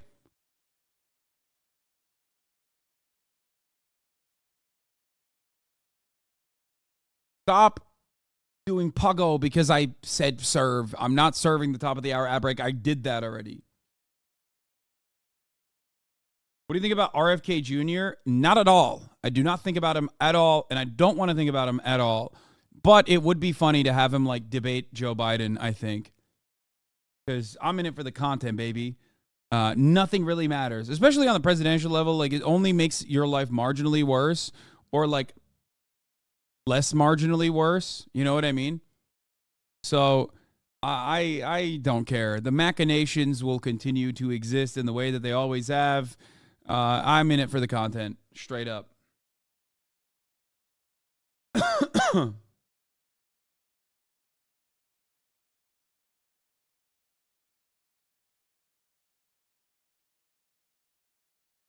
They should also, oh God, I was going to say, he should tell them to fix the Supreme Court too, but that's never going to happen because the Supreme Court directly works for Jamie Dimon more aggressively than the Congress does even.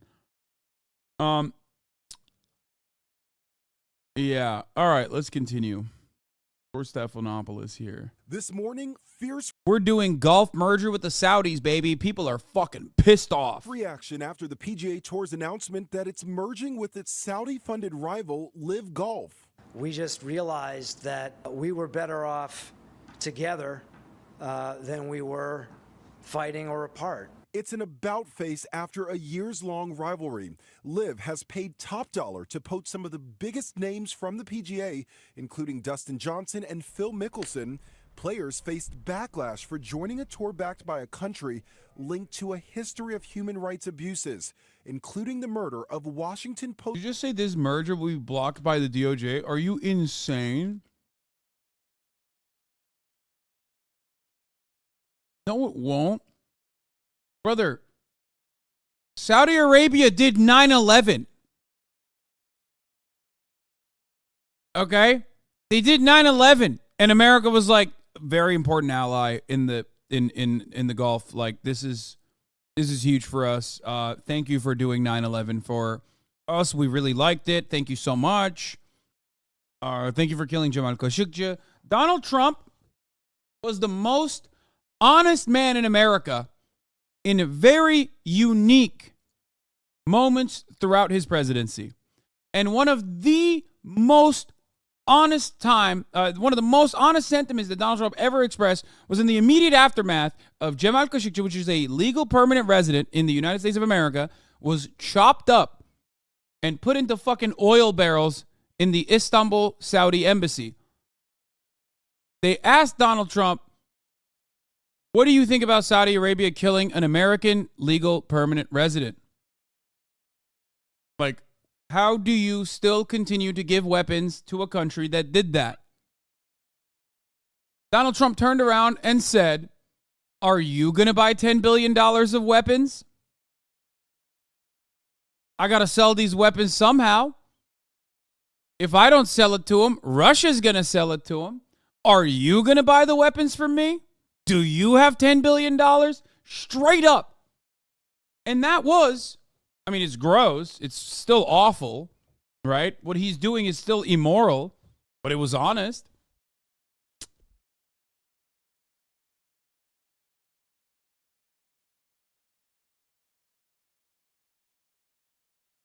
What is this, pro golfer defending the regime? I appreciate it. And I think there's a lot more behind closed doors that's been going on. What I can tell you is that H.E. Yasser is... Bryson DeChambeau, an early recruit to the Saudi-backed Live Tour, on the merger, on the PGA merger shocker and criticism from the families of 9/11 victims. Yo, that's awesome. Always been a staunch supporter of... By the way, this is why they're giving him like $7 gorillion. You know what I mean? Golf globally and wanting to grow the game. That's been his vision from the start when we first started talking a few years ago. And as it's come to fruition now, I think that this is the best thing that could ever happen for the game of golf. And I'm extremely proud to be a part of that because of the fact that the fans are going to get what they want. The players are going to experience something a little different, a little new on the PGA Tour side. But I truly believe in the end, the game of golf wins in this scenario. What about for those players, though, who stuck with the PGA Tour, who didn't accept a lot of money that was coming their way from the Live Tour because of comments from people like... Yeah, dumbasses. At the end of the day, money wins, dude. And I'll say this even about like fucking something that is significantly less damaging, but still very damaging in our small little circle. Kick. Like, if you ever are wondering why certain content creators are saying certain things or doing certain things and how their attitude changes over time or whatever the fuck, always remember that. Like, that's it. It's money.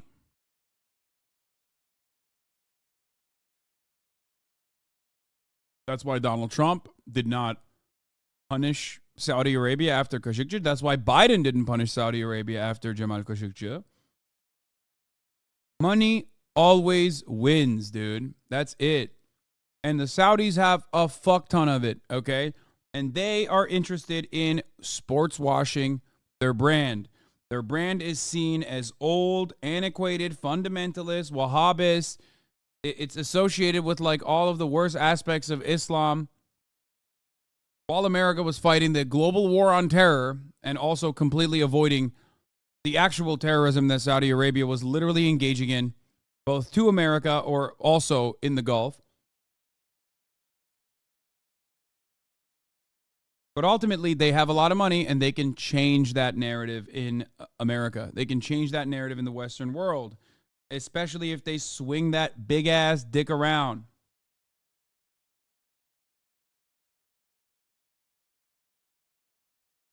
And they're certainly not shy about it. Like Monahan and the criticism you face. Do you see Pat Monahan or as Jay Monahan, I should note, as a hypocrite in this situation? Well, look, I really feel bad for the information that was delivered to the players on the PGA Tour, the ones that stuck with them. You know, we did take a risk. The players that did go over, we did take a risk, and there was a reason for taking that risk relative to the capital that had to be. What?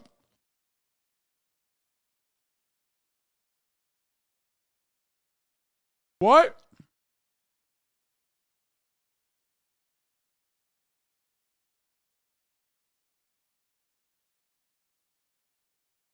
What risk, man?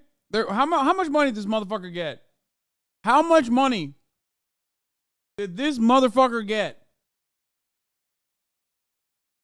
He's like, oh man, I took a really big risk going to Saudi Arabia. The risk, $200 million.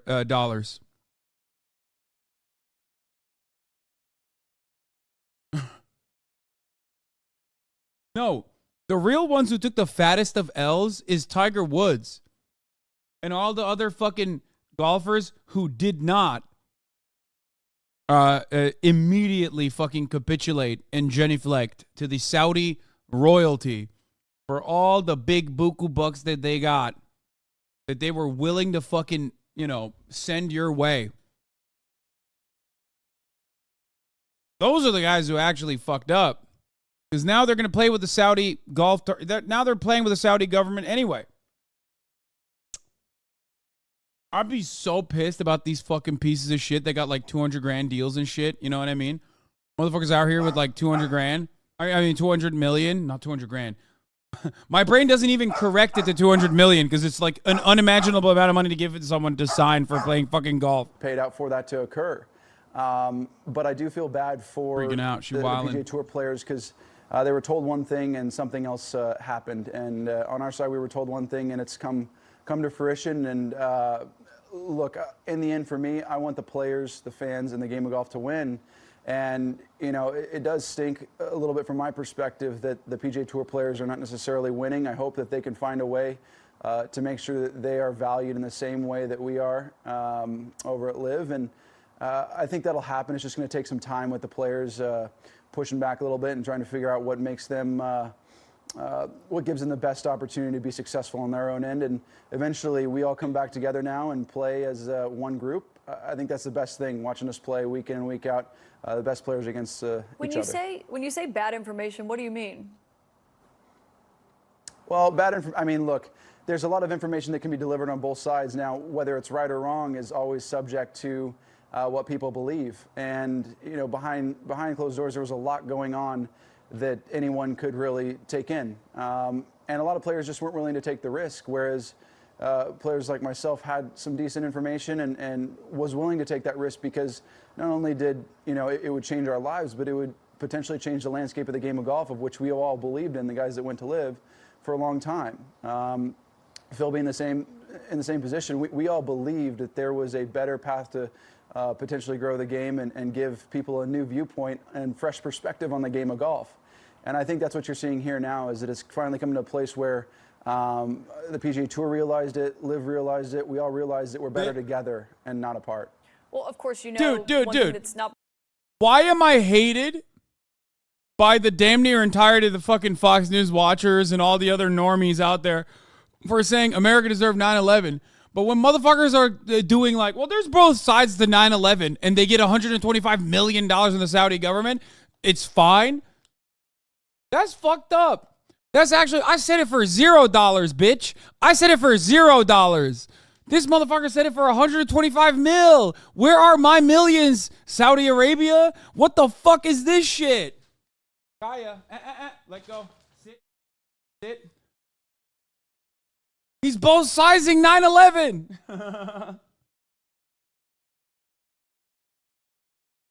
Are you fucking kidding me?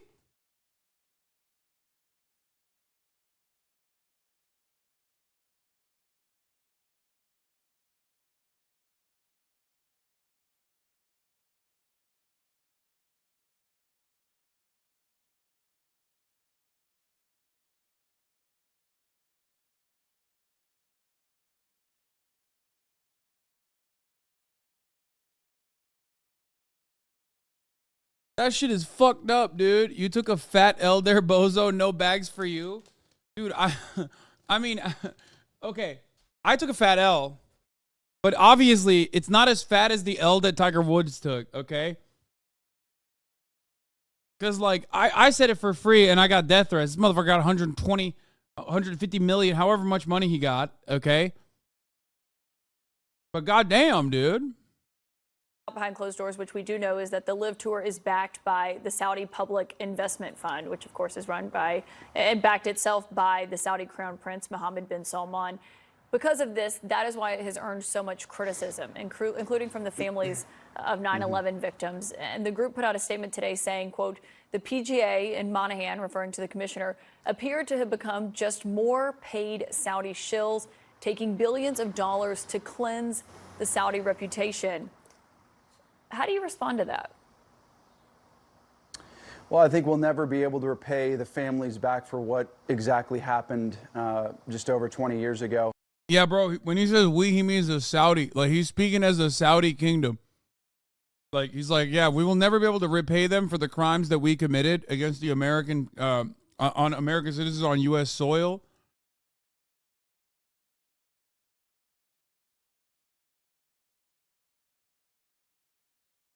A lot of people in the chat are shitting on this guy, you act like for $125 million, you wouldn't say that to your mom, okay? Like, you literally would be like, sorry, Mom, I gotta say this. You'd be calling up Jeff Wittick's mom and saying that directly to her, okay?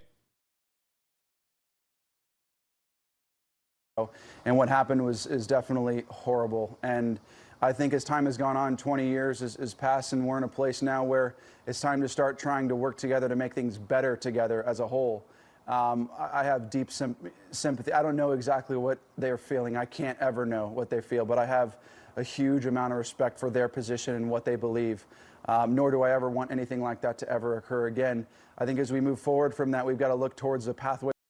Wait, what? Bro, why do you say that? What does he know? Chat, what does he know? He said, forget 9/11. You don't want that shit happening twice, dude. 9/11 too? Way to peace, especially in forgiveness, especially if we're trying to mend the world and make it a better place. I think this is what they're trying to accomplish. Liv is trying to accomplish. The PIF is trying to accomplish. We're all trying to accomplish is a better world for everybody and a way to provide great entertainment for everybody around the world. It's not just about 9/11. What does it make you uncomfortable at all? Because it's not just that they're accused of financing terrorism. They also are accused of killing a Washington Post reporter, Jamal Khashoggi. How do you feel knowing that that is where the money is backed by? Yeah, I mean, look, it's unfortunate. I think the real base shit to say here is literally be like, I don't know. You tell me. Like, you guys get sponsored by the fucking army. You got army ads. What do you think the army does?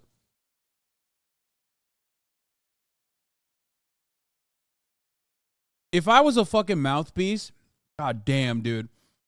If I was a real piece of shit, oh my god, I would literally fucking sell it. I would sell it so hard to MBS. I would throw that back. I would literally do tricks on that dick, okay? If I had no fucking moral compass, oh my god, dude, I got so many fucking bars. Straight up, I'd be like, really? Wow, that's really interesting. First of all, I'd be like, America did 9/11, okay? I don't care what you say.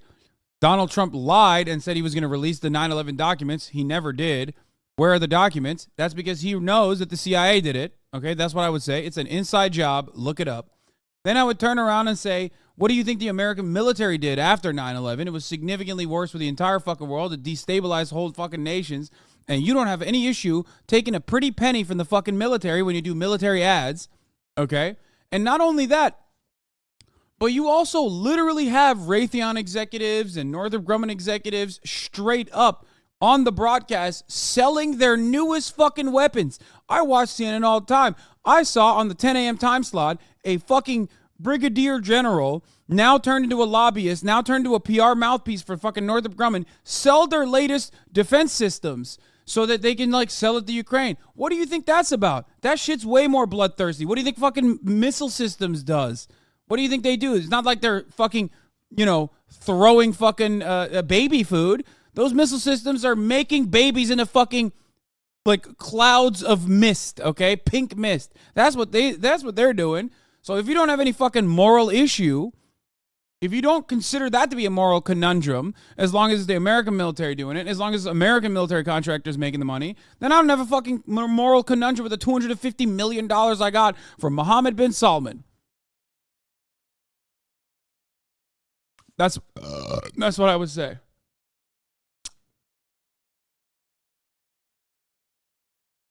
I think that was CBS, but whatever. You think CNN doesn't have the exact same people that CBS has? What are you talking about?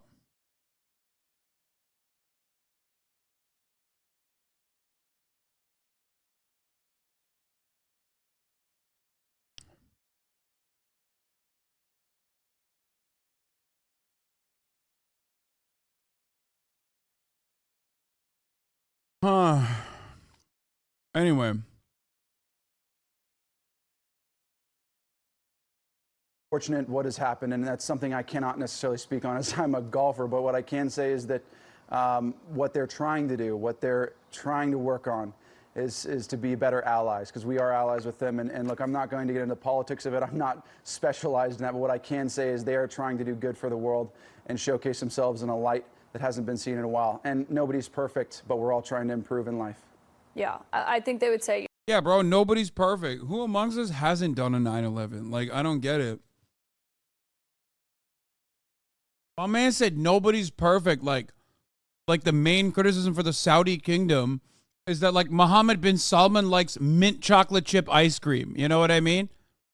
It's like, motherfucker, it's not mint chocolate chip ice cream. It's 9/11. It's genocide that is ongoing in Yemen. You know what I mean? These are things that are, like, not... I mean, come on. Nobody's perfect. You know, it's not just about politics, it's also about human rights, and that is where the critics have weighed in so heavily on this. Bryson DeChambeau.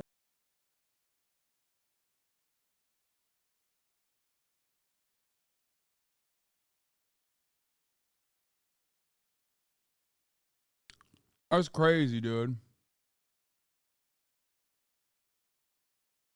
Yeah, we did 9/11 twice, literally, with Allende as well.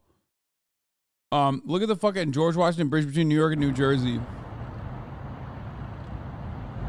Shit looks like fucking Dune out here, dude.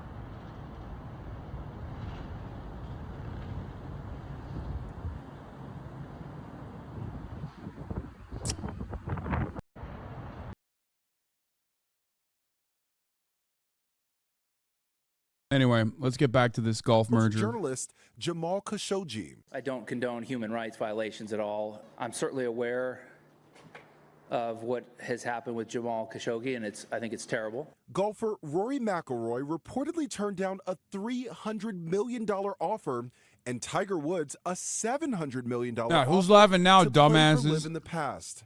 Golfers say yesterday's merger announcement came out of the blue. Not everyone took issue. I've dedicated my entire life to being at golf's highest level.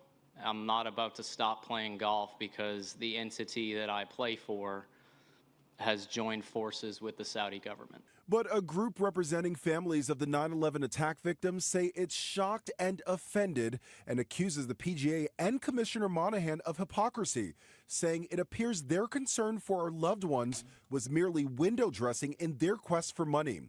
Just last year, Commissioner Monahan had... Like, what is the expectation? Like, no disrespect to the 9/11 victims and stuff. I'm with them. Not that they would ever think that I am, actually, but I am. I've criticized Barack Obama for refusing to allow investigations and conducted into Saudi Arabia's involvement in 9/11, and even like offering the legal allowance to actually sue the Saudi government for acts of terror, 9/11 specifically. Okay? But, like, what do you think? These guys are just not going to play golf? Of course they're going to fucking play golf. Ultimately, no one cares. No one cares about you guys. That's the reality. It's a sad reality. The American government showed that they don't care about you when they did this under the Barack Obama administration. They showed that they don't care about you when they continued this under the Trump administration, and they certainly don't care about you under the Biden administration as well. So it's just not going to happen. There is no, you don't have billions of fucking dollars. Saudi Arabia does. Hundreds of billions. Trillions.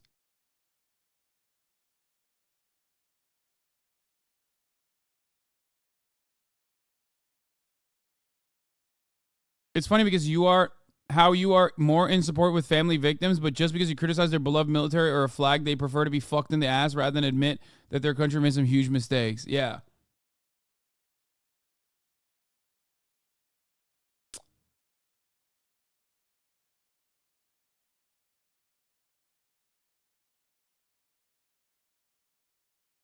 The deal cut off the litigation because the PGA would have opened their books up as they operate as a charity organization every tournament.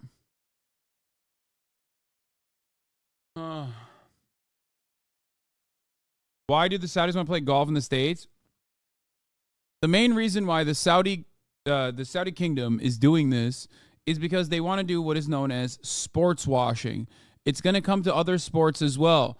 There's two reasons. One, because they want to diversify their revenue streams as a country. Okay. Now, the reason why they want to do that is because they want to move away from fossil fuels a little bit, or at least like take some of those earnings and put them into stuff that is more sustainable.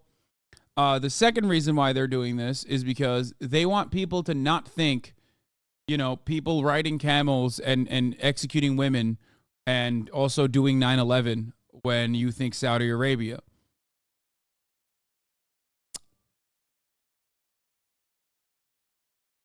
Kaya ate something? Yes.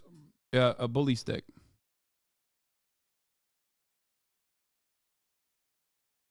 Formula One is already there. Football is already there. And now golf is there too. At these words for players who signed up with Live. I think you'd have to be living under a rock to not know that there are significant implications. As it relates to the families of 9/11, my heart goes out to them. On Twitter, critics of the deal are now sharing this image of the PGA logo changed to reference the gruesome. Wow, dude, they fucking got him. They got Saudi Arabia, dude. They fucking owned him. Khashoggi was murdered.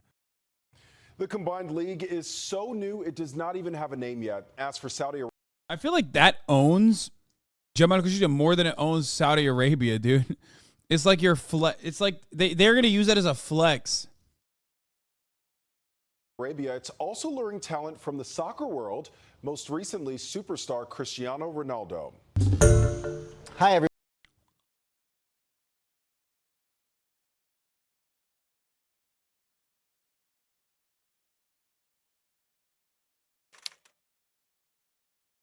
Florida is also sports washing with Messi coming to play in Miami. Yeah, I don't know what kind of fucking crypto freak was able to put that together. Florida is also sports washing.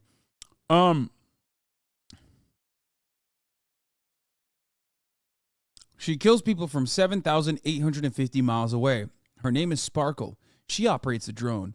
She is sick of whiny boys, and she's perfectly okay with dealing out death. I don't know why we're looking at an article from fucking 2015 in 2023, but yeah. Diversity drone strikes have been around for a minute. The military's gay, folks. It's the they-them military. The military's queer. Let's watch this. Iraq versus the West from Geopold.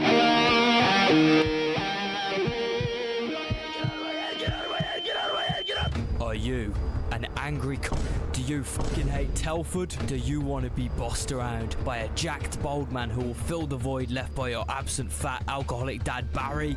Do you have a slight dislike for foreigners? Thought so. Be stronger. Sign up now.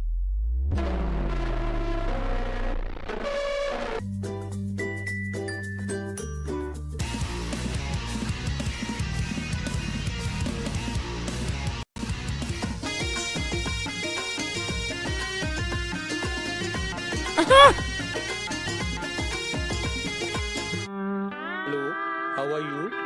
I am under the water. Please help me. Here too much raining.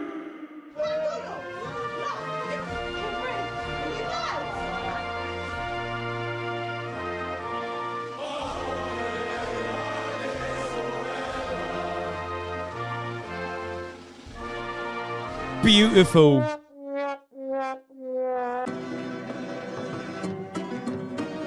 Izzat Ibrahim Al-Duri.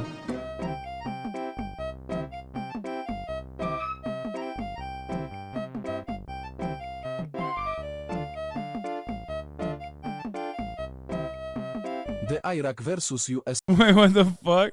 If H3H3 was Iraqi, Ethan Klein, a YouTuber, H3H3 Productions, Muqtada al-Sadr, Iraqi leader politician.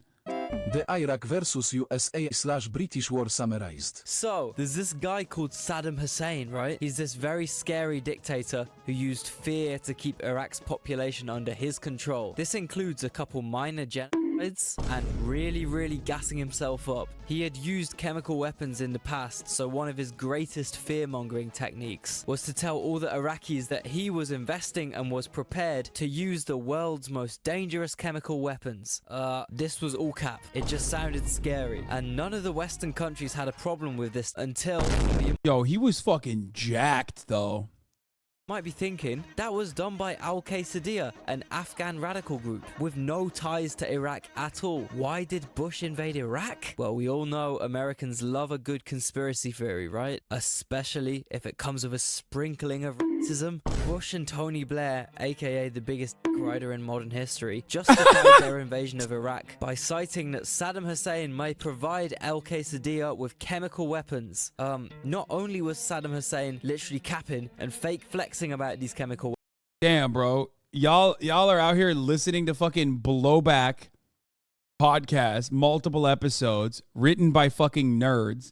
Meanwhile, you could have just watched this 4-minute YouTube video that basically captures the essence of everything they're talking about. Weapons. He also would have never got along with Al-Qaeda. Saying these guys held similar beliefs because they were both Muslim is like saying that Croatia and Serbia should get along because they're both Christian. It's fucking stupid. But I guess where there's oil, there's a conspiracy theory worth sacrificing over 500,000 lives for. The original plan was to take these oil fields with help from Kurds and Kuwaitis, but the US got a bit cocky and took over Baghdad as well. They thought they were doing so well that they dissolved the Iraqi army due to the USA superiority. Slight problem that left 1.4 million unemployed, extensively trained, highly skilled soldiers who hate the USA for 3 reasons. 1, they just lost their jobs. 2, the USA literally for no reason invaded. Okay, this is unironically better analysis, like more insightful analysis.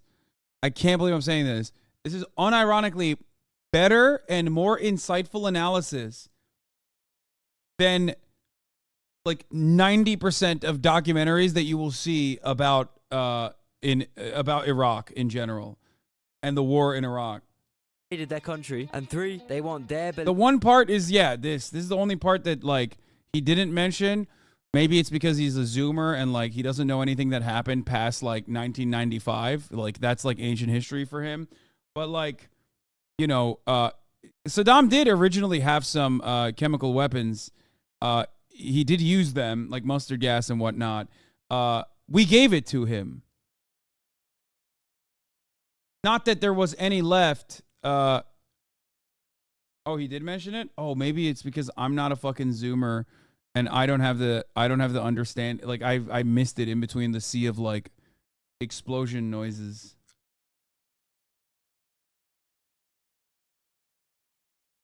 He said he gassed them up. I mean, I guess he did say that, but I didn't read that as like, we gave him the gas. Did he say that America gave him the gas? No, right?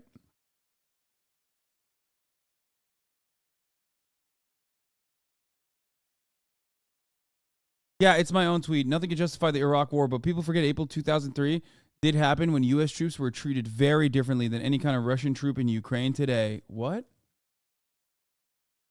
What are you doing? Oh, God, Faustini. I don't even know you're about to fucking...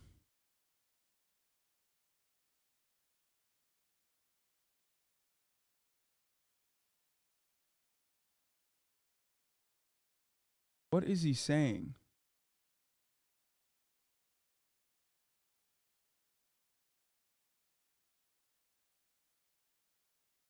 I'm not even going to look at this. Beliefs implemented into Iraq's government. Introducing is, and then the whole war loses all its original meaning and evolves into a radicalized group versus the USA situation with a nice sprinkling of Iranian versus Saudi proxy war too. So America blew shit up till 2014 and then he went back and blew more shit up until 2017 and now finally the country's relatively chill, but there's still a load of US troops over there, mainly to scare off Iran and keep a land buffer between good oil and evil oil. However, there is a sneaky kebab-eating fella called Turkey eyeing up the northern Kurdish part of Iraq, whilst everyone focuses on other conflicts. And another heartwarming wholesome thing that Turkey's done is build a shit ton of dams and water diversions, which severely... What the fuck, dude?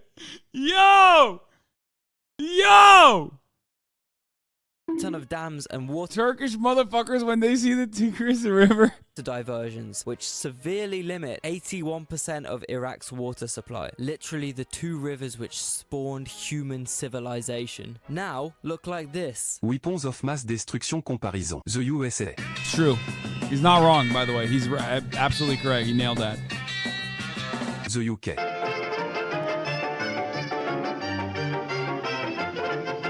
Iraq.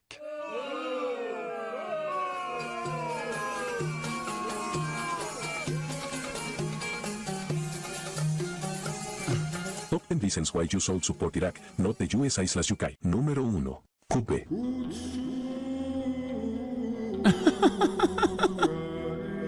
Okay, well, but like Turks have that too, to be fair. So, you know, I'm getting conflicting information here.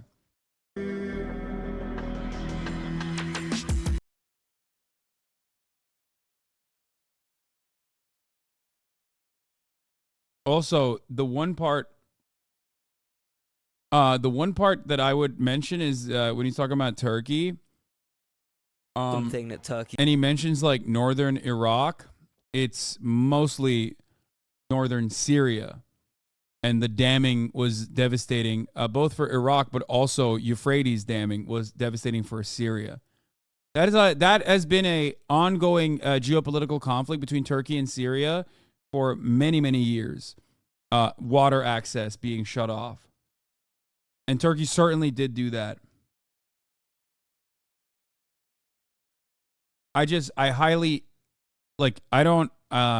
Turkey has been able to operate in northern Syria, in the northern Syrian corridor, with full sanctions from the United States of America. But northern Iraq is a little bit different of a story because the northern Iraqi territories are basically like an autonomous Kurdish zone, almost single-handedly built by the American state.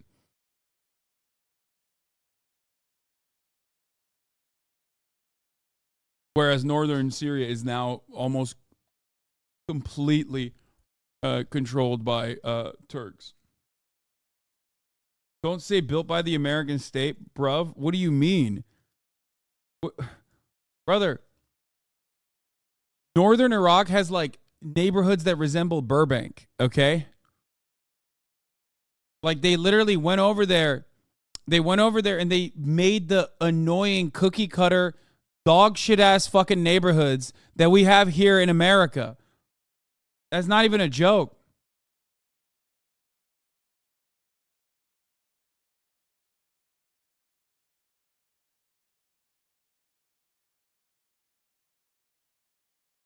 That's literally the plot of Arrested Development. Oh my God, I literally forgot about that. Was the Arrested Development neighborhoods like the ones that they it was about like what they were building in?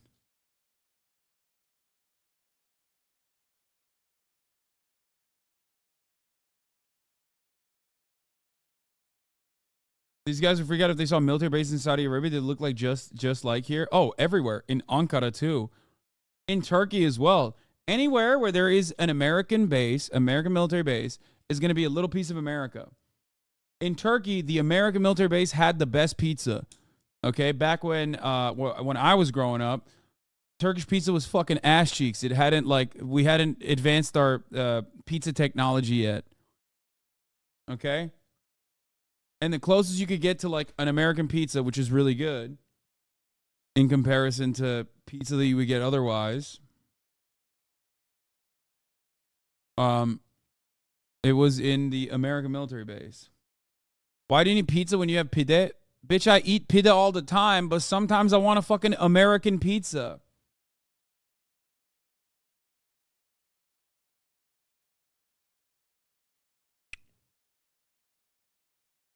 Lol, two major cities, Slemani and Hevler, expanded with interstates and apartments, but most of Kurdistan is still mountainous and villages outside of those two cities. Yeah, I'm talking about the cities that they built.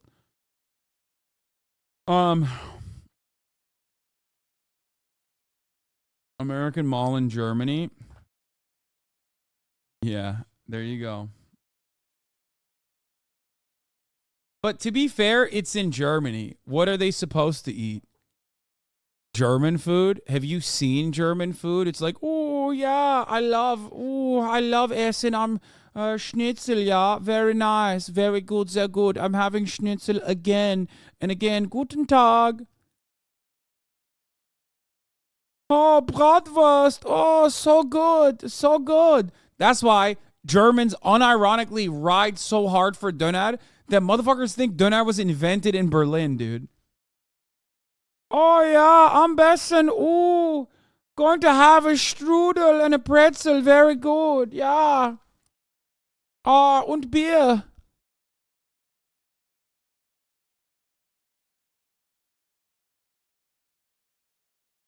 German food clears Turkish food easily, bro. L take. That's so funny. There is no German food without Turkish food. It's just the only cuisine that German food is like slightly better than is British cuisine, okay? That's it. If we're looking at Western European foods, all right, and I don't even want to get into fucking Nordic food, which is yuck. What the fuck are you guys doing up there? I don't even want to fucking know, okay? But if we're talking about like Western Europe food, okay, Western European food, any territory that was touched by Arabs and Muslims in general is quite literally responsible for like the massive, they're shouldering the biggest burden there, okay? They're carrying the entire fucking continent, okay? Straight up, I'll say it. That's it. Now, there's also one cuisine that I will say is pretty good, but they also invented a cheat code, and that is French cuisine. Cheat code is garlic and butter. You can literally eat anything with garlic and butter. What do I mean by that? They literally eat escargot, which is a fancy way of saying snail. They literally eat frog legs. Again,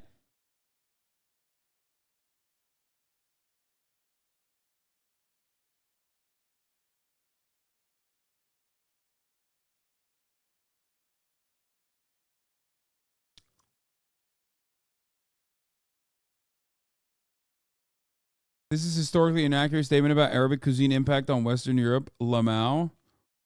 Bro, please. Pretzels, Spatzel, Bratwurst. Oh, sick, man. Yo, keep eating that fucking smelly-ass, fart-smelling cabbage, okay?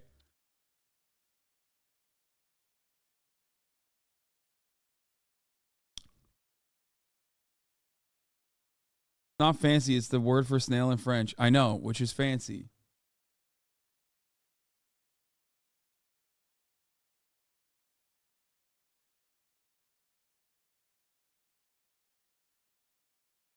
I love when I say Muslim and Arab influence is responsible for like food culture in Europe, and then the Balkans fucking choose to chime in. That's crazy that you guys said that, man. Oh, that's cool. Clearly, Balkans never influenced by Arabs or Muslims at all. No Muslims there, right? Yeah, I'll fucking do a little bit of I'll do a little bit of Balkan posting, dude. Fuck it. You know, why not?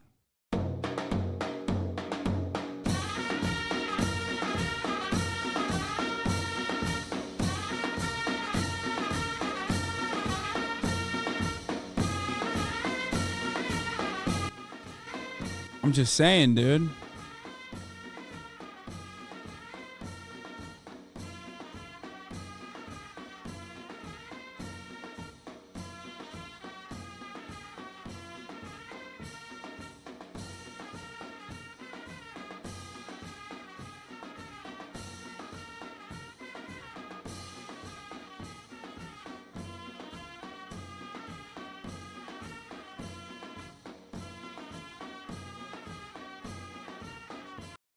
Okay, enough.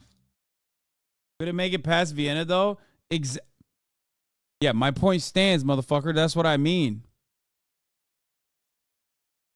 Anywhere that wasn't close enough in proximity to, like, any kind of fucking MENA, any kind of, like, MENA involvement, any kind of Arab involvement, any kind of fucking Muslim involvement, literally suffered due to not being invaded, okay? With their modern cuisine, with one exception, like I said, which is France. because they invented the cheat code of garlic and butter.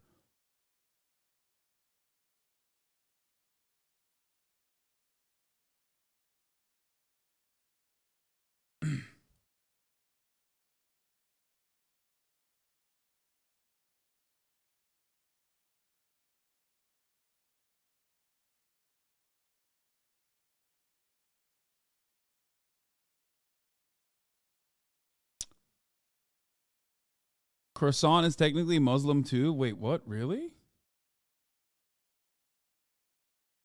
I wonder who showed seafood to the Turks? I don't know. Who did? Dude, why is everybody saying Spain and Italy? Why do people keep saying Spain and Italy when I'm talking about what I'm talking about? I thought this was a community of like, you know, Hearts of Iron fans and shit. Like, I thought you guys played Paradox games. What's happening here?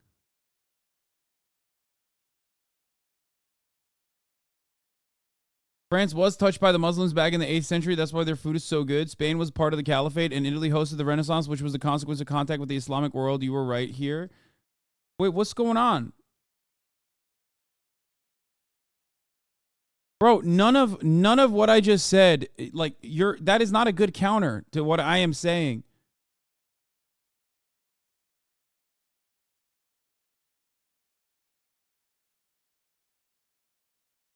Go back to eating fucking jellied eels, man. Holy shit.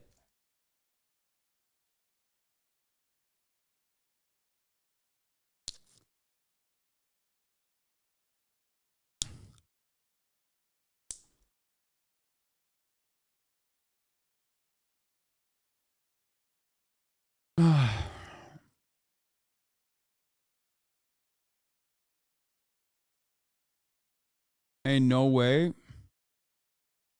Bob's Burgers actor Jay Johnston, who played Jimmy Pesto, has been arrested and charged for his involvement in the January 6th Capitol attack.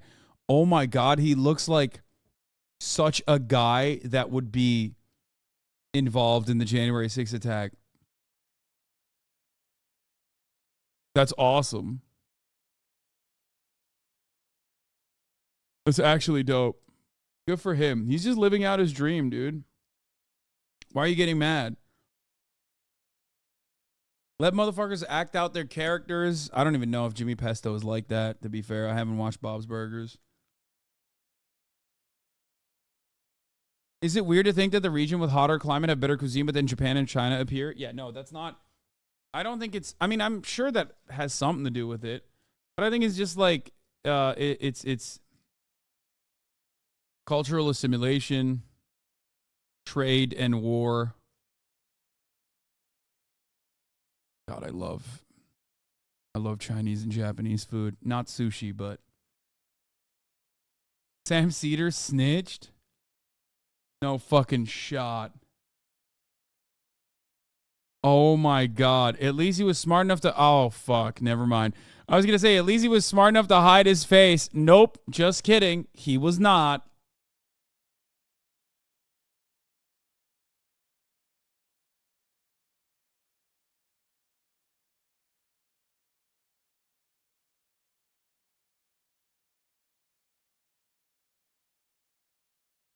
They fired him from Bob's Burgers for this over a year ago. So Bob's Burgers knew about this before the FBI did? Like, what's going on? Or the FBI was just like holding on to this information because they wanted to deliver it at the top of the hour. You know what I mean? And hide it behind a paywall, a 3-minute ad break, that is. Which, of course, the FBI did not realize that there are plenty of people who have subscribed and therefore no longer see those ads. So now everybody knows. Everybody fucking knows that this guy was not the mustache. He seems...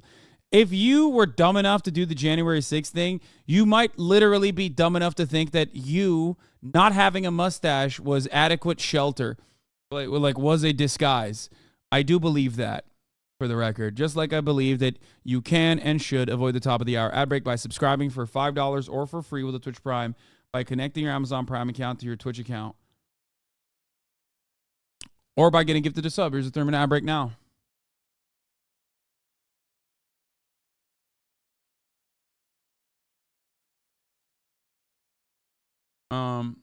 Hold on.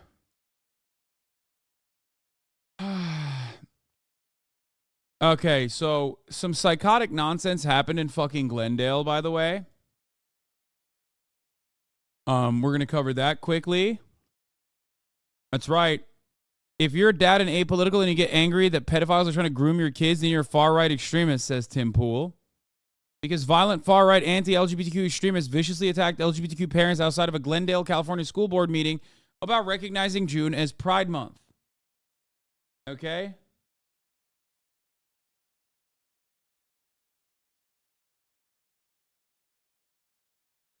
What is this? Aubrey friends ready to slide on Adin. You flip narratives. Everyone knows I pulled it up to flex. I can't get banned. So cringe. That's all you can say. To you two end yourself. Dude, is Adin just like consistently crying and asking people to kill themselves? Is that his like new content now? That's so funny. He's making me feel shitty about saying that like you should be able to get a kill yourself token. You know what I mean? Like he's ruining the one thing I like saying that I can't really say in public. Okay? It's kind of fucked up. Like he made it so nerdy and awful and bad. Projection, he thinks about suicide a lot, and he uploaded a new video with Bruce on the burner.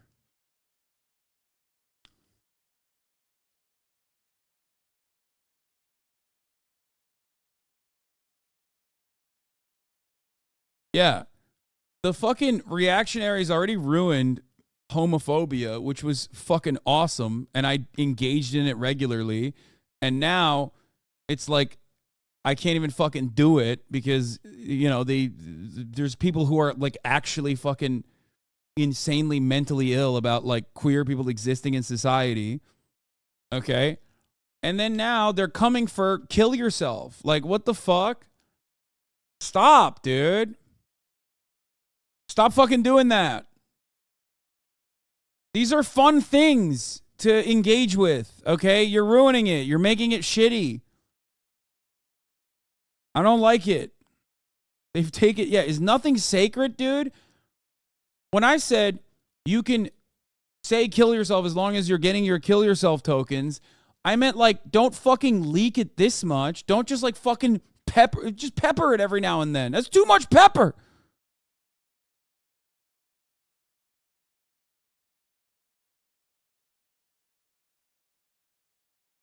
Adin Ross complaining about a gay agenda being pushed to kids when he has literally streamed porn to minors, LMAO. You flip narratives. Everyone knows I pulled it up to flex. I can't get banned. So cringe. That's all you can say. You two end yourself. Showing children in your audience porn to own the libs. Have you been in Germany? Yes, many times.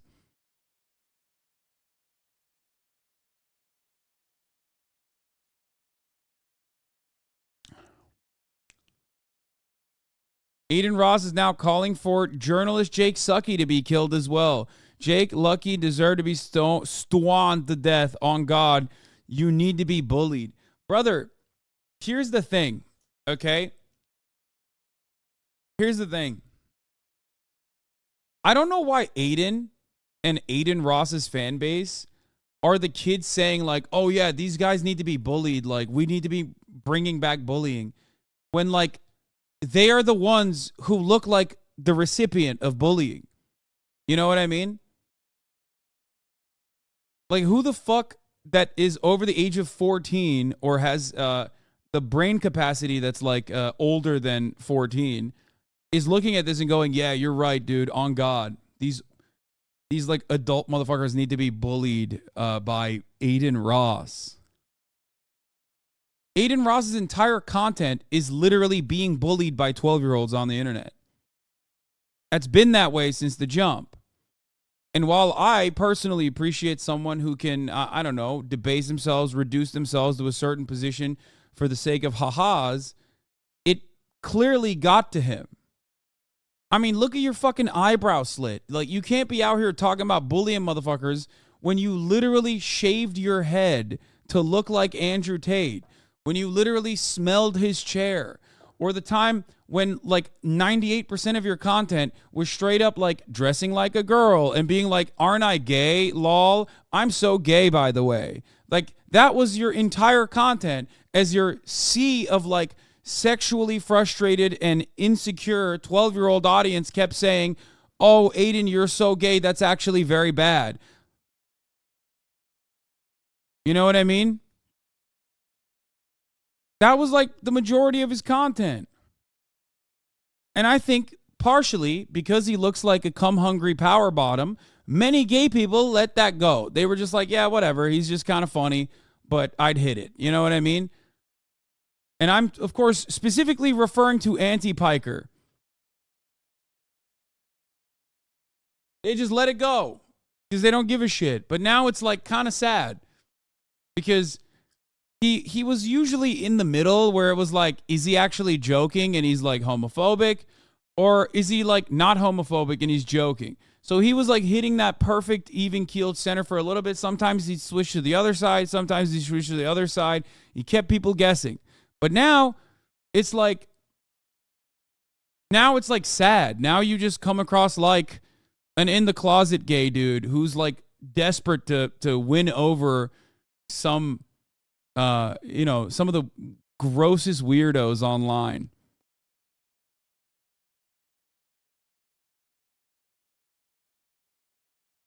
It's because they can't cancel him. It's just that it's like no one is even interested in canceling him anymore. And I feel like because he went over to like a random, because he went over to an alt streaming site, he lost that like mainstream permanence that he had.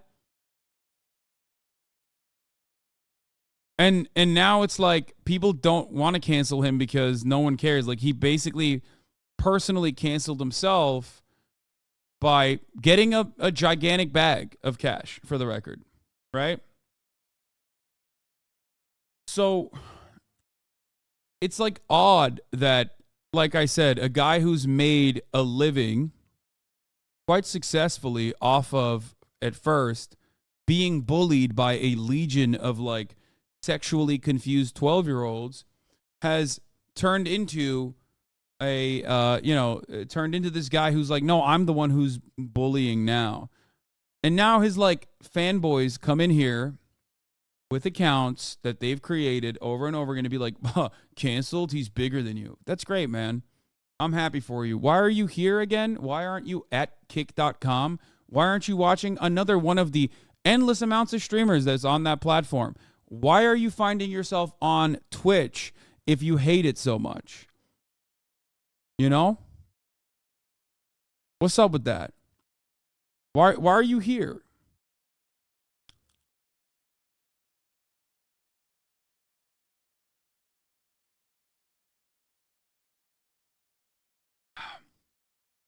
Anyway. However, I still wish him well. And by that, I mean, like, I hope he gets better. I hope he is not, continuing to be this, like, weird freak.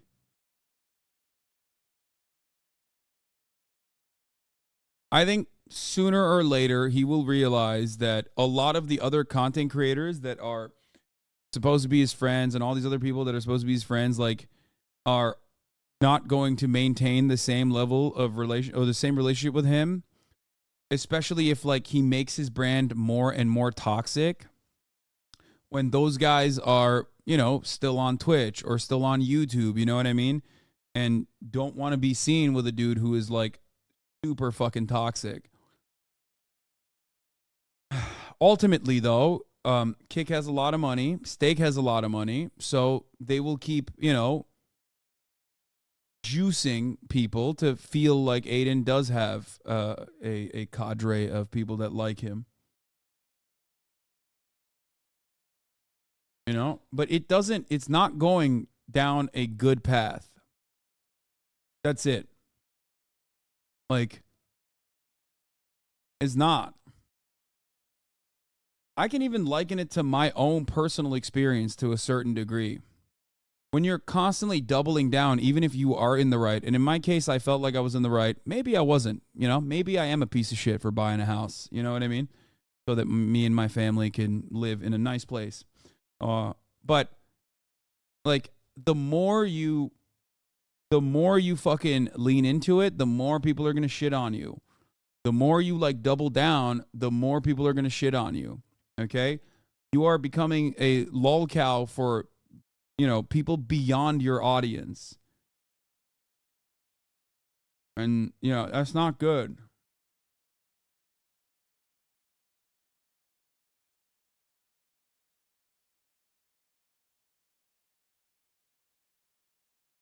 We seen this happen to other content creators. So it's not healthy, it's not good. It's not going to end well for him. What the fuck? What happened in this tweet? What was I looking at?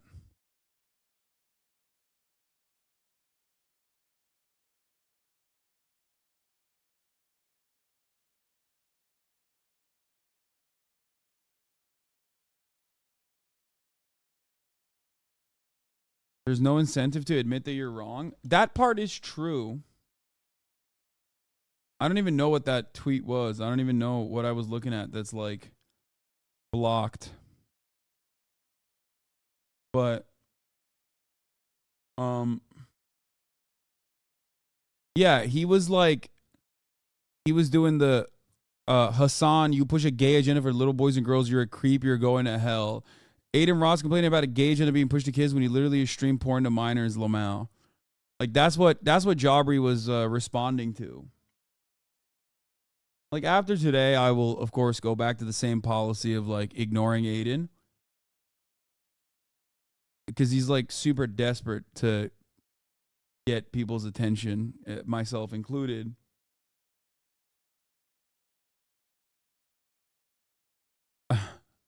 I feel for him. He can ban Hasan from Kick, but not his own head. Yeah, I'm like a fucking demon living inside of his walls. I'm inside of his mind at all times, it seems. Do you think he wants your approval deep down? Honestly, I would give him my approval if he went down a better path. Stop doing this like low effort, bottom of the barrel shit that's only going to cultivate the most toxic fandom that isn't there for him, but is there to actually shit on him, and they will inevitably grow out of it, or they will inevitably move on to another person.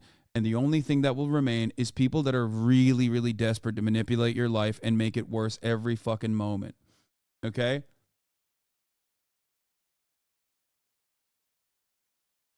And there are plenty of people like that online, and they stay on board with all of these people that they have lolcowed.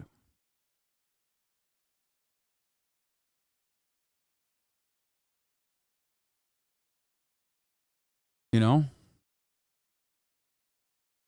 Like, it might feel good. You might think that you are in good company. Because, like, all these people are saying, like, oh, yeah, you're telling Hasan to kill himself? I love that. He should kill himself. A lot of those people are inevitably going to, you know, that's not like an ideology. That's not something that you can live with for the rest of your life. These people are going to forget about me. And when they do, who are you going to have? Are you going to look for a new villain? You shouldn't constantly try to define your persona off of who you aren't and who you hate. You know? He has a lot more money than you, bro, so I don't know. Could be you, who knows? What do you mean? Honestly, he has more money than you, so I don't know. He has more of a net worth than you, so he has the time to have you on his mind. Yeah, what I'm trying to explain is when you're in the content space, when you've already reached a level of financial success, the gratification that you get from making even more money is not actually going to make you really, truly happy, right? Part of that is still going to be, you know, being desperate for some level of, like, admiration. Look at Elon Musk. I'm so rich, I can't stop thinking about you, bro. Exactly. Look at fucking Elon Musk, dude. You think Elon Musk is happy? Unhinged mentally, 13-year-olds with no apparent logical adult voices in any area of his life with access to millions of dollars on a mental downward spiral and no core community besides a bunch of people just like him, but without the money, who thinks being cool is having an OG username and doing pills. Good luck. Yeah.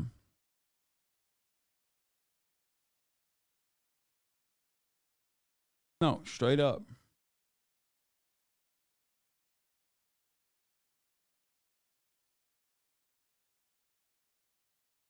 And for those people who keep saying like, oh, it's like kind of fucked up that it's fucked up like Bruce is laughing alongside him. Like, I don't care, man. I don't. I like Bruce, but it's not like we're fucking friends. As long as he's not like also engaging in like weird random like, oh, there's only two genders type shit for no fucking particular reason other than like leaning into like reactionary commentary. I don't give a shit.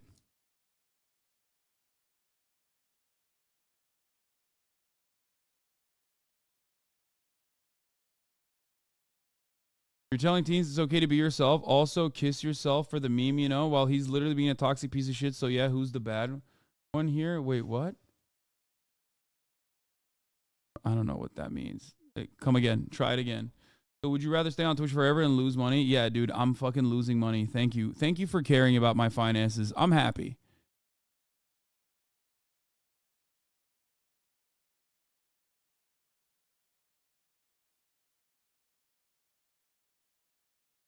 Anyway, but I'm sure this one got some really normal fucking responses. W. Aiden. Yeah.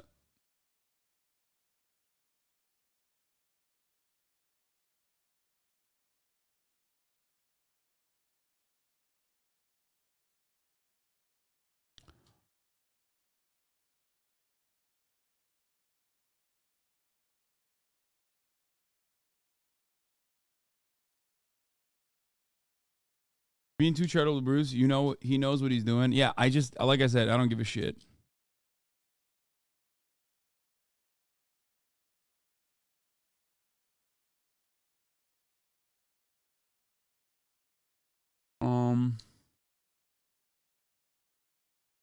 Why is he allowed to tell people to kill themselves on Twitter? Does Twitter not have no rules anymore? Yeah, of course not. What are you, crazy? Obviously not.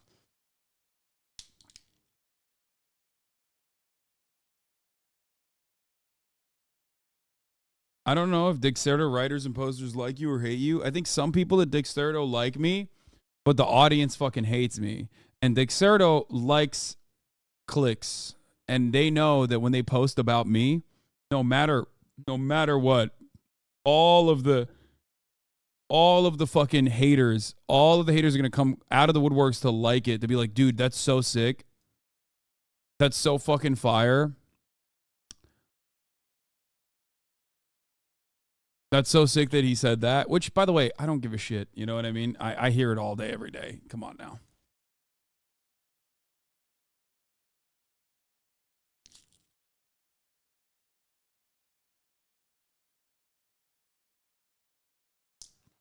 Anyway.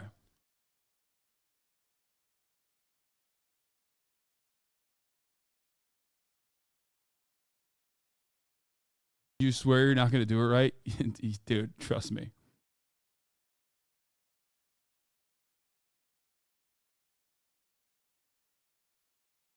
Anyway, Twitter is inconsistent with it. I got restricted for a week for call telling some racist Catholic Spaniard that the Catholic Church is the biggest child rapist institution in the world.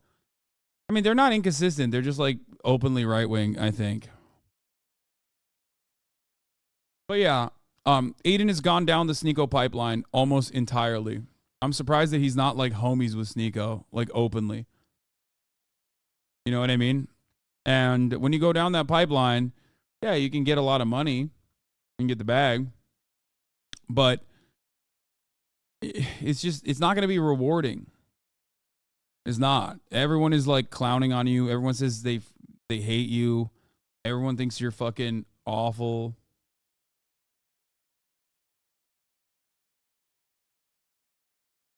Not great. It's hard to recover from that.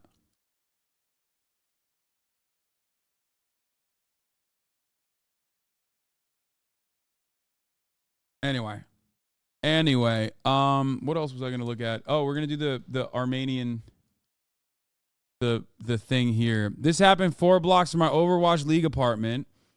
Americans are in a sad place right now. Let people love who they love and live your own life, which is a great tweet from MLG Puckett. Anti-LGBT protesters attack pro-LGBT demonstrators outside of a Glendale, California school board meeting. The school board is voting on recognizing June as Pride Month. Dude, if you take time out of your fucking day, okay? If you take time out of your fucking day to like go to a school board meeting to protest that like June will be declared Pride Month, when isn't school fucking over right now? Oh, this guy blocked me. The threat of every right-wing commentator.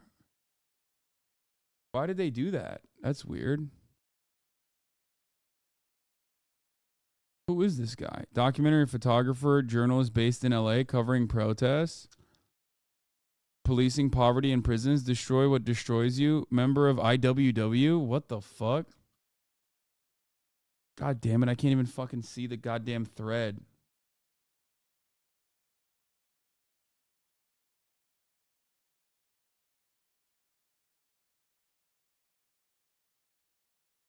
You're on a lot of block lists? Yeah, I know.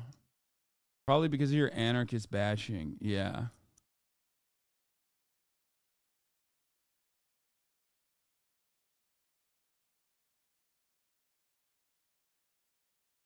Or maybe because, like, I got blocked in, like, some block the blue shit or whatever.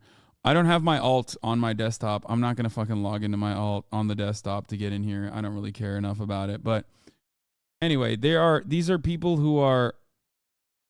Wait. Maybe I can look at this link?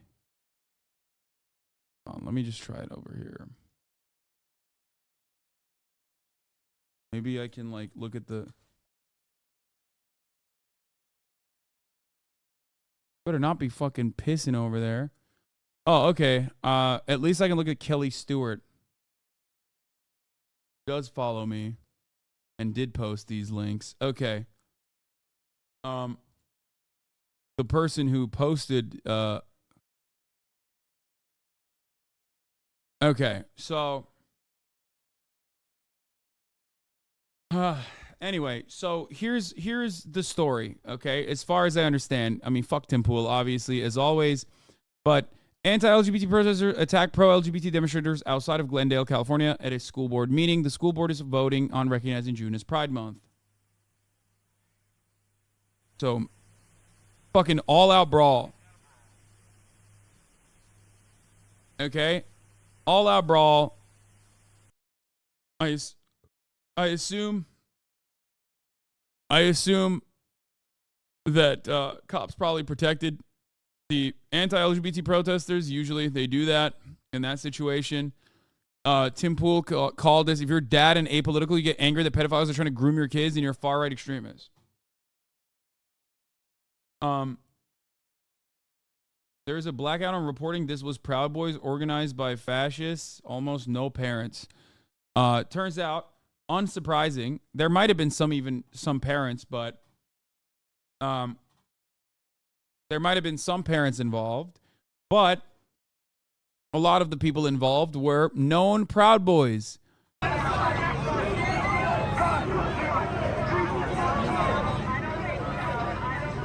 am Lieutenant Krikoyan and I represent the Glendale Police Department. I hereby declare this to be an unlawful assembly per Penal Code 407. In the name of the state of California, I command all those assembled to immediately disperse. Which means to break up this assembly and to leave the... A physical brawl broke out between anti-LGBT protesters and LGBTQ protesters outside of Glendale Unified School Board meeting.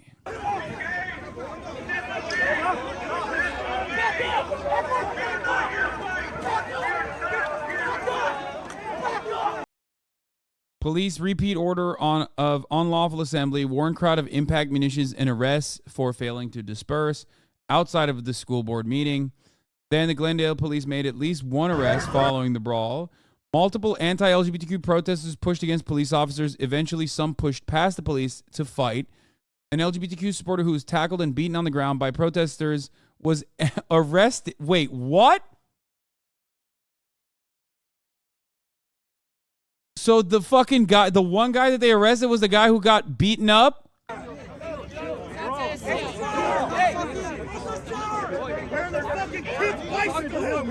are an idiot! You are an idiot! Who's street? You're street! A piece of shit! A piece of shit! Fuck your flag! Don't push me! Take your masks off! Take your masks off! A piece of shit! Admit it. Admit you're a fucking piece of shit. We want to make America. You are sick. Sick. You are sick. We want to make America great again, okay? We want to make America. You are sick people. Sick people. Hey, who told you you're a priest? Who told you you're a priest? He's a pedophile. Oh, so they broke through the police like human barrier. Sick. You are sick people. You are sick people. You are sick people. Hey, who told you you're a priest? Who told you you're a priest? He's a pedophile. Hold up. Hold up.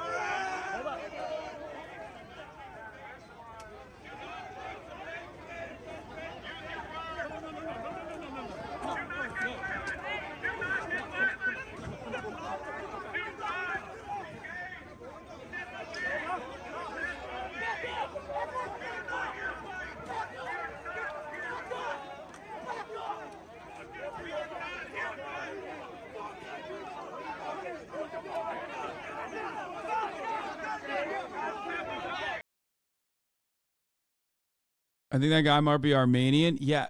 Okay, listen. I didn't say anything.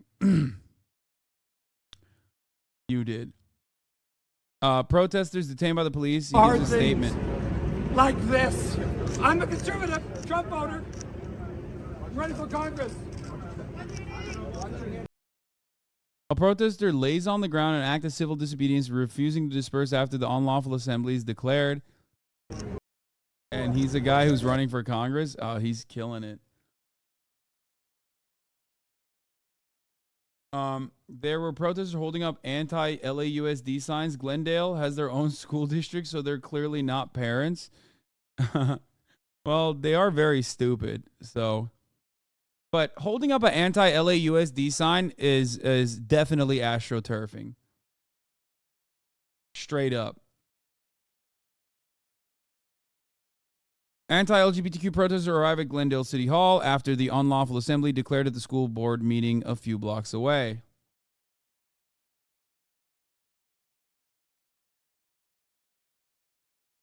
So, leave our kids alone. Dude, look at this guy. Like, you live in Glendale, brother? What is this car? Like, why do you have this vehicle? Okay, anyway. Anti-LGBTQ protesters protesting police order to disperse. Police push anti-LGBTQ protesters back away from the Glendale Unified School District property. About 50 protesters are still lingering across the street. They had their riot gear out. Protesters finally cleared the area. So, according to Joey Scott, Proud Boys and January 6ers are at the school board meeting, which is unsurprising. It always is the same people. This is their whole lives. And he names them, including Louis Flores and Andy Lai. So this is Louis Flores. He's one of the Proud Boys who did security for Gays Against Groomers. He's in the white shirt here, this guy. So these are known dudes, you know what I mean? Like known right-wing extremists. Bad idea, man.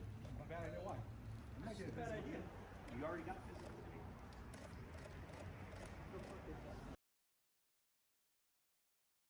Here he is also, you know, beating people up in the white shirt in downtown LA. Here is Andy Lai. Another person. Another known person. He was at the Capitol on restricted grounds on January 6th with Tony Moon, also assaulted and tried to steal Aeon Photoco's camera at the downtown LA anti-vax rally. This photo is from Santa Monica. In June, I encountered Andy Lai gathering signatures to recall Gascon because he's concerned of crime. Should have asked about his assault and attempt to steal the camera of Aeon Photoco, or his January 6th presence on restricted grounds with Tony Moon.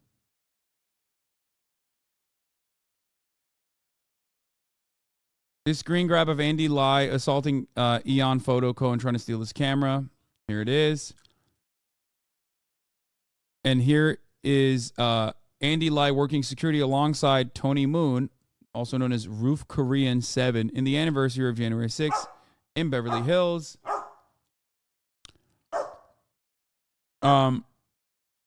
There it is. There's more. Another person that was there is Sylvie Araujo, who rose with the Proud Boys, came all the way from Redlands to participate in tonight's Glendale School Board meeting.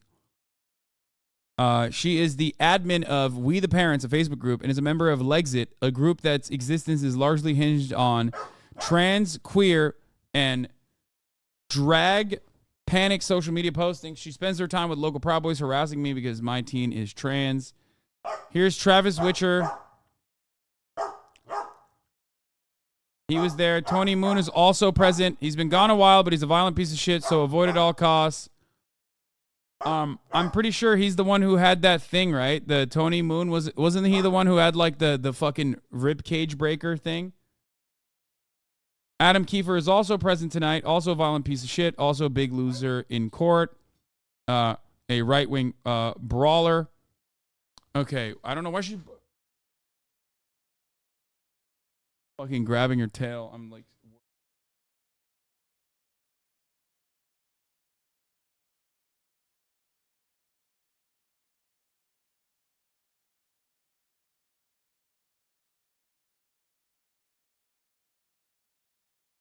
Most of these people in the LGBT anti-LGBT groups are LGBT? No. I'm so scared that she's like gonna pee, you know what I mean? I'm gonna give her a big bully stick this time. Oh, it smells terrible. She's about to pee. She literally fucking went to pee not that long ago, right? When's the last time I took her out? Hasn't been fucking 2 hours. Has it? Maybe it has been 2 hours. Here, I'll run it. I'll fucking take her out. Hold on.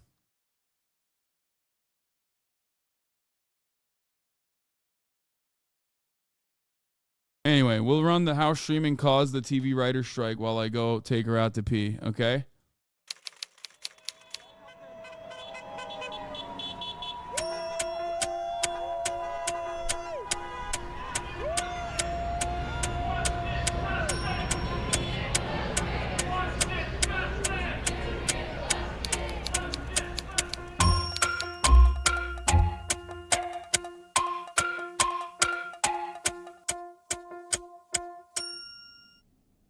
What's gotten us to this place is the rug was pulled out from under writers and to a degree actors in the last 10, 15 years. It's the advent of streaming, the golden age of television. One of the first streaming original shows was House of Cards. Spoiler alert, when they pushed Kate Mara in front of that train, it seemed like groundbreaking television. And it was fast-paced, and it looked beautiful, and it had huge stars. Artistically, it's opened up the world. Maybe there used to be 80 shows in a year. Now you're up to 500, 550 shows in a year. And for writers, it was good because it gave people entry. And a lot of those people were diverse young voices who Hollywood said, oh, you should come out to move to LA or New York, places where the cost of living is extremely high, and you have a seat at the table that for years created careers for people. Now, it doesn't exist like that anymore. What's the difference between a network show and a streaming show? Network is the TV we all grew up with, ABC, NBC, CBS. And it's the season that begins in September and runs 22 episodes and ends in May. So that's a season, especially for procedurals that everyone knows, like Grey's Anatomy or CSIs. TV seasons always began in September. And that had something to do with auto sales, by the way. The new car seasons came out, and they were going to advertise heavily, so you wanted new TV. The network model worked for a very long time and gave people a stable career. I broke in on Law & Order Criminal Intent. I was on staff there 4 years, became showrunner there. So you get paid by the episode or by the week. They said you'll make $15,000, and I thought that was it. I didn't know they meant for every episode. I didn't understand what I'd stumbled into. So I was able to make a living, start raising a family in New York. I think those doors have closed now. So the upside of streaming creatively was you didn't have to worry about commercial breaks. If I write an SVU, we have 5 commercial breaks in an hour of TV. Something has to happen at the end of that act to make sure people come back. Your writing has to conform to the advertising that pays for it. If you write for streaming, you don't have to worry about commercial breaks. You get to write a different structure. Maybe it's just an organic 3-act structure to an hour. Now you're down to 8-episode runs, 6-episode runs. Shorter seasons where you could arc a story across 8 episodes. You can go a little darker, you can go a little deeper. That part of it was great, and writers from movies flocked to it, and novels flocked to it. But as the episode orders have shrunk, what used to be 40 weeks out of the year that you were working is now 20 weeks. So try having to go from finding 1 job a year to finding multiple jobs a year to maintain the same status quo that you previously had. It's tough. I don't think anyone's asking to go back to 20-episode seasons, but the stability and the longevity of those jobs is the model that we're asking for and that we think is best for writers and best for the product. Can you explain what's changed, how the writer's room looks different in each model? The function of the writer's room is the exact same. Like, it is a group of writers coming together to break story, to craft a season, and to write episodes of television. When you get your first job writing on a TV show, you're almost always a staff writer, which is the lowest level in the room. And then the next rung on the ladder is story editor, from story editor to executive story editor, co-producer, producer, supervising producer, co-executive producer, and then executive producer is the highest. Yes, the streamer is always AFK. The creative bitch. process is... I read your fucking comments even while I'm pissing, okay? People coming together, having a conversation about, is it a dark comedy? Is it 1 hour? Is it a half hour? Breaking story and really writing your whole season. The next phase is production, when you bring all of your crew together, bring all of your actors, grab your directors, and you shoot the TV show. And then the final stage is post-production, when you take that thing you shot, you sit with your editor, turn it into what people see on TV. Broadcast shows kind of used to be the entire TV space. So if you were on a show like Law & Order SVU, or if you were on a show like Friends, your show was being filmed, it was in production concurrently while you were in the writer's room. Writers are going back and forth and really learning the ropes of what it is to produce a TV show. You know, and it might be in the moment when you're watching a scene and an actor might come up to you and say, like, this line just isn't working for me. The job of the writer at that moment is to talk to the actor, figure out what isn't working, and write them a new line. The writer is working with the actor at all times. He's conjuring the character, he's meeting the actor that was cast, and should be there when that actor is giving life to those words. Financially, of course it would cost studios to keep writers on and to pay those extra weeks to keep doing their job. It seems like their favorite place to cut the budget is with writers, robbing them of creativity and robbing them of people training up to be the showrunners of future shows. Writers are now being separated from production, employed for fewer weeks. Fewer weeks means less income, and when a show like Game of Thrones costs so much money and takes so much time to make, that's a longer period of time between seasons. And so that means these writers have a longer period of time before they are employed again. Story-wise, there is something nice about having all of your episodes written before you start to produce. It really gives you a nice scope of the season. You know where all your locations are gonna be. And if something happens in the last episode of your season that you realize there's a nice way to plant early in the season, you can go and play with that episode. On the other hand, not having your writers continue to be there and do the work that happens in production hurts the production and it hurts the writers. There was this staff writer who was on The Bear, which is a streaming show on Hulu, and he had a story about how after working in this room, even though it was this critical. I started watching The Bear, by the way, unrelated to this, but yeah, we saw Alex O'Keefe's story. Good show. Acclaimed show, and they were winning an award. He went to the award show broke and had to rent a bow tie. What I thought was so interesting about that story was that it wasn't the pay per se that was the issue in that situation. It was the length of the room. So you went from having 40 weeks of guaranteed work to maybe 8 to 10. It is always very difficult to work in our industry. Writers, directors, actors often have long stretches of idle time. Periods where you're either looking for your next job, the next room that you're gonna go write in, or the next feature that you're gonna pitch. Residual checks are what let you do that.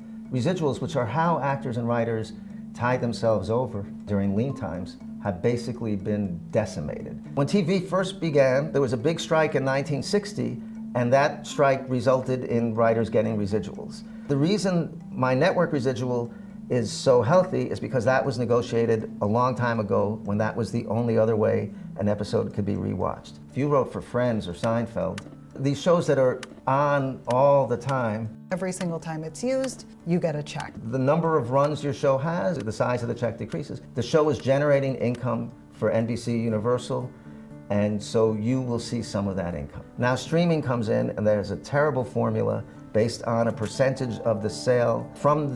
Again, I cannot begin to explain to you how fair this process is. And even then, there's still plenty of profits to be made for those fucking greedy little CEOs and studio executives, okay? Like, it's your product. You made it.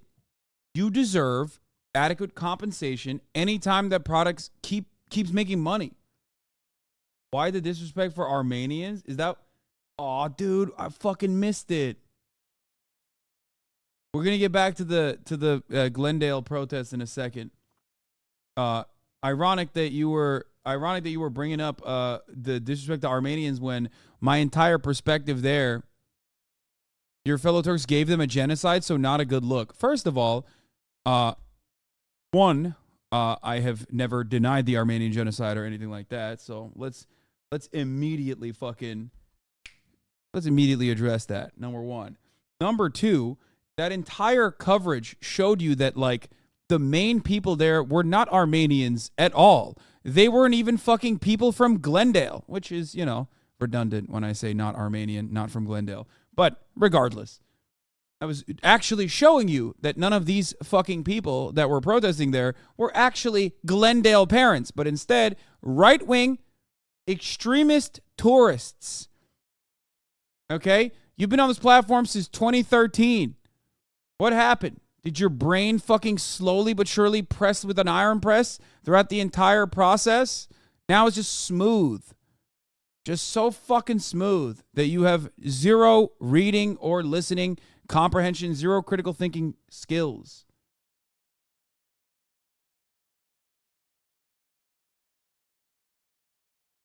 Stop asking me if I take creatine. Yes, I take creatine.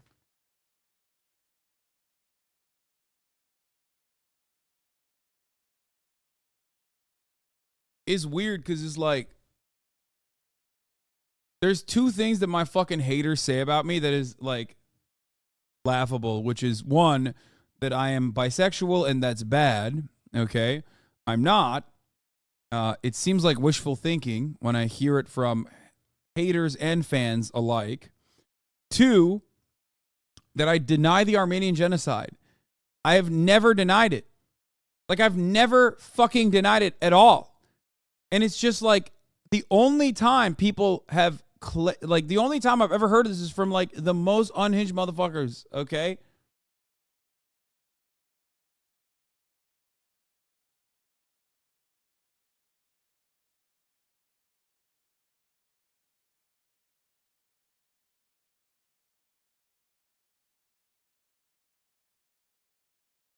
It's so stupid.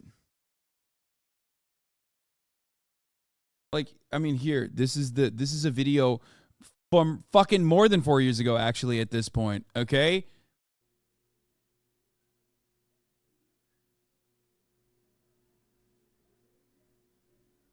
Because even back then, all these like little hate raiders would come into my stream and say, Hasan, what are your thoughts on the Armenian genocide? What are your thoughts on the Armenian genocide? Thinking that they're gonna get like they're gonna get like an own on me. The Armenian genocide happened. How is the Armenian genocide taught in Turkish schooling? Did you have to research it on your own to learn the extent of it? Yes, and it is not taught as a genocide at all. It is just completely, it's considered, they say it's like forced migration and that it wasn't that bad and it wasn't a genocide. They say that in Turkish schooling, 100%.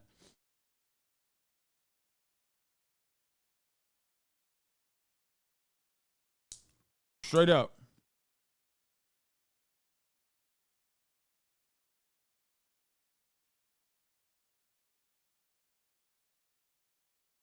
It's similar to,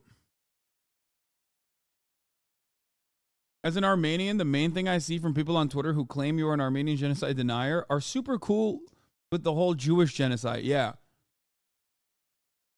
Yeah, it's kind of like, I guess, how they treat Trail of Tears here in America. And by the way, all of those Holocaust deniers that are constantly like, oh, Hasan definitely denies the Armenian genocide. At first, I never understood why they were so aggro about it. Because, like, why do you care? Like, you deny the Holocaust, right? And then I realized it's not even to, like, get an own on me, right? It's not. Well, that just comes with the territory. It's actually because, no, it's literally because they consider it to be, like, a Muslim group of people doing genocide on Christians. Like, they only care about it because it's Armenian Christians that were genocided. Like, I didn't even realize that. I'd never made that connection until, like, recently when I was like, oh, that's why they fucking constantly talk about it. Because it's, like, rarely ever actual fucking Armenians who are saying this. There are plenty of Armenians in this community. Everybody knows my statement on it. It's just like, it's like very strange that it's strange when it's like a random dude who is like a Holocaust denier who says it, and then I realize, oh, it's because, you know, Armenians were Christians.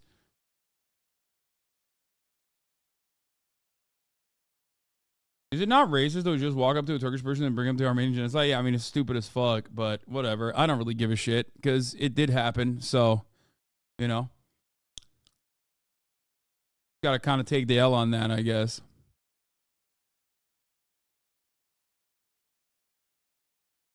Also, the people that we're talking about are literally fucking groypers, dude. Are you kidding me? You think they give a fuck about coming across like racist? I just told you the only reason why they care about the Armenian genocide is not because they care about Armenian people or genocides in general, but instead because they care about like a genocide being conducted against Christians by Muslims.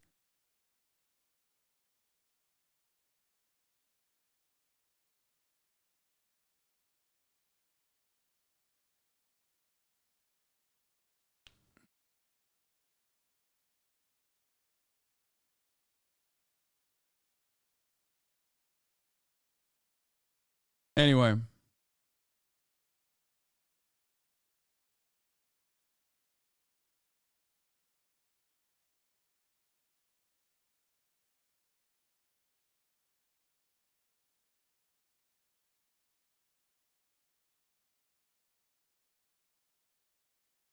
But yeah, as I was covering, let's finish this video and then we'll get back to this. The studio to the streamer. I'll get back to the It sits on Glendale platform protest in a for second. year, and you get one check no matter how many times it's watched. If you write a show for Hulu, you get paid to write it, and you might see $400 for the next 3 years, as opposed to a network rerun, which might be, for an hour show, might be $24,000. I have talked to fellow writers who came up years before, and it was the difference between buying a house or not, between sending your kid to school or not, and for me it just seems like this pipe dream of getting residuals for the work that I've done.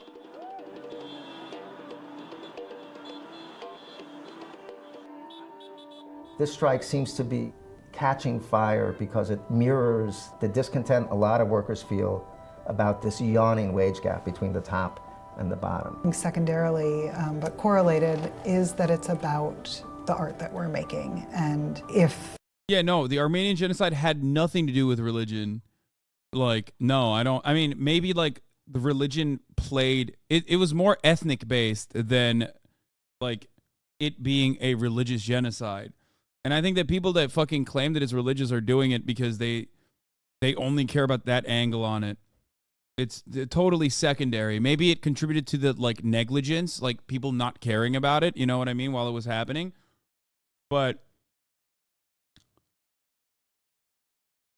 I don't think it was like, oh yeah, we're fucking, I mean, it happened, but I don't think it happened on the basis of like religion. More so on the basis of them being Armenian ethnically. We're not given the time and the resources that we need to make good television, you're not going to have the diversity of voices, the diversity of ideas. I think that we want to make sure that art isn't coming from only voices who can afford to do this as a job.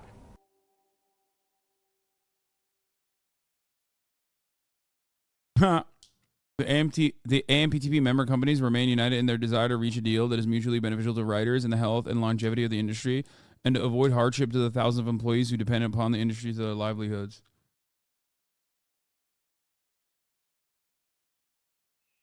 I got into writing because...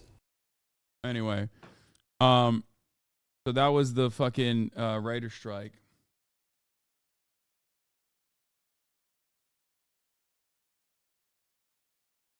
So,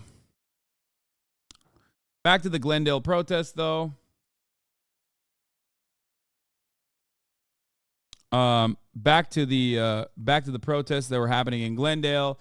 So brawls broke out. A lot of these are fucking like right-wing extremist tourists that come from all around the state, sometimes even outside of the state.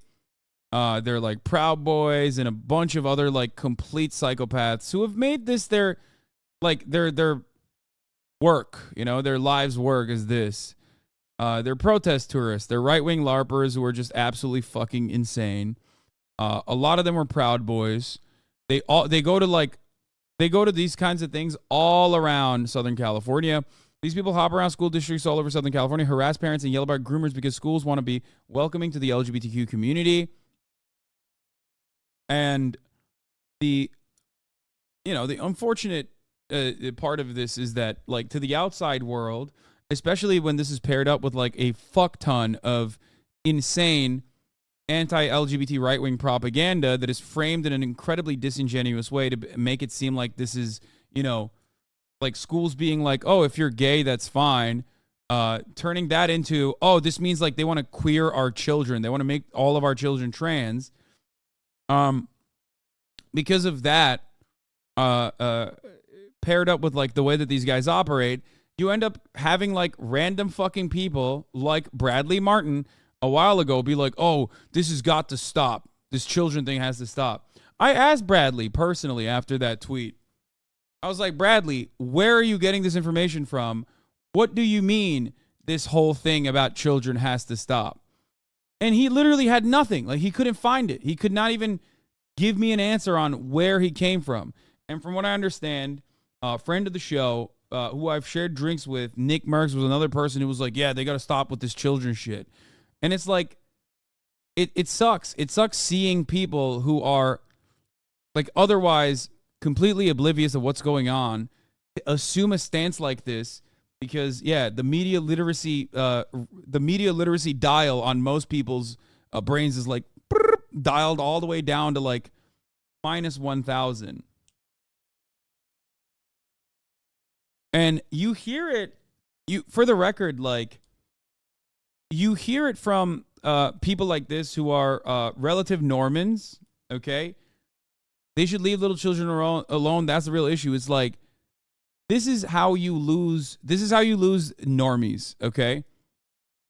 When I see people like Nick Merckx, or when I see people like Bradley Martin, say things like this, it hurts my soul, mostly because they've been completely captured by right-wing commentary and right-wing framing on the matter. It's the fucking literal dudes that are coming from like Riverside and all these other places in California that went to January 6th that are like protest tourists that are the weirdos in this regard.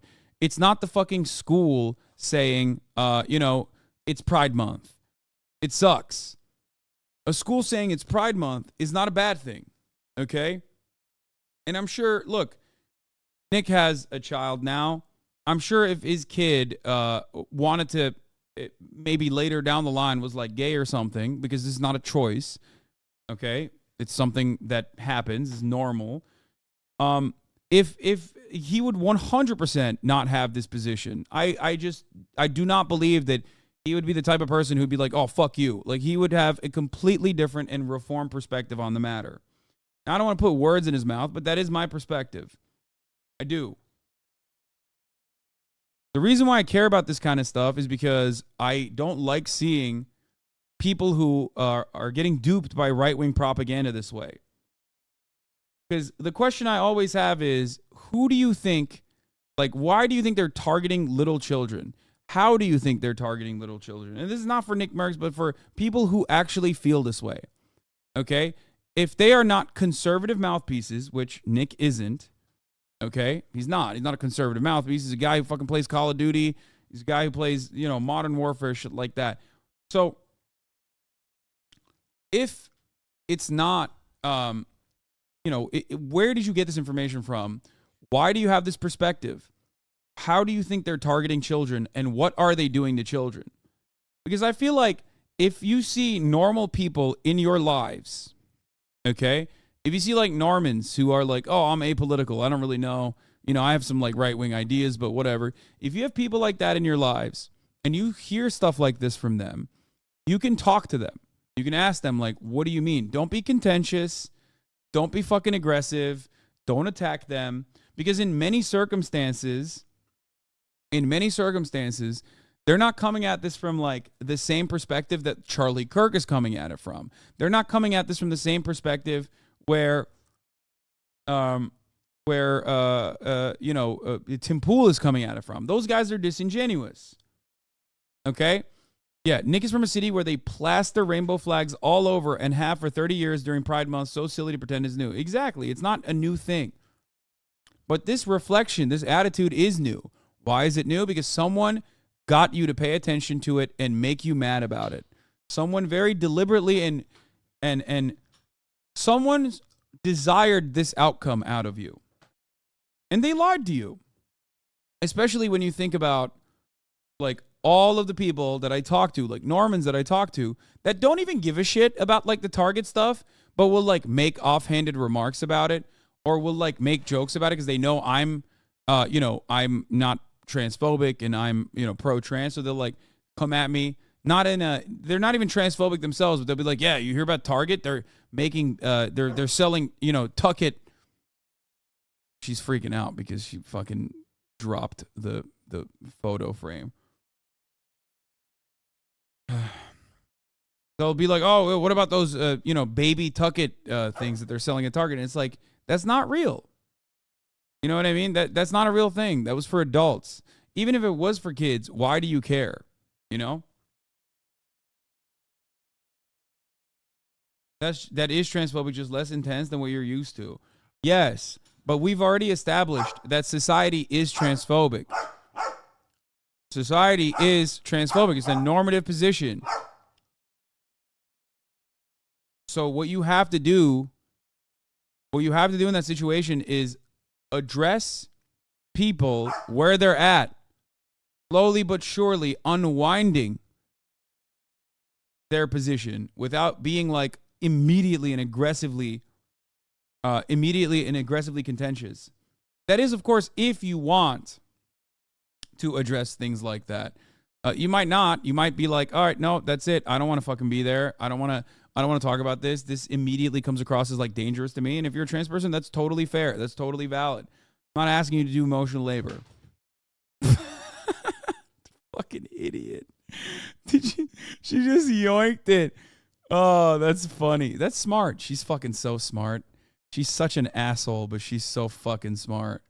Hold on. That was hilarious.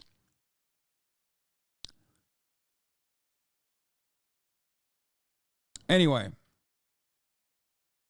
I agree with you and try this argument in laws, but then my nieces and nephews told me about a class in school where they had them write down boys and girls they would go out with, etc., and it fucked up my argument. What?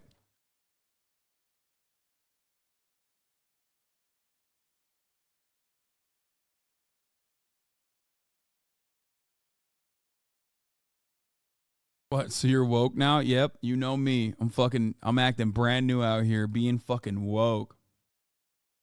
So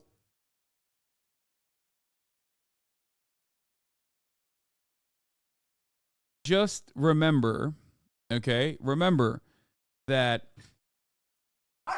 a lot of this stuff, like a lot of people are coming at this not because they have like this deep desire to like fucking purge trans people, but because they otherwise have apathy and gender. Okay? People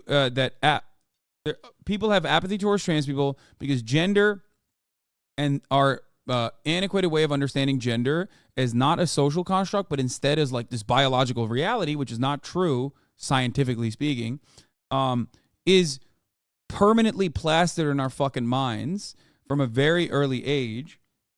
Okay?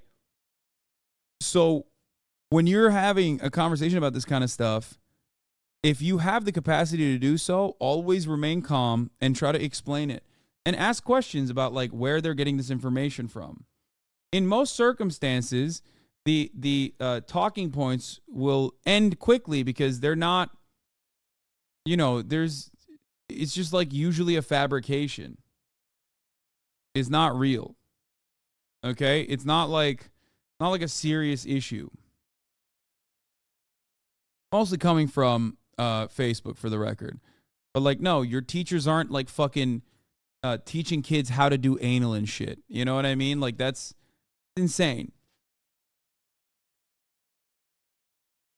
That's insane. Like, you have listened to like a complete psychopathic person and you believe them hook, line, and sinker. And that's a little terrifying. Anyway, it's sad to see, but look, Puckett was good. Like he said, who is this they and what terrible act is everyone afraid of? I think / hope the goal of most of them is to reduce child suicides. This is done through acceptance and removing the stigma of feeling / being different. As a dad, I'm struggling to see the harm. Gay doesn't equal pedo. It's great.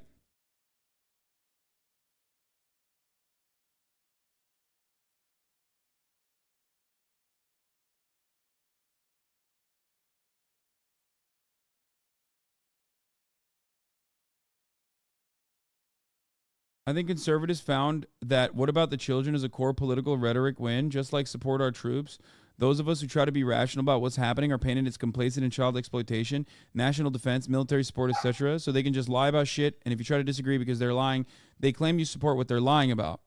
Well, here's the other side of this story, okay? Let me explain the other side of the story. This is part of the reason why I wanted to talk about this. Here's what you arrive at when you constantly go down the transphobia pipeline. End Wokeness is a psychotic fucking account on Twitter. They posted this shit. They said, Megan Fox has 3 sons that all dress like girls. I'm sure it's just a coincidence. Okay? You are a psychopath, dude. I said, politics is just a cover for these disgusting conservative freaks to simply creep on children. Conservatives love talking about killing pedophiles, then defend child marriage, child beauty pageants, and spend a whole lot of time thinking about your children, their genitals, and what your kids are wearing. That's not politics. You're just a pedophile. Okay? They go way overboard anyway, all the fucking time if you let them. Okay? most of these guys and their arguments literally end up devolving into like, this fucking little kid is wearing something that I disapprove of. And if I was a parent and I had some fucking dumb motherfucker tell me, okay, that like my child can't wear that because it doesn't abide by their standards, I would kiss them. Okay? I would kiss them. I would fucking kiss them. You know what I mean when I say that? Who the fuck are you, you absolute fucking psychopath? Who the fuck do you think you are that you're going to tell me what my fucking kid can and can't wear? Okay? Are you out of your fucking mind? You delusional creep. You delusional fucking freak. How about you worry about your own life, okay?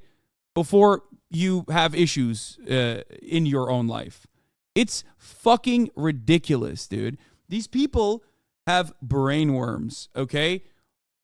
And it's fine when we're laughing about them. It's fine when they're being fucking freaks on the timeline. But when I see stuff like this, it makes me lose my fucking mind. These are little children. You took paparazzi shots of little children that you found online, and then you like started addressing what they're wearing. At no point in this fucking conversation is that a normal thing to do. Okay? That's not normal. That's abnormal. You're a fucking freak. It's not Megan Fox with her toe thumbs that's the freak here. Okay? You're the freak. You're a disgusting, lonely fucking weirdo with, unfortunately, way too much time on your motherfucking hands. Okay? It's crazy. It's crazy.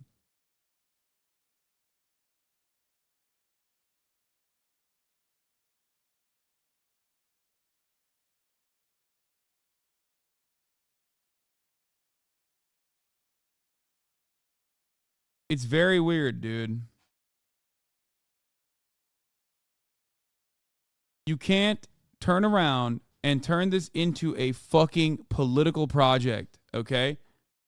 The idea that like being a gross pervert online is like a fine demonstration of your political ideology is not good. You switched off Glendale so quick. If you think this is a switch off from Glendale, maybe you're fucking too stupid to understand the point I'm making. Leave kids alone. Leave school districts that want to be welcoming to LGBT children alone. Okay? This is not a deviation from the Glendale subject matter. This is directly about the Glendale subject matter. Okay? This is it. This is the Glendale subject. You got motherfuckers, jobless motherfuckers, who literally travel to different school districts all around Southern California because schools are saying it's okay if a student is gay. It's okay if a teacher is gay. Gay people exist in society. And they go to those schools and they protest. Okay? Get a fucking job. Do you understand? Do you understand the point I'm making here? You cannot make it your job to be a disgusting fucking freak and make a career out of harassing random people who are just living their fucking lives. Okay? It is fucking insane. There was a group of individuals just like these people back in the day, and everyone thought that they were disgusting fucking freaks. That group of individuals was the Westboro Baptist Church.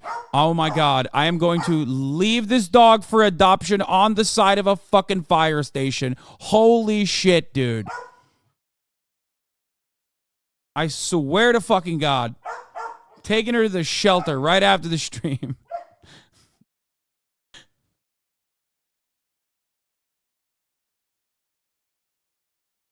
Fuck. He's hyped up because you're hyped up, not a dog owner? No, she's hyped because my parents walked past the streaming room. She doesn't have to poop. She pooped in the middle of the day, like a couple hours ago, and she hasn't eaten anything since then. And she pees every 2 hours, and even in a higher frequency than that, actually. Look at that. I threatened her with adoption, and she sat the fuck down and started listening. You see that? Acting real different now. Got real quiet all of a sudden.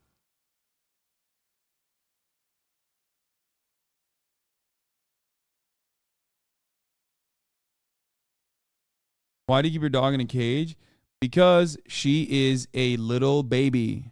That is why I keep my dog in a cage. Because while she might look like a large dog, she is only 3 months old, which means she has to be caged at all times due to the reality that dogs that have a lot of freedom at that age will end up having really fucking bad traits, but also more importantly will hurt themselves. Okay?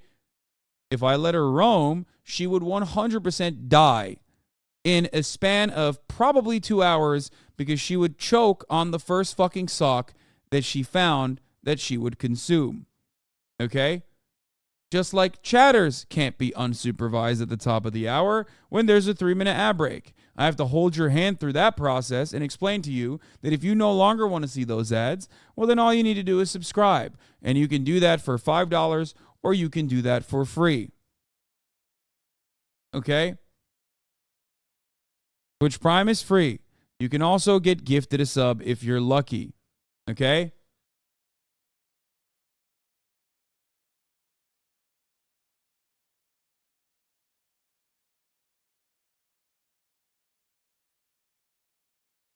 Puppies are on a constant quest to kill themselves. Exactly. Exactly.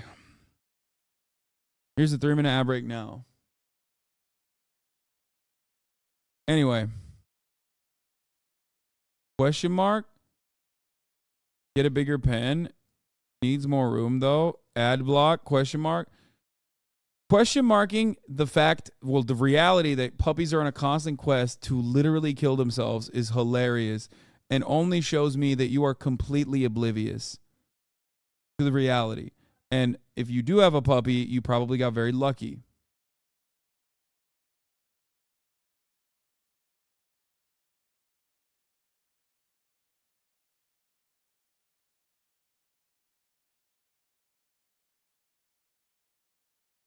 Babies are on the same quest as well. Yeah, literally. Like, I don't think people understand. Like, babies, puppies who are furry babies, who are a little bit smarter than regular babies, human babies, I mean, are still always looking to die because they don't know any better. They're curious, they're interested, they want to touch everything, they want to eat everything, and you know, there's a lot that they could eat that would end up killing them.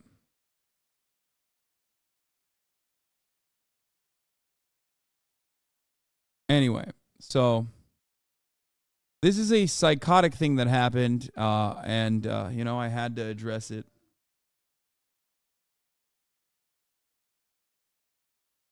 This show chatters what happens when a puppy's left alone.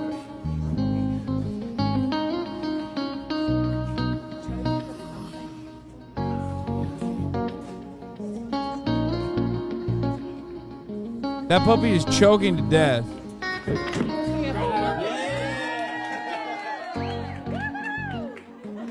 Yeah. Yeah, that's what fucking happens when you leave a puppy unsupervised, okay? Yeah, there you go. And that's like not even a puppy. That's like an adult, I think. It's at least it's like a year old, at least.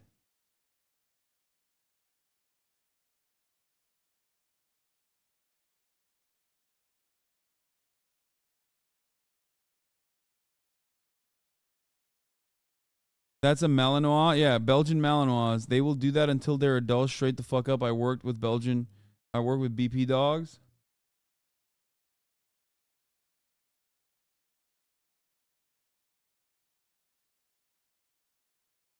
Like, here's another great example, right? Like, crating and putting your puppy in a pen is definitely good practice. One other good practice, like you want to give your dog, you want to spoil your dog, right? You want to give her the best things in the world. So sometimes when you're eating like chicken, or sometimes when you're eating like steak, there might be some bones, right? And a lot of people make the unfortunately life-changing and life-ending mistake of giving their dogs bones that have been cooked already. Okay? Never do that. You want to do that to them because you think, well, they eat bones all the fucking time. If you give your dog a cooked bone, your dog will die because they will break the fucking bone, because cooked bones are brittle. They will break the bone and a piece of it will get lodged in their fucking throat and stab them from the inside. Okay? Bone splinters will cause them to have painful internal bleeding and then die.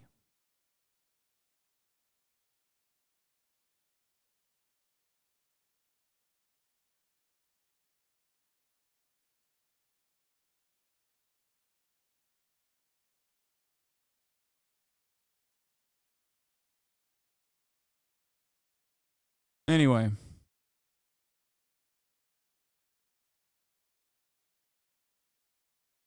Teaching a dog that a crate isn't a punishment from an early age comes in handy. This isn't even a crate. It's a pen. Crates are different. Kaya is unfortunately currently not responding well to crate training.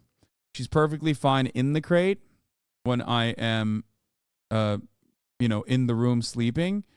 And she doesn't pee or shit in there when I'm in the room sleeping. And she holds it in. But when I'm away for like even 10 minutes and she's in the crate, she goes fucking crazy.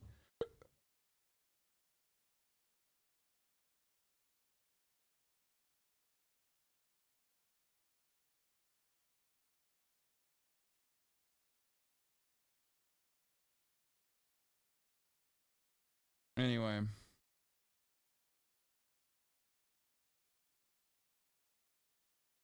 Oh no.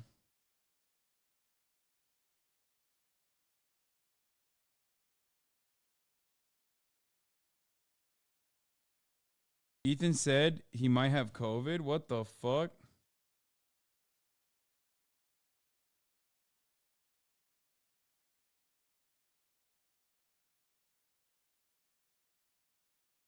He doesn't know yet. He doesn't think so.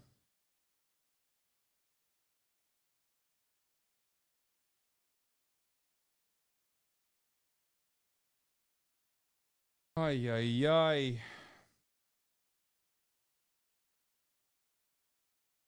Thought you caught that in the chat like 20 minutes ago. I saw it in the chat, but then Ethan texted me. Lawyer tested positive this morning and he was with him for like 9 hours yesterday. Oh, fuck, dude. Leftovers 2 weeks in a row. Impossible challenge. I mean, it is.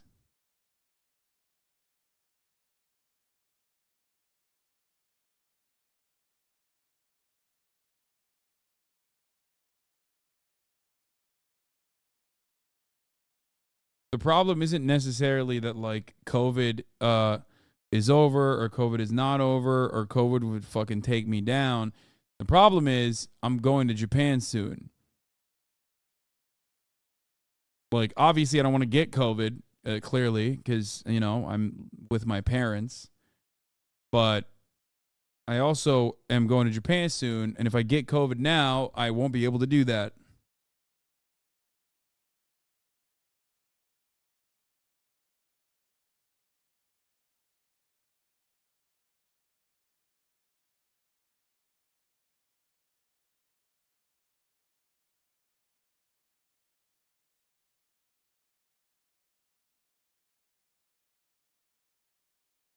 Dude, why you gotta send this to me? Okay, is Baby Gronk the new drip king, or is he just getting rizzed up by Livy? Let's take a look. Baby Gronk just stole Livy from the Drip King. On his visit to LSU, Baby Gronk rizzed up Livy and they started dating. They are so in love, Baby Gronk got Livy's name tattooed on his arm. Is Baby Gronk the new Drip King, or is Livy just using him for clout?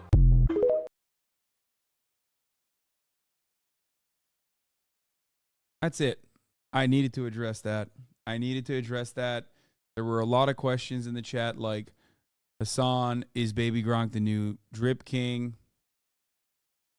What's going on with Livy? All of that stuff. So, you know, my silence on the matter was deafening. I know Baby Gronk stole Livy from Drip King, which might make Baby Gronk the new Drip King. So, I have no idea what this is. I don't know what's going on, and I fucking hate it. Even though Baby Gronk is living large with Livy, there's a contender for the throne, Baby Diggs. Baby Diggs is an elite player who plays both wide receiver and quarterback. I don't know what is happening. Baby here. Gronk may have just found his rival. Livy Dunn's boyfriend, Baby Gronk, is the #1 college football prospect in the country. But his #1 spot was just challenged by his new enemy, Baby Diggs. It's a parade inside my city, yeah. Baby Diggs is an elite player who plays both wide receiver and quarterback. He is currently the #1 football player in the class of 2030 in New York. He also called out Baby Gronk to 1v1 him. Baby Gronk, I'll call you out, 1v1 me. Who do you think would win in a 1v1? Baby Gronk or Baby Diggs? I don't know what's happening. I don't know what this is. I actually don't know what is going on. Like, I know everyone is like making jokes about it, but like, I don't know what this is, and I don't know why anybody knows what this is, and I still haven't been able to figure it out. Livy Dunn is a Snapchat celebrity. Why is a Snapchat celebrity? Is she an adult? I hope she's not an adult, because the other one is definitely a child, right?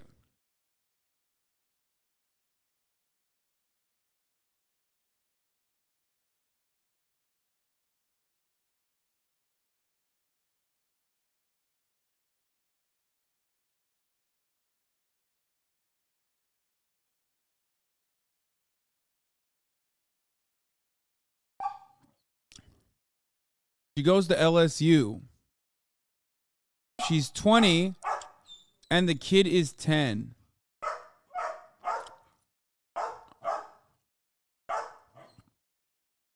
A lot of y'all still don't get it. Livy holders can use multiple Baby Gronks on a single king. So if you have one Drip King and 3 Baby Gronks, you can create 3 new kings. Tonight's Baby Gronk mint event is essentially a minting event for both Lab Gronks and Special Kings. She's a gymnast for LSU. She got famous for doing TikTok thirst traps. Not that I would know. Why is a 20-year-old, or some people are saying a 21-year-old, quote unquote, rizzing up a 10-year-old?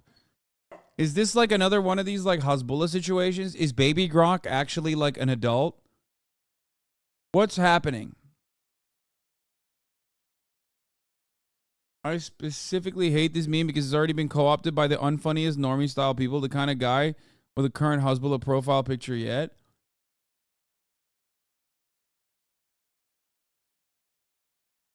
It is a joke.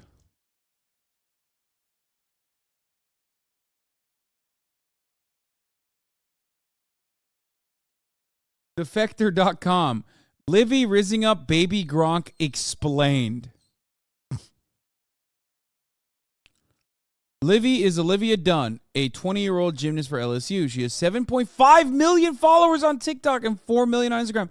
And I've never even heard of this person. What is happening? Hold on. I got to take her out again. I feel like, I don't know what the fuck's going on. I actually don't know what the fuck is going on here with her. Anne! Anne! Baba! Ne olur annemi çağırır mısın? Bir köpeği çıkarsın. Lütfen. Ama çok acil. Can you get Nikki's Not Green to come back? She's been the top earning female athlete via NIL deals. Okay. This is a 6-minute documentary on Baby Gronk. He scored 3 touchdowns. He follows you. Zeke follows you. Nate Burleson follows you. You know that? Golly. Go, man, go! Go, man, go! When I first saw him, I was kind of blew away. At the time, he was 5. Not too many 5-year-olds that's really moving like that. I love the break ankles. If he stays in a straight arrow, and that kid's probably going to be definitely D1 talent. Ain't no quit in them. Work ethic, it's at a 100. Keep going, Gronk. Keep going, Gronk. There you go, my boy. Now drop it. When I first saw him, the work ethic that he had for a young kid like him. This kid got it, understands the game. He loves what he's doing. He loves doing it. At this age, he's definitely top tier as far as speed. I mean, you give him a gap, he's gone. Speed is his biggest attribute. The kid's just built like a grown man already in first grade. The legs, I mean, they look like Barkley. Hey, I'm Baby Gronk. I'm 6. I play football.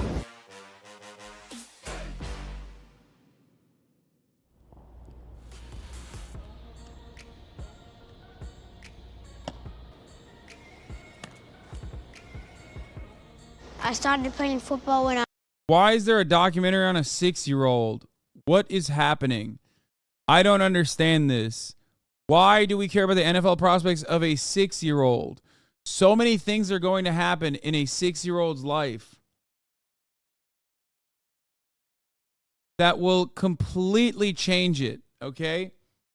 Why does a 6-year-old have an iced out chain? It's not real. There's no way. I'm 4 years old. I train every day. Ladder drills. Bro, he still can't even say his R's, brother. Like, that's how much of a baby he is. He said, I've been playing football since I was 4 years old. Like, what the fuck? At that point, it's like, no, stop it. Stop it. No, stop. This is unserious. Please stop. Is it like a haha, we get the joke?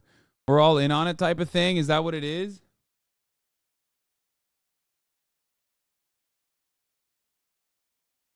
Bro, this kid's about to have CTE by the age of 12, okay? Which will be double his lifespan. Okay?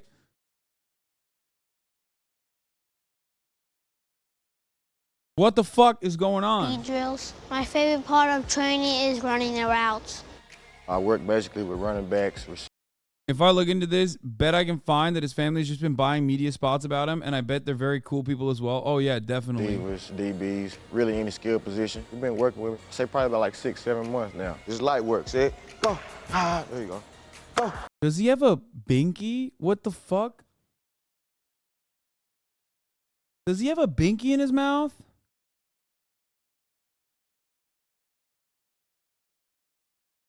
Is that a fucking pacifier, dude? What the fuck is happening?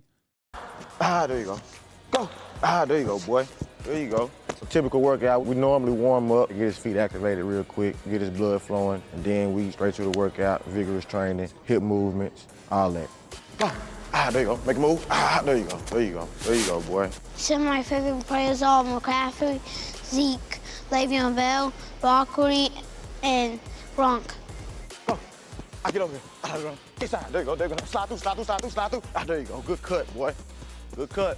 I named him after John Madden, after the video game. It wasn't just straight off the back that he took.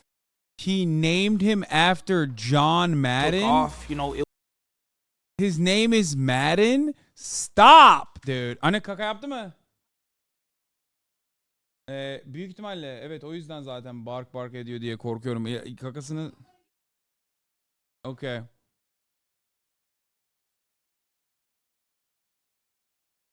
Not the person, the video game? It was a lot of hard after the video game. It wasn't just... He named him John Madden after the video game? Stop! Straight off the back that he took off, you know, it was a lot of hard work. We really work on different things. It might be more explosive, doing like sleds and doing everything power, and then the next... Bro, this kid is absolutely not making it to the NFL. Okay, that's a lock. This kid is not all right. There's no shot, bro. He's 6 years old. No fucking shot is this kid. He's not even making it to college. This shit is going to be talked about forever by the most annoying BuzzFeed elder millennials. I am not prepared. I needed to stop.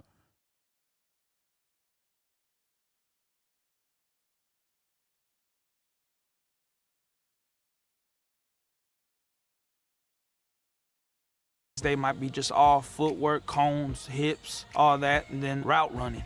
You don't see... I feel like, I mean, maybe I'm too old school, but like back in my day, they were like, no weight training until you're 18 or else you'll like remain a manlet. You know what I mean? And maybe that was like obviously outdated because I see kids that are tall as fuck now that like absolutely do weight training at like 14, 15. Okay. But like there is 0% chance that doing HIIT training, like this level of fucking cardio, this level of like intense, high intensity training is good for a 6-year-old. I'm sorry. I don't believe that. Okay? You cannot start at the age of 4. You cannot be doing this at the age of 6. There is 0% chance. This kid's going to fucking... Kid's not going to have a CL left, okay? ACL, MCL, new types of CLs that I didn't even know existed will be blown by the time he's 11. Kids are actually more resilient, but even then...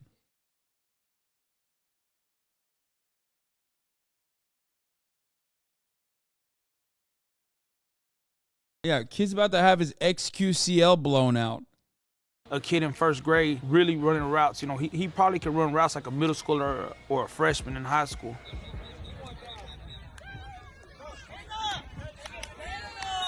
He knows the whole route tree from an angle to a comeback to a goal to a post to everything, you know, that a running back's supposed to run. But nowadays, you know, they're making running backs be complete. You don't see power backs like a leg. Can I provide counterpoint because this is my field? I don't train my kids and I didn't start that early, but if it's done with fun versus training in mind, it builds good habits. Yeah, I mean, I'm not fucking anti-kids. I'm not anti-kids playing sports, dude. Like, what? Sports is fucking awesome. And it's very good that little kids are playing sports. It's huge, okay? That's a wonderful thing that I am absolutely on board with. This is very different than what the fuck we're talking about. Garrett Blunt, you see people that can run the whole route tree and catch the ball also, and that's what really are focusing on. All I know is I'm never this concerned when I see a child prodigy pianist. Yeah, but that still has a lot of fucking psychological turmoil that child prodigy pianist probably went through as well. And it's not as physically taxing on the body as this. It's still like probably emotionally fucked up, but it's nowhere near as bad as this because this is emotionally fucked up and physically fucked up.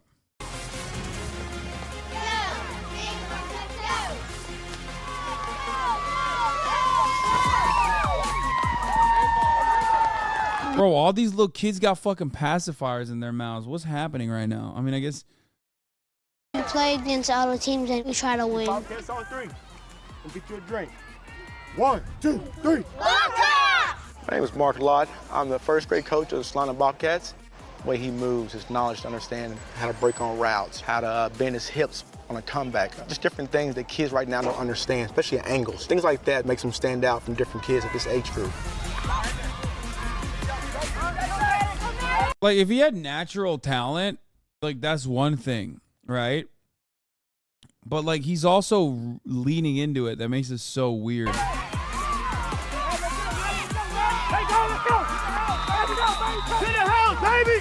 I think his biggest strength right now is his hands.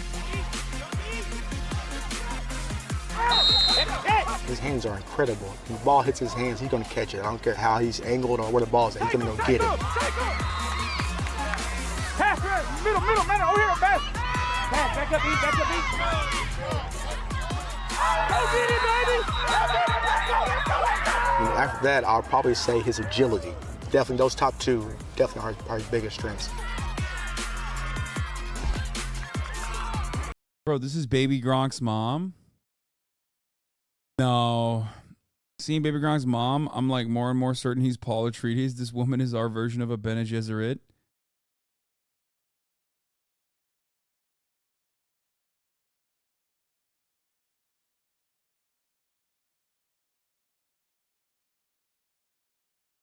Bro, what the fuck, bro? That's like, dude, what the fuck is going on?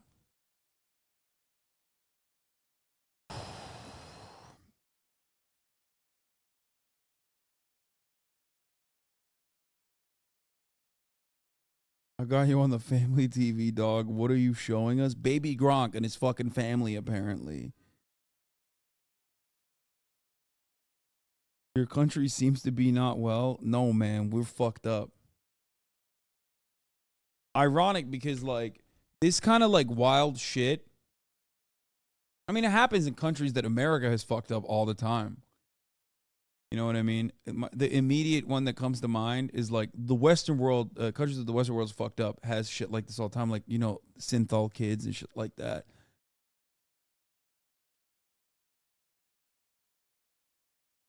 But this is so wild, dude.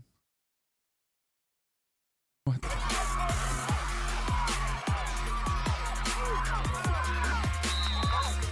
So I think for him and a lot of these other kids, you got to understand that every time you touch the ball, you're not going to hit that one and done. Just understanding that every time you're not going to get that big hit. You know, sometimes you got to be patient, and sometimes you're going to have to understand that that big hit may not come till later on in the game. I think once he understands that, then the sky's the limit after that.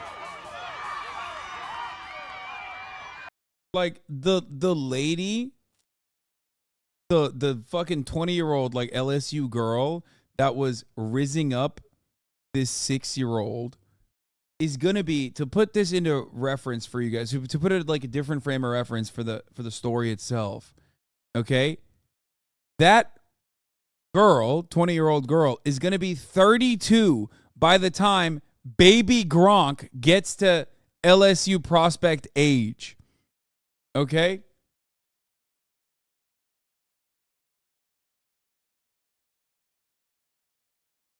It's a joke, dude. Chill. I know it's a joke. I'm just saying, like, how fucking insane it is, even as a joke.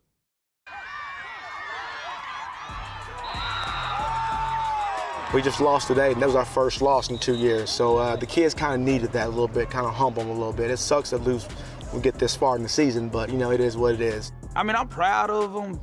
This just in. Lil Gronk has lost a tooth and will be out the entire season. Stop. But I don't know what's going to happen. I just think it's a process. So we just take it day by day with him, and we hope for the best and pray for the best. When I'm not playing football, I play Madden. Plays Madden all day long. That's all he does. Ooh. Let's go! Let's go! I think a key is for him to stay consistent. Right now, I was at this age, you know, I'll say the sky's the limit.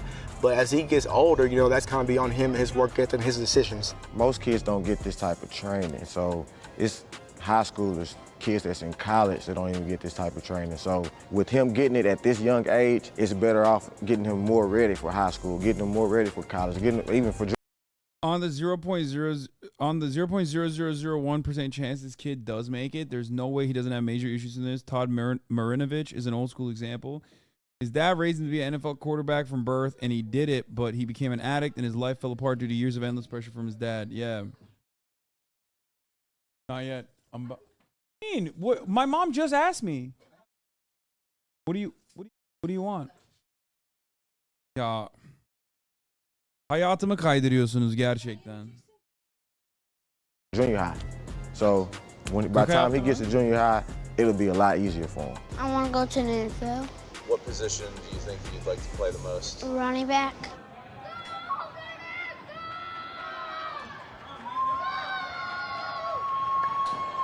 He also wants to be a running back. He's about to be cooked by high school, dude.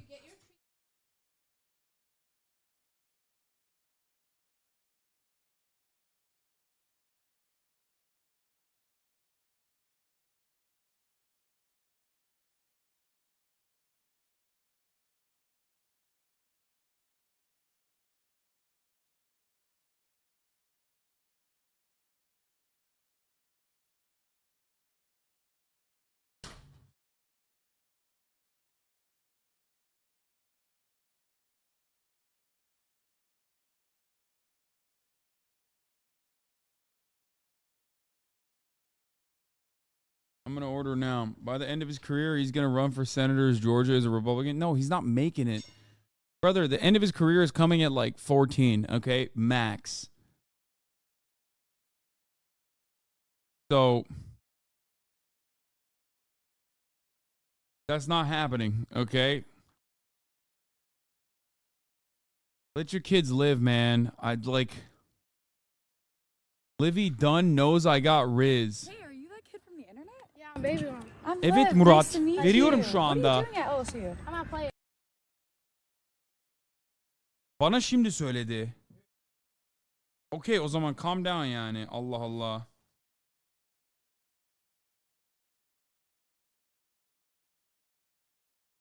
You have to come here. It's awesome. I probably will. You're so cute. Yeah, I'm baby. Gun knows I got Riz. How many? Yeah, I'm baby. I'm Liv. Nice to meet you. Bro, this has 1 million views. Oh, there is no God. There is no Allah. He has left us. Okay.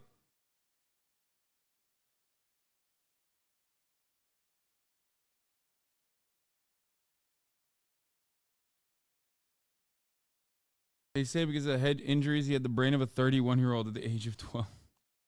Yeah.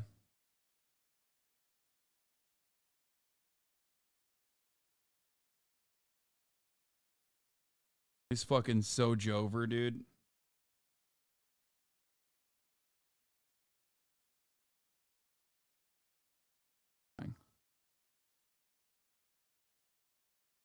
Baby Gronk is now 9, so it's not creepy anymore. No, it's still creepy. Riz has gone the way of the glizzy now, I'm afraid. Not that it was already overdone because of us whites, but now the Bing Bong Barstool normies are saying it. Yeah.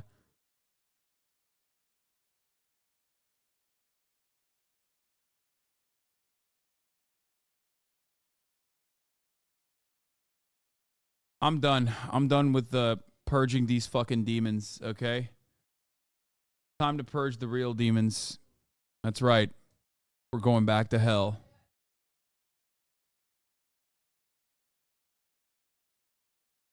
What is this? Black Cell? We're performing maintenance on Diablo while the game's still online. There may be intermittent logging connections. Oh, no. Bro, what is this maintenance bullshit, dog? Stop with this nonsense. Fucking maintain, man. Maintain. Just maintain it without logging my ass out, okay?